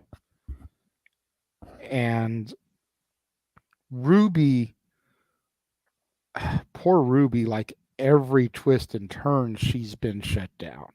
Yeah. I truly thought this was going to be her moment. I just wonder if AEW made the right decision here. I know you're a fan of Chris. I know you were talking about, you know, how they were waiting for her to come back so they could pull the trigger, put the TBS title onto her. But man, after that 60-0 run, you can't sit here and say that Chris's reign has been underwhelming. Because Maybe they just set too high of a standard with Jade as the first champion. Possibly. But it's going to take a lot to make that belt stand out again. And I'm not sure that Chris is the woman to do it. Well, I know she's up for the challenge. There's a reason why she doesn't have a custom title. There's a reason why she says anytime, anywhere, anyone. And as we saw this past Wednesday on Dynamite, she defended successfully again, this time against Emi Sakura. She is willing to present this title any way possible and defend it on Collision, on Dynamite, on Rampage. In fact, she has an open challenge tonight on Collision. So insert name here as far as steps up to her. Could it be Diamante? Could it be the Bunny? Could it be Lady Frost? Could it be somebody from the Ring of Honor roster, like maybe one of the Renegade Twins? Right now, if you want to look at the TBS title, Stat is where it's at. And she has proven that right now to herself more than anybody. She holds this very strongly. And that's why I also greatly respect what she's done so far in championship capacity. Why she right now is currently undefeated in singles. And I think Ruby Soho is her 8th singles win since coming back from injury. So good for her. So again, it is a long road. It is a long high bar, but I'm curious to see what Stat can do. And I'm sure we'll talk about that also more so when we get to the main event regarding another title that now has a new precipice to set with a new face. Just Yeah, saying. I'm not going to lie. When she said anytime, any place, anyone at the end of the match, I thought Jade's music was going to hit. Well, again, Jade, you know, she's there. She's aware. And her and Tony Khan, they speak to each other at any time. They're on mutual ground. And so far, she seems all right. And at the end of the day, right now, you know Jade can call her shot whenever she wants. Because you're right. She is old, contractually obligated, one-on-one rematch. It's just a matter of where and when. And that will truly be the testament to Chris Statlander being not only more than woman, but maybe even more than that bitch. Just saying. All right. Well, as we move on from there, I don't know if there's going to be a final countdown towards Chris Statlander's title run if that bitch teases her way towards maybe 2024. But I know we all marked out once again when it played out the United Center. They got to see it proudly. Damn it, wish I was there. And this was absolutely my match of the night. As Bryan Danielson, with still not 100%, folks, fully injured right arm, that used that all in this match somehow. How the fuck do you pull that off? Went to war for the first time ever against Absolute Ricky Starks. And boy, was the revolution televised when it comes to the potential of Ricky Starks. Absolutely star-studded performance effort, all-out war with Bryan Danielson, accompanied by a leather strap. He asked for it. He dished it. He owned it. He took it. He survived a lot of it, but his body gave out on him, not his spirit. Damn, this was fucking good. And again, I love violence. As Ricky the Dragon Steamboat was at ringside as well. It's hard to argue that this wasn't the match of the night. Ricky Starks stole the show. And Bryan Danielson is 100% right, because until he pointed it out in the scrum, I didn't even notice that he didn't throw a punch with his injured arm. Me neither. You know, he gave all the credit in the world to Ricky Starks because Ricky carried him through that match. His words, folks. His words. And that's just a true testament to the level that Ricky Starks is at. I can absolutely see him as world champion within the next 5 years, as long as he stays healthy and doesn't fuck up. Mm-hmm. I will just leave it at that. You know, again, nitpicking, if I may, for a moment. Please do. At the scrum, Tony and Bryan mentioned how they had secured the rights to Final Countdown for 2 uses. They used it at Forbidden Door, and they used it here. So my nitpick is this. Granted, we all know Tony's got the money to probably pay to secure it again. So let's just throw that out the door for a minute because, yeah, he could maybe secure the rights for one of these things. Did they miss the boat by not bringing him back a week earlier for Stadium Stampede, where that song could have played for 81,000 people? I don't know. That's a good question. And did they shoot their wad too quickly by using it here instead of saving it for Wrestle Dream in Seattle, Washington? Danielson hailing from Aberdeen, Washington, it being essentially a homecoming for him. Right. Again, that one, Tony really wants to, he can secure the rights again for that show. But did they potentially shoot their load too soon by not saving that song for October 1st when they could have played it in Washington for his homecoming? Just a little something to think about.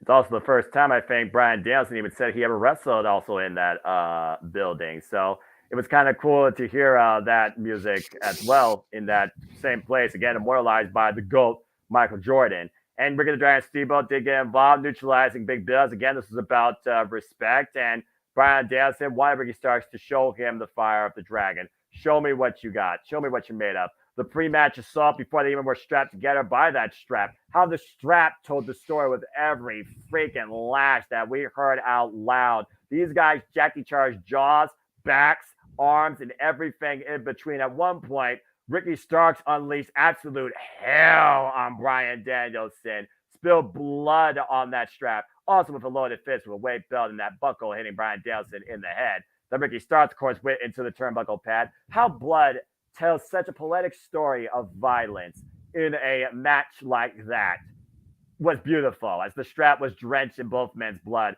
Again, that was a war, to say the least, and that's what it should have been, out of respect for how much the American Dragon Brian Danielson held up the Dragon, Ricky the Dragon Steamboat in regard, and Ricky Starks just throwing absolute disrespect towards him. Again, challenging a 70-year-old man to a strap match. What the hell were you thinking? Simple story, star-studded mega performance, though, for Ricky Starks. And again, Brian Danielson, while he might hold John Moxley to possibly be one of the greatest, not the greatest wrestler of all time, it's hard to argue what Brian Danielson is, still is, and has been. Just saying. Yeah. I love this so damn much, and I've already watched it like 3 times. All right. Well, as we move on from there to a potential tease, as we talked about earlier in our Super Show, to say the least, we go back to Ring of Honor one last time in what could be coming this fall season, this winter season. AEW, Wrestle Dream, Ring of Honor. You tell me, I'll tell you. We'll fancy book and see who's right or wrong too. As we had the NWW Strong Openweight Champion Eddie Kingston tagging alongside the Ring of Honor Pure Champion Katsuyori Shibata, taking on Blackpool Combat Club, the Ring of Honor World Champion Claudio Castagnoli, and of course, Wheeler Yuta. Simple story here. Wheeler Yuta, of course, lost the Pure Championship to Shibata back at for Dishonor. Eddie Kingston, Claudio Castagnoli faced each other at Supercard of Honor for the Railroad title. Eddie Kingston came up short. Eddie Kingston, Claudio Castagnoli absolutely can't stand each other. They hate each other. There's no respect for one another. Been that way since Chikara in the early 2000s. And Shibata and Claudio, I need that one-on-one. Book it for Wrestle Dream. I'm just saying. Simply put, we are wondering if this is going to build the way towards Claudio Castagnoli and Eddie Kingston finally going to war one last time, settling it, not for maybe a title, but for something more precious than a title. Respect. Because at the end of the day, what does Eddie Kingston and Claudio Castagnoli need to resolve? Respect. But simply put here, why Katsuyori Shibata trapped with a Yuta in a sleeper hold, Claudio not getting Kingston the fuck out and beat him with a European uppercut out of nowhere. Pop-up European uppercut. You remember those Rock'em Sangam robots? Eddie Kingston's neck basically went up and it was game over for him. It was an interesting tag match. A lot of bad blood, a lot of honor tested. But again, when will the respect be shown? When will respect be earned? When will respect be finally contested against Eddie Kingston and Claudio Castagnoli? A fun tag, though. It was a fun tag. Eddie Kingston and Claudio Castagnoli are just peanut butter and oil. Yeah. You know, like they're just never going to gel. It doesn't matter what you do, how you twist it, how you book it, they are just always going to be at odds. Yep. And I've used this phrasing a couple times today, but you're just kind of waiting for that shoe to drop. Yep. Before we get to the final battle, if you will, between the two of them. Wheeler and Shibata are just collateral damage at this point because the story is Claudio and Eddie. Yep. So it's tick tock, tick tock. I'm just waiting for the match to finally happen. You and me both, brother.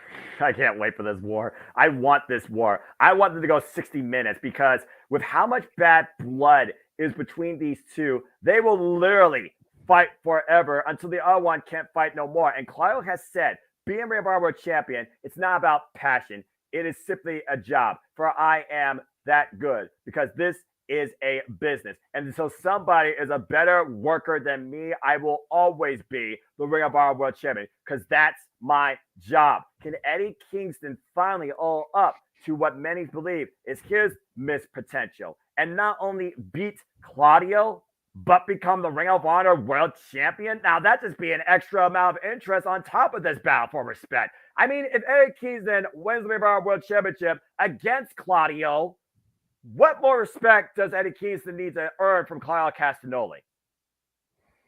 It's a very good question. I'm just saying. And will Claudio ever give Eddie the respect? I think that's the bigger question. It's like, even if Eddie can dethrone Claudio for the Ring of Honor Championship, will Claudio show him the code of honor?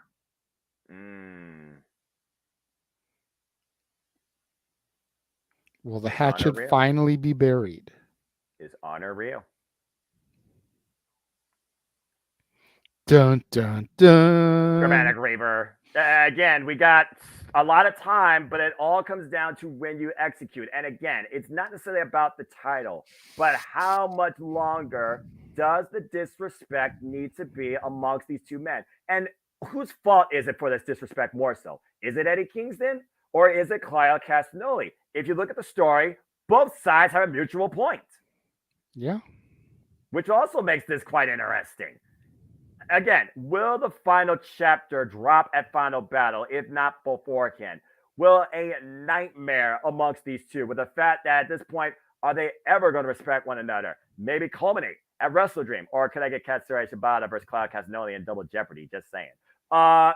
Either way, something has to give before the end of 2023 in this battle for honor.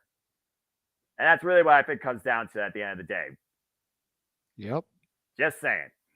All right. Well, as we move on from there, speaking of battles for honor, speaking of battles that challenge mentality, speaking of finally rising to the occasion, let's go ahead and talk about this match of the night candidate as Kenny by God Omega, sporting gear and colors, going back to the time in DDT Pro when he was colliding with Konosuke Takeshita. Even before the Golden Lovers were a thing, they finally met one-on-one for the first time ever. And Don Callis was in the corner. All I got to say is this. I've never seen a war of knee strikes in my life. Jesus Christ. And again, JJ, mark my words. If anyone's going to win with the Blue Thunder Bomb, I'm putting it right now on Konosuke Takeshita because that avalanche Blue Thunder Bomb off the top rope, I thought he had it fucking won. He didn't, though. Why Kenny Omega was unable to hit the One-Wing Angel, even getting screwdriver in the head, almost getting spiked in the head by Don Callis, a fucking cerebral madman. At one point, Konosuke Takeshita dropped Kenny Omega with a flash knee strike. Still wasn't enough. It took a down, exposed knee, bone-on-bone impact to the forehead when Kenny still tried to kick out, by God. And Konosuke got the freaking 3. I called it! Konosuke Takeshita, with the biggest victory in his pro wrestling career, has fallen, by God. Kenny Omega, even Kenny tried to kick out. And why Kenny Omega right now is held one of the greatest of all time, Don Callis very well might have been right to put all in to Konosuke Takeshita after what happened Sunday night. Yeah, I don't I honestly don't feel like I can say more about these two than I did during the 6 match from All In. I feel like I'm just going to be rehashing stuff, but Same. this was a barn burner. This was a hell of a match. I don't think it quite made match of the night. It's close though. Definitely close, but I'm curious to kind of see where things go from here because this is now twice that Takeshita has beaten Omega Yep. And in a dropped him on his week. head. Yeah, and In a dropped him on week. his head. And dropped him on his head. Yeah. Again, Kenny Omega, God, please stop being Kota Ibushi. Protect your neck, bruv. That was scary. Continue. So I'm curious to see what the next step is in this and how Omega is finally going to vanquish the Callus problem. Because I don't know if he will beat Takeshita until Don Callis is out of the equation. Or until he beats Konosuke Takeshita, will he ever put Don Callis out of the equation and finally get his hands on him? Because that's the end game.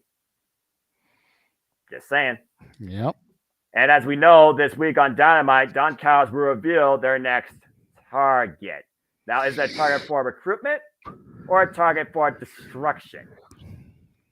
Just saying. Of course, by Mel Clement. Please follow her folks on social media. Incredible artiste. And again, Don Callis got his way. Don Callis said he lost a nephew, but gained a son by God. And that son just beat Kenny Omega. Twice, to your point. Good Lord Almighty. What a year for Kenny Omega, by the way, too. Again, Kenny Omega, he has definitely fallen to the wayside with, I think, the only win this year besides the Fabulous Forum in January was blood and guts. Everything else has been a loss. It's kind of wild when you think about it. Yeah, absolutely. Well, how the mighty have fallen. Let's go ahead and talk about this match where it's always the solo story I talk about when it comes to multi-person tag team affairs. The sum of the parts versus parts of the sum. How far does respect overcome cohesion? Didn't happen here, but it came damn close. You literally could shoot a gun at a target, miss the bullseye by a few meters, and you could have had a different result. As Bullet Club Gold, Switchblade Jay White, the Golden Guns, and Rockhard Juice Robinson went to war, 8-man war, against the AEW Tag Team Champions FTR and the Young Bucks, coexisting as a foursome for the first time ever. And it was one mistake, one moment. That was the difference maker. Otherwise, this match was flawless on both sides. Even using with each other synergy, their own tag finishers, from an FTR BTE combined trigger to a Buck FTR shatter machine. And looking to finally set one last shatter machine, denied, and bang, the final bullet hit the mark. Bullet Club Gold got the win over, might I add, one half of the AEW World Tag Team Champions. Now, maybe this is just some foreshadowing for the future, considering the Guns lost the titles to FTR, considering Rockhodges Robinson and Switchblade Jay White, they challenged FTR for the tag titles, came up short, and of course, Young Bucks had beaten the Guns in the past, and of course, Bullet Club Gold and the Elite, no strangers to each other after we saw prior to All In, and also Switchblade Jay White remains unsubmitted and unpinned. I would say right now, Bullet Club Gold is the strongest front, not named Blackpool Combat Club, in AEW. They just beat four of the greatest of all time in tag team wrestling. Absolutely. Guns up. Like, I was so happy to see that. Like, again, I don't want it to sound personal. Everyone knows my disdain for the Bucks. I was sad to see FTR lose this match, but you also had to figure, going back to the comments that I made during All In and the rivalry, you know, the Hart Foundation versus the Bulldogs, Edge and Christian, the Hardy Boys. The times that those teams aligned, generally they fell. FTR and DIY, they fell against the Offers of Pain. So it wasn't a surprise to me to see them come together and then lose, because it's very easy for the storytelling purposes. It keeps the rivalry going. Well, you cost us the match. No, you cost us the match. Well, you're the one that got pinned.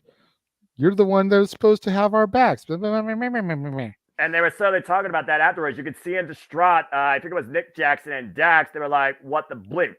We lost. I can't believe we lost."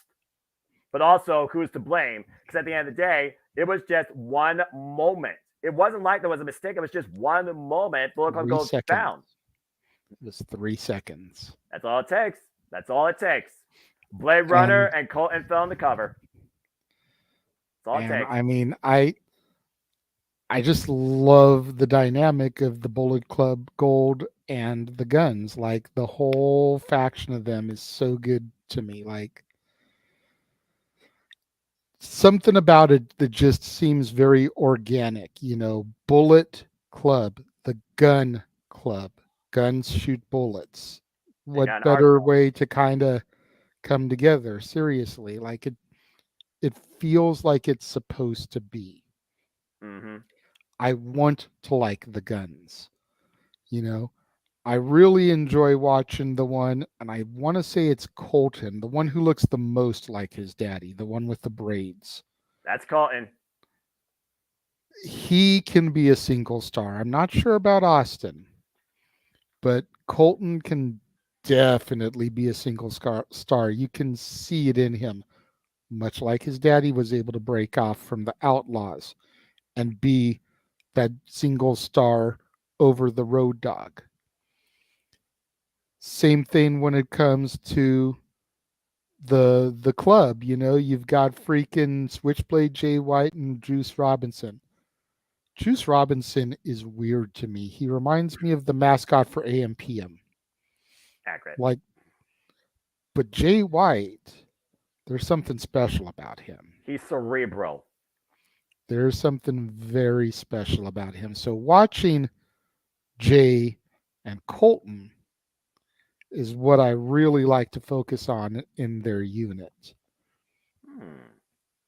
I'm not saying that they would split off and, form up as teams like that, with it being Austin and Juice and Jay and Colton, but there's the Shawn Michaels and the Marty Jannetty of every team. Absolutely. Jay White and Colton Gunn are Shawn Michaels, and Juice Robinson and Austin Gunn are Marty Jannetty when it comes to those respective squads. And that's not to give a slight towards either of them, but just heed my words. Two of them has superstar, world champion, TNT champion written on them, and two of them be lucky if they're international champion or stay in the tag division. At a long haul right there. And it's interesting you bring those two names together because that is a dynamic. You would think with the Bullet Club going the way they are, maybe they would exercise a Freebirds rule like that and change up the dynamic.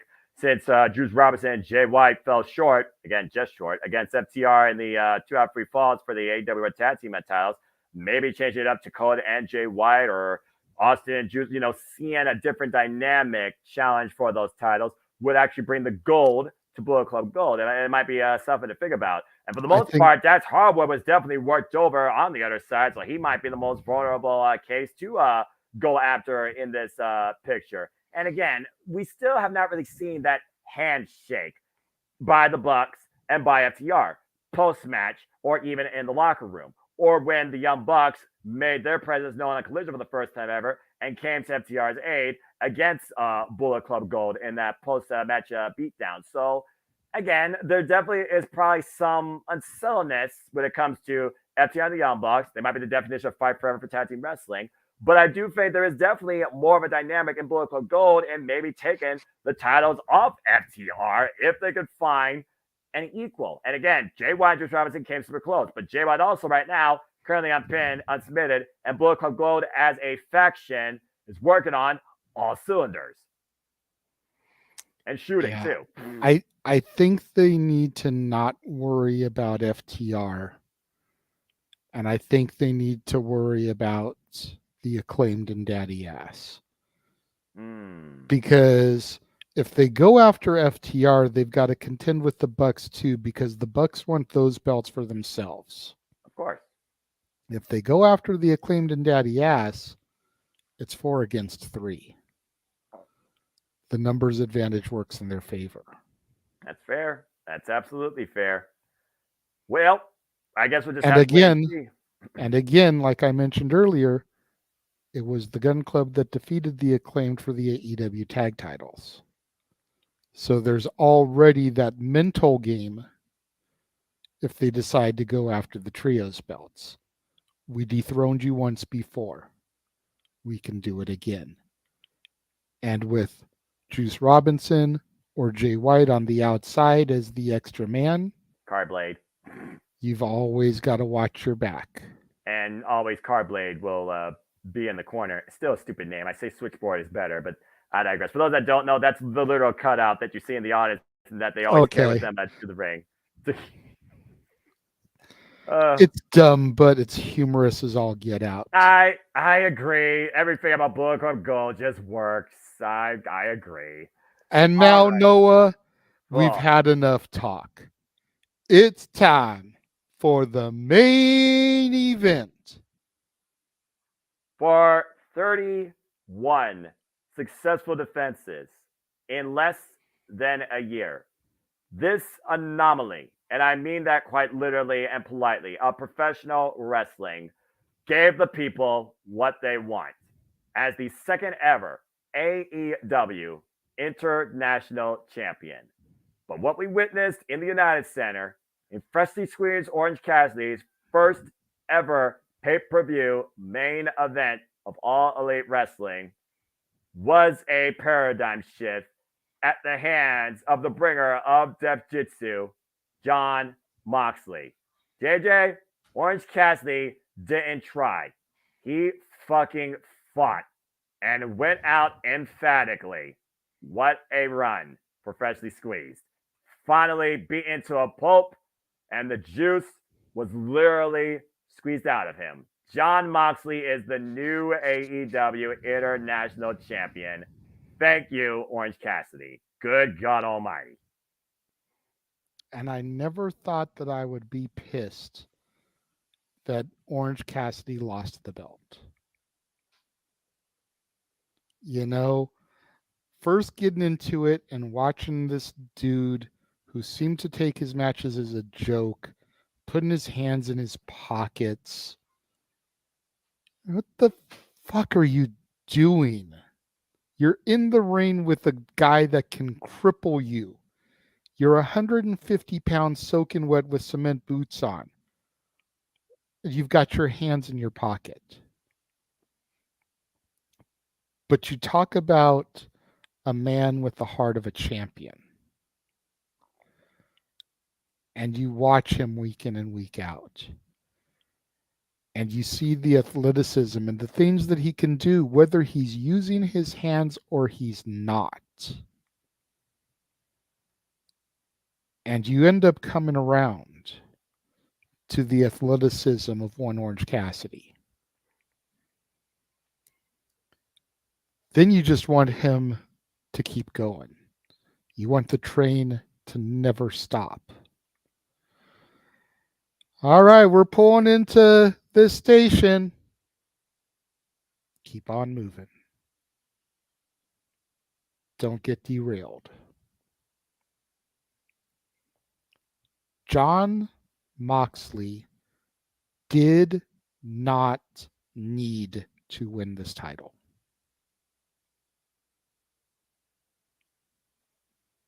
And that's what it comes down to for me. I'm not a Moxley hater. I actually kind of like him. But the former 3-time AEW World Champion Yes. just won the 24/7 title.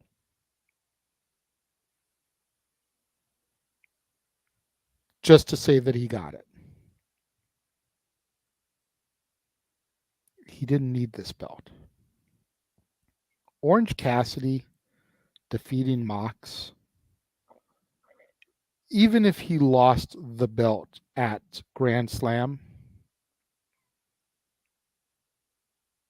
would have been huge for him because he would have survived his first main event and defeated a former 3-time world champion in the process.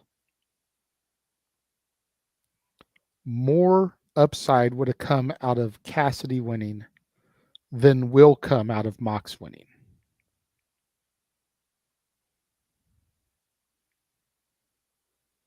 And that's what I look at when it comes to this match. It was a banner of a match. This was probably my second favorite match of the night, Omega Takeshita coming in at third. But Mox didn't need the win here. And if he was going to get the victory, it could have been a schmozzy DQ finish with BCC getting involved. Keep him looking strong. Keep the title on Cassidy.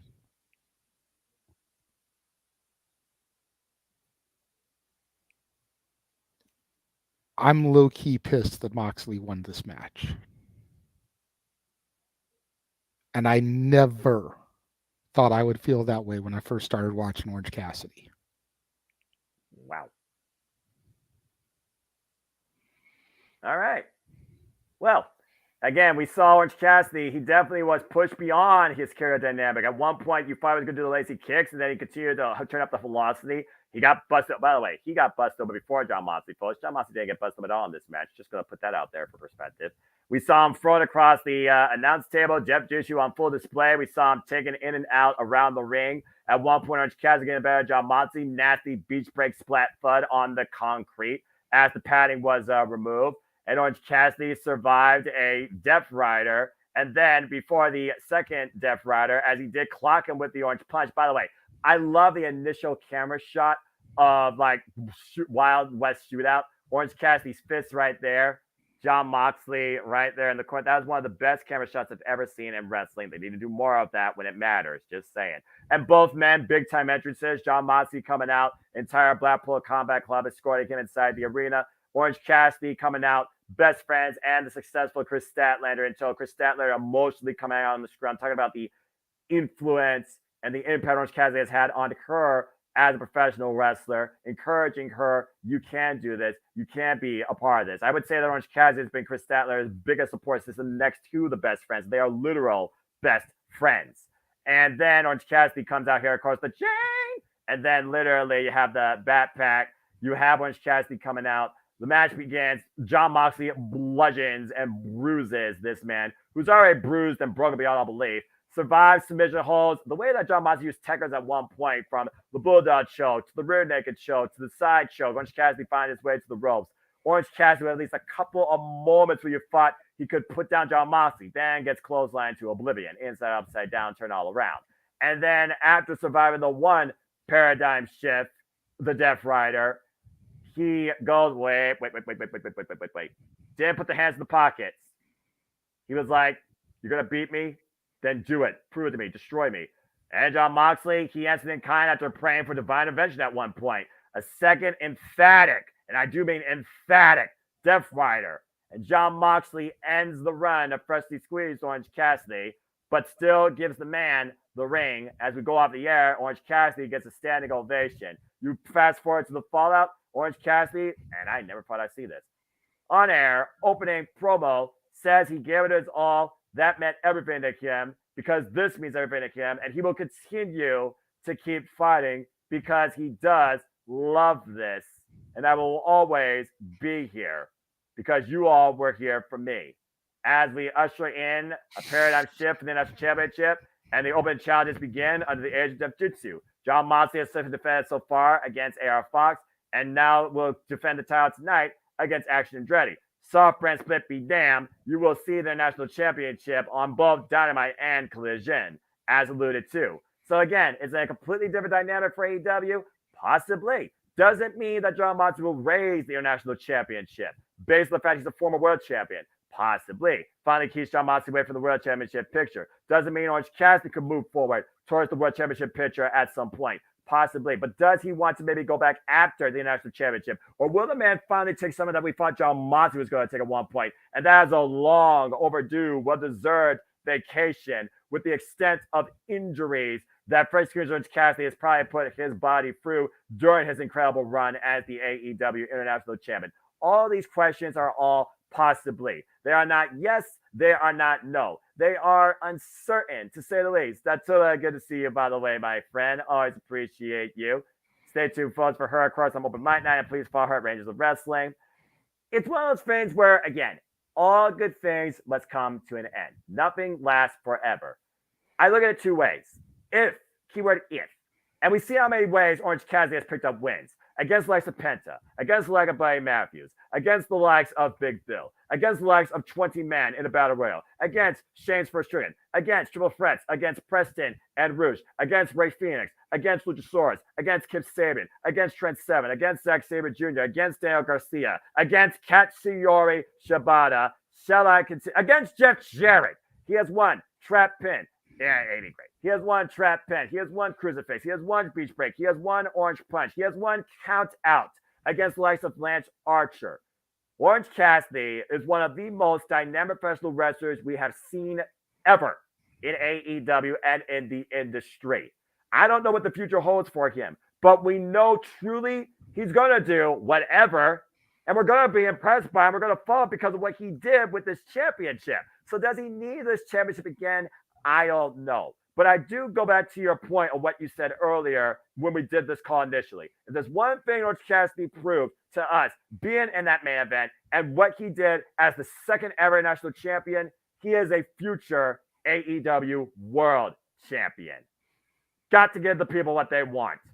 And he will do that when he gets that belt. I don't know when. I don't know how. I don't know against who. But mark my words. You talk about Ricky Starks, Orange Cassidy is definitely in that same conversation. And funny enough, Ricky Starks and Orange Cassidy have never faced each other one-on-one. Give me that as the number one contenders match.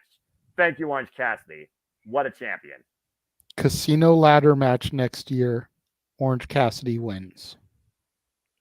Hey, I mean, he's tried it before. Why not? It's a first, so he could do it. I'm just saying, as long as the ladder's set up, because I think he proved himself with the international title run, but I don't think that there's really a spot prior to that match where he can get that, for lack of a better term, Money in the Bank briefcase opportunity to call his shot when he wants to.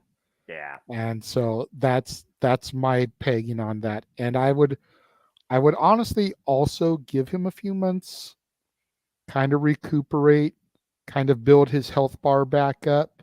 There you still go. keep him in action, but kind of give him a chance to build his health bar up, and then maybe at Winter is Coming or Revolution, give him a run with the TNT title. Yeah. Move him up the ladder. International, TNT, get that poker chip to call your shot, and then make him the world champion.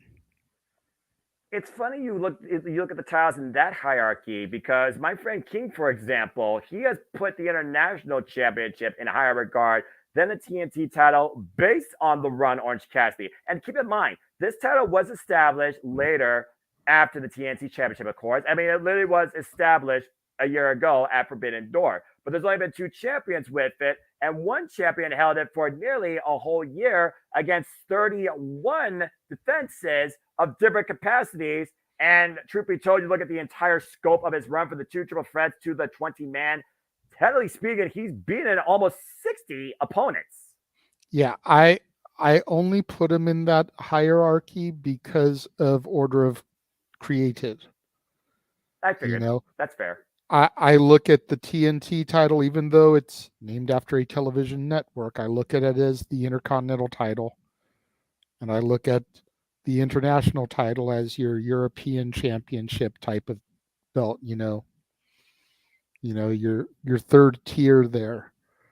I'm not saying that can't be the Intercontinental level title, and the TNT one dropped down to like the TV title, like it more or less is supposed to be, I would assume. Right. But considering that was created second, and you look at the people that have held it, I feel like the caliber of talent that have held it is more prestigious than the caliber of talent that have held the international title so far. Granted, to your point, there's only been two champions. Mm-hmm. But you look at Cody Rhodes, you look at Sammy Guevara, Scorpio Sky, Brody Lee, Darby Allin. Miro. just looking at the caliber of talent. That's completely fair. Again, it's a fair argument for both championships, but the bottom line is this. He gave us what we wanted. He tried until he couldn't no more, and I definitely can see him in World Championship contenderment, if not obtaining it. Put that in his backpack. I would say by All Out or Full Gear next year, he's challenging for it. I think Orange Cassidy in his international run went a long way to silence haters. Damn right. And he really was a human video game in the fact that you watch his early defenses and he seemed to have no problem retaining his title. And the deeper he got into his run, the more beat up he got, the more Kinesio tape you would see on him on a weekly basis. More battle tested. I won't say the easier it was to defeat him because he still hung on. Yeah. But he was hanging on by a thread. He was squeaking the victories out instead of decisive, easier victories. I think Tony Schiavone said best past Dynamite before All Out. You saw the match with Penta in the main event. He dropped the man 2 times, Pecos Powder, apron of the ring, and somehow Orange Cassidy kicked out. And literally, what did he do when Penta was shot? He grabbed him, Crucifix stole it, and Tony Schiavone said, he stole it! He grabbed it from the jaws of defeat. Go to your point.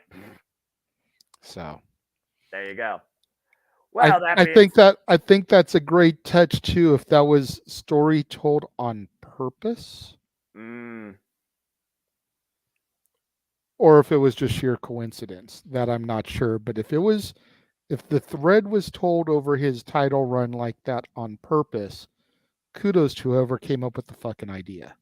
It wouldn't surprise me if it was Orange Cassidy, who literally has been a producer at some point for a Rampage, just to go to show how much Orange Cassidy has given to AEW and what he could give further down the line. And again, the only time he ever gave a promo was after that match. Talked about how tired he is, but he loves this more than anything. Will continue to be champion forever. John Moxley need to be more than a fork because I will always be the AEW National Champion because I'm freshly squeezed and I do not have a catchphrase. That is your catchphrase, Orange Cassidy, whether you realize it or not. Simple as that. And also, I think that also concludes perfectly this Simple Take Super Show as we finally give our final takeaway on the last of these 3 shows. JJ, we ended the double weekend going all out in Chicago. We didn't know necessarily what to expect from a very underwhelming card, but I think it's safe to say it surpassed our expectations, if nothing else, the last 4 or 5 matches. So, what is your overall final take of AEW All Out? I definitely still feel like it was underwhelming in its presentation. Excuse me, real quick. You're fine, brother. I've been there before. My throat. I've been there before. Trust me. I feel like it was a little underwhelming in its presentation. I feel like some of the matches were way too predictable in their result. That doesn't mean that the guys didn't go out and go all out, pun intended, with what they had to work with. Yep. Yeah, same with the women. My biggest gripe regarding this show is how hastily it was booked. Because going into All In, I think we knew 2 matches. 3 out of a 12-match card. Yep. That's not good. No. So you made 9 matches in a week. And yet, somehow, he made 4 of them matter in a span of time. And one of them we didn't even think we were going to get. Yeah. And it turned out to be one of the best strap matches I've seen. And Ricky Starks coming to main event status once again. So, again, it's one of those things, pros and cons, evens and odds. Checks and balances. Yeah, exactly. Quantity and quality. The end justify the means. I think it was still worth the money, though, to say the least. And also was our first ever dual call for All Elite Wrestling. And I think we had a hell of a good time. Yeah, for me, it definitely was not as good as All In. All In, bar none. Period, point blank, simple. But for what they brought out, the fact that this was literally 1 week removed from that, and we somehow still watched it and called it, it was still a decent show. And the Ring of Honor stuff was underwhelming. I probably would give it, though, a B to B plus range, because at the end of the day, Orange Cassidy deserved the moment he got. And you furthered the storyline with Don Callis, Kenny Omega. You gave Konosuke a huge moment. You gave me a big meaty man match I never knew I needed. And now you gave me the idea for the meat division. Tony Khan needs to become a thing. You gave Chris Statlander a marquee match against somebody that has the same roles with her up and down in Ruby Soho. And you're trying to raise the TBS title and Chris Statlander in the process. You're furthering that storyline with MJF and Adam Cole, baby, adding Samoa Joe to the mix. And honestly, right now, you're making sure the TNT title is more prestigious. It's not being hot potato. It is being preserved in dominant, dangerous, violent fashion to the point the whole locker room wants to go after Christian Cage and Luchasaurus. So overall, yeah, I think the only things that underwhelmed me was probably the Ring of Honor title matches. Everything else exceeded my expectations or met it. It was a decent pay-per-view to conclude this 2-week span of all things wrestling, too, to say the least. I would probably go either a B- to a C+, only because of the obvious nature of the Battle Royal with Hangman Adam Page. Yeah. The obvious nature of the women's trios match. Gotcha. The obvious nature of the Joe Taylor match. And still being bitter critter at the fact that Cassidy lost. That's fair. I wasn't thinking about the 0 hour 2 of my grade as well, because I sometimes don't think about the 0 hour as part of the actual pay-per-view, because if I didn't have the money, we would have just said, hey, here's the 0 hour, folks. Thank you for tuning in. Good night. So, I mean, again, the main card definitely held up after the first 2 matches, particularly for me. Again. Oh, and the other one I didn't throw in there was the whole Dark Order thing. Right, the Dark Order. That's another reason why I rated it down. They should not have been in that match. Well, what is versus what happened. I'm just waiting to see at this point who will take the Ring of Honor Tag Team Champions. And will it be the Kingdom, who've been fighting for it for the longest time? We'll just have to wait and see. But that being said, we'll have to wait and see what's ahead in all things wrestling, WWE, AEW, and everything else in between, too, as this Simple Take Super Show finally concludes. And this definitely is an all-time benchmark. We hope you all enjoyed the conversation, but you're tuned in for a little bit of it or a bit of it on demand. Again, we appreciate all of you. Please subscribe, comment, tell a friend. We're going to go rest. I'm going to go enjoy Collision. He's going to prepare for Open Mic Night season premiere. I'm going to watch Collision, too. Hey, there you go. Chris got a little bit less than 20 minutes for it to take the airwaves, dude. We've been on this thing for almost 5 hours. Well, we're insane because Saturday nights are all right for fighting, but I guess Saturday afternoons are all right for talking a lot of professional wrestling, too. JJ, it's been a blast. As again, we talked about, we got the Jet Vision Live Watch event. You put them up in the trailer, but I made a collage here. So here's what's ahead for my voice and us to call together and engage with folks. Stay tuned for more on that, and particularly the next one, Impact 1000, which will be Thursday, and I believe we're going to do a kickoff show either 7 or 7:30 p.m. Eastern Standard Time, Thursday night, September 14th. As we now know our card, we still don't know the participants for Ultimate X or Feast or Fire. JJ, somebody is getting fired from Impact Wrestling. And we also don't know who Team 3D is going to face. For the first time in 7 years, Team 3D will be in action on Impact 1000. And yes, I believe Jeff said it would be 7:30 Eastern, 4:30 Pacific, just because with it not being a pay-per-view PLE situation, there's no use to do an hour hype show. I completely agree about that. And again, we don't know the remaining knockouts for that match. It wouldn't surprise me, though, if it's Victoria or Mickie James. I just think that would be absolutely fitting. Winter, maybe? Ooh. Shelly Martinez? Okay, Shelly Martinez. That's a stretch, but I could see that. Oh, she was manager of LAX for a while. That's true. Okay, how about this? You want to go that? How about Jade Chung? Jade Chung, who's now ring announcer and works on BTI, the freaking wife of Josh Alexander, a former knockout in her own right. All right, we'll just name it all out there. Why not? I mean, you never know. I never thought I would see Awesome Colin Gail Kim in the ring again. Let alone together. They're on the same team, dude. Look at that. And yeah, so I think you've got a point there when it comes to Tara, Lisa Marie Varon, and Mickie James. Yeah. But when I heard you talking about it the other night on Simply Predicting, I believe, with Datilla, Yep. Winter was the first other name that came to my mind there. So That's fair.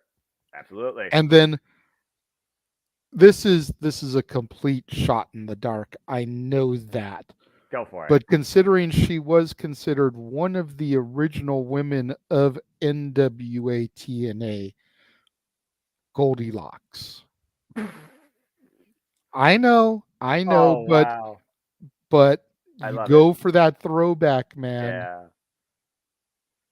But you've got Velvet, you've got Angelina. Where's Madison? Could they possibly get Madison to get the entire trilogy of the Beautiful People together for one night? All you would miss is Taz saying, let the pigeons loose. If that was the case, good Lord Almighty. So there's another possibility. Yeah, that's true. A lot of possibility, a lot of unknowns here. And again, who will seize the X and be the next challenger towards Leo Rush's X Division Championship? Could we see some OG X Division competitors like Loki, maybe, or Amazing Red come back and challenge for Ultimate X? Who is going to be involved in Feast of Fire? Who would be willing to take the risk in that opportunity where you could get a shot at any championship, but also get a pink slip? That is one of the most dangerous circumstances ever conceived in Impact TNA wrestling. And we've seen people triumph from it. We've seen people destroyed from it. And of course, we have the knockout OG, Tracy Brooks, tagging alongside, you guessed it, Frank Kazarian against Eddie Edwards and Alicia Edwards, the ride or die couple. And Jake Something looks to prove something when it comes to the value of Impact Wrestling against Dirty Dangle and Alpha Bravo. And of course, the main event, it is the cornerstone of this company, as Alex Shelley will defend the Impact World Championship against Toledo Represent. One half of still the Impact World Tag Team Champions, Trey Miguel. And this and so much more will be honored, talked about, and respected on our coverage of Impact 1000 on the looming precipice of Bound for Glory next month, honoring the original voices of TNA, Don West and Mike Tenay. I cannot freaking wait. Yeah, I can't either. The one name that's coming to my mind for Feast and Fired to potentially get the pink slip is Johnny Swinger. Oh, you're gonna hurt a lot of people saying that. I'm a fan of him too. You know I am. I know. But who would make the most sense? Kenny King.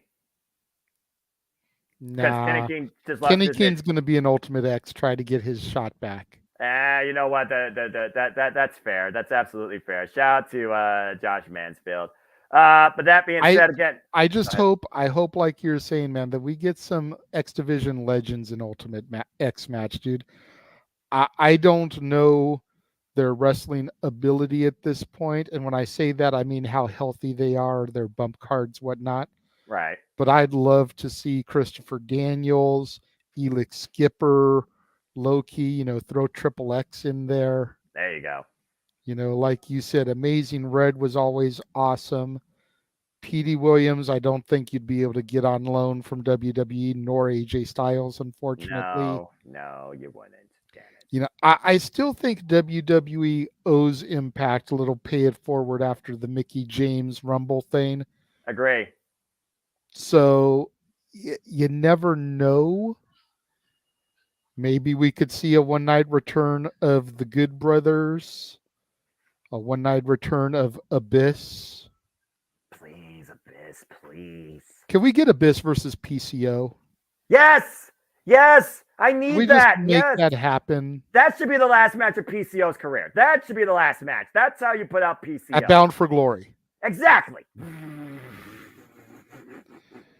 No, Josh, that's a bad Josh. I missed the 2002 to 2010 X Division. Nobody misses 2010 TNA insert here, all right? Nobody misses that shit. And if you I miss this X Division. Now imagine just for one night, just hear me out. Instead of the X, that's what they need to grab. Just imagine. I'm just saying. Just imagine. Because that's the original X Division title, folks. And Josh bringing up Madness and Nick Aldis. This is my X Division, damn it. But you digress. I will say this, though, about Impact 1000.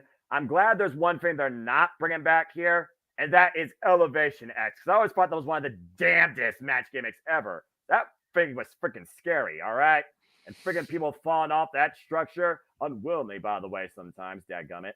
Okay, that's fair, Mansfield. If that's the when you started watching TNA, I can give you that.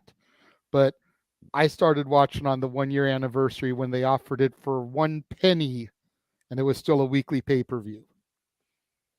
Josh Mansfield, such a young boy. He'll eventually learn. He needs to go back in the archives. He is, but we can't fault him for being a young boy either. No, I can't. I can't. There's a reason I'm 31 and he's not. So there you go. But that being said, go on eBay, look for the Best of the X Division DVDs that they offered in like 04, damn right. 05, or go to their YouTube channel, Google. subscribe, watch the old Impact X Division shit from 04, 05 with guys like AJ, Sanjay, Daniels, Sabin, Shelley, Kazarian, Michael Shane, Samoa Joe, P.D. Williams. Keep going. I can go on and on. I'm starting to run out of breath. Okay, yeah. Let's go back and watch some of that stuff. Just go to Wikipedia. Here's the easy thing. Go to Wikipedia. Yep, bro, do this, bro. Look up list of TNA X Division champions and look at the first 5 years from 02 to 07. And then just look up those matches on YouTube, even if it's just the title changes. And watch those matches. Exactly. And you'll understand why the 02 to 2010 and Hogan taking it over era was the best era of the X Division. Yep. Much like I said yesterday on Dad's when it came to the Intercontinental title, dare I say during that 02 to especially 07, 08 era, the X Division title was as prestigious, if not more so, than the NWA Championship itself.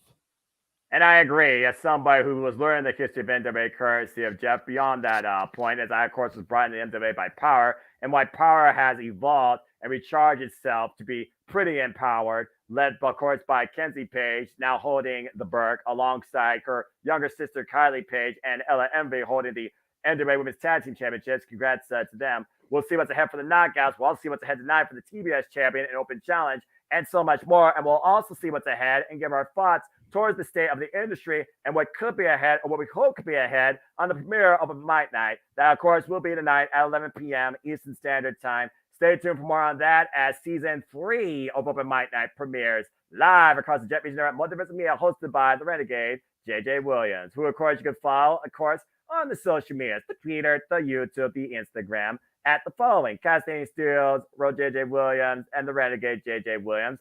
And if you haven't become a member today, why aren't you? Become a member today. Check out retro wrestling review content. Check out the calls that me and him have done with matches including Karen and Jeff Jarrett, and among other stuff, as there are other polls going on right now too. Because we're going to give it to you. X is not going to give it to you. X is just a victim in this process of social media.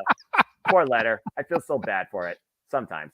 Of course, as we saw Dattila earlier in the chat, had to do it. We saw Dattila in the chat. Please follow the newest affiliate of Jumping Up with me, of course, at Rangers of Wrestling on YouTube, as she also looks at all things wrestling like us, God bless her, and reviews it exclusively too for Raw, for Dynamite, for SmackDown, sometimes Collision, depending when it's live.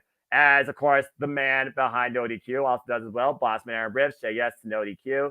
Again, shout out to my entire ATW family on the Twitter and our social media platforms. You thought this was crazy? I did 3 back-to-back interview impromptus with my family. They're now available on the interview playlist, so check out those as well if you want. And please follow my friend Mary Jane on social medias, which continues to prove that Jay is worth more than gold, wishing her all the best in her wrestling journeys. Check out the weekly conversation on all things All Elite Wrestling with Owen Finch and FDR Productions at AEW Spark that covers all things AEW. And again, if you haven't already, stay tuned for Dattila's coverage of Victory Road, her takeaways, her civil takes, her review of the last Premium Plus special, courtesy of Impact Wrestling 2. And again, if you want to follow me and you want to know more about me, know this, because it goes simply like this. For I am but a simple man and a lifelong fan of professional wrestling. Damn it! But I digress, where I only wish to remind you and encourage you, whether you follow me on the Twitter or on YouTube, that there are no winners, there are no losers, there are no betters. Just friends with opinions for this passion we all share. At the end of the day, folks, support one another, respect each other, protect your mentality too, treasure your families, adjust your life, and enjoy professional wrestling. It is truly as simple as that. With that being said, thank you so much to everybody that has at some point or watched on demand, whether it was all three or just one of the shows or one of the sections, for tuning in. Again, become part of my simple YouTube channel. Get your voice out there in the community tab where I offer you to give your choice in a simple assessment. And as always, with anything, please like, subscribe, comment, and tell a friend. Hit the bell as video goes live on demand on this man's channel or my channel or any of the affiliates of the multiverse of media channel. Hit the subscribe button. Help us keep growing our YouTube community together. I assure you, our creative passion, our content, our love, and our thoughts in the industry are not letting up anytime soon. But after what is just under the 5-hour mark and AEW Collision is about to take the airwaves, I think I will bid you all now a fine adieu. Thank you for tuning in to the first ever, and maybe not the last, Simple Take Super Show. And until Open Mic Night season premiere later tonight, where this guy will take a course, the head throne, I always leave you with this: make a positive impact in life and have a good night. Because at the end of the day, we are all just fans, forever grateful in our own way for professional wrestling. Damn it. Have a good night, folks.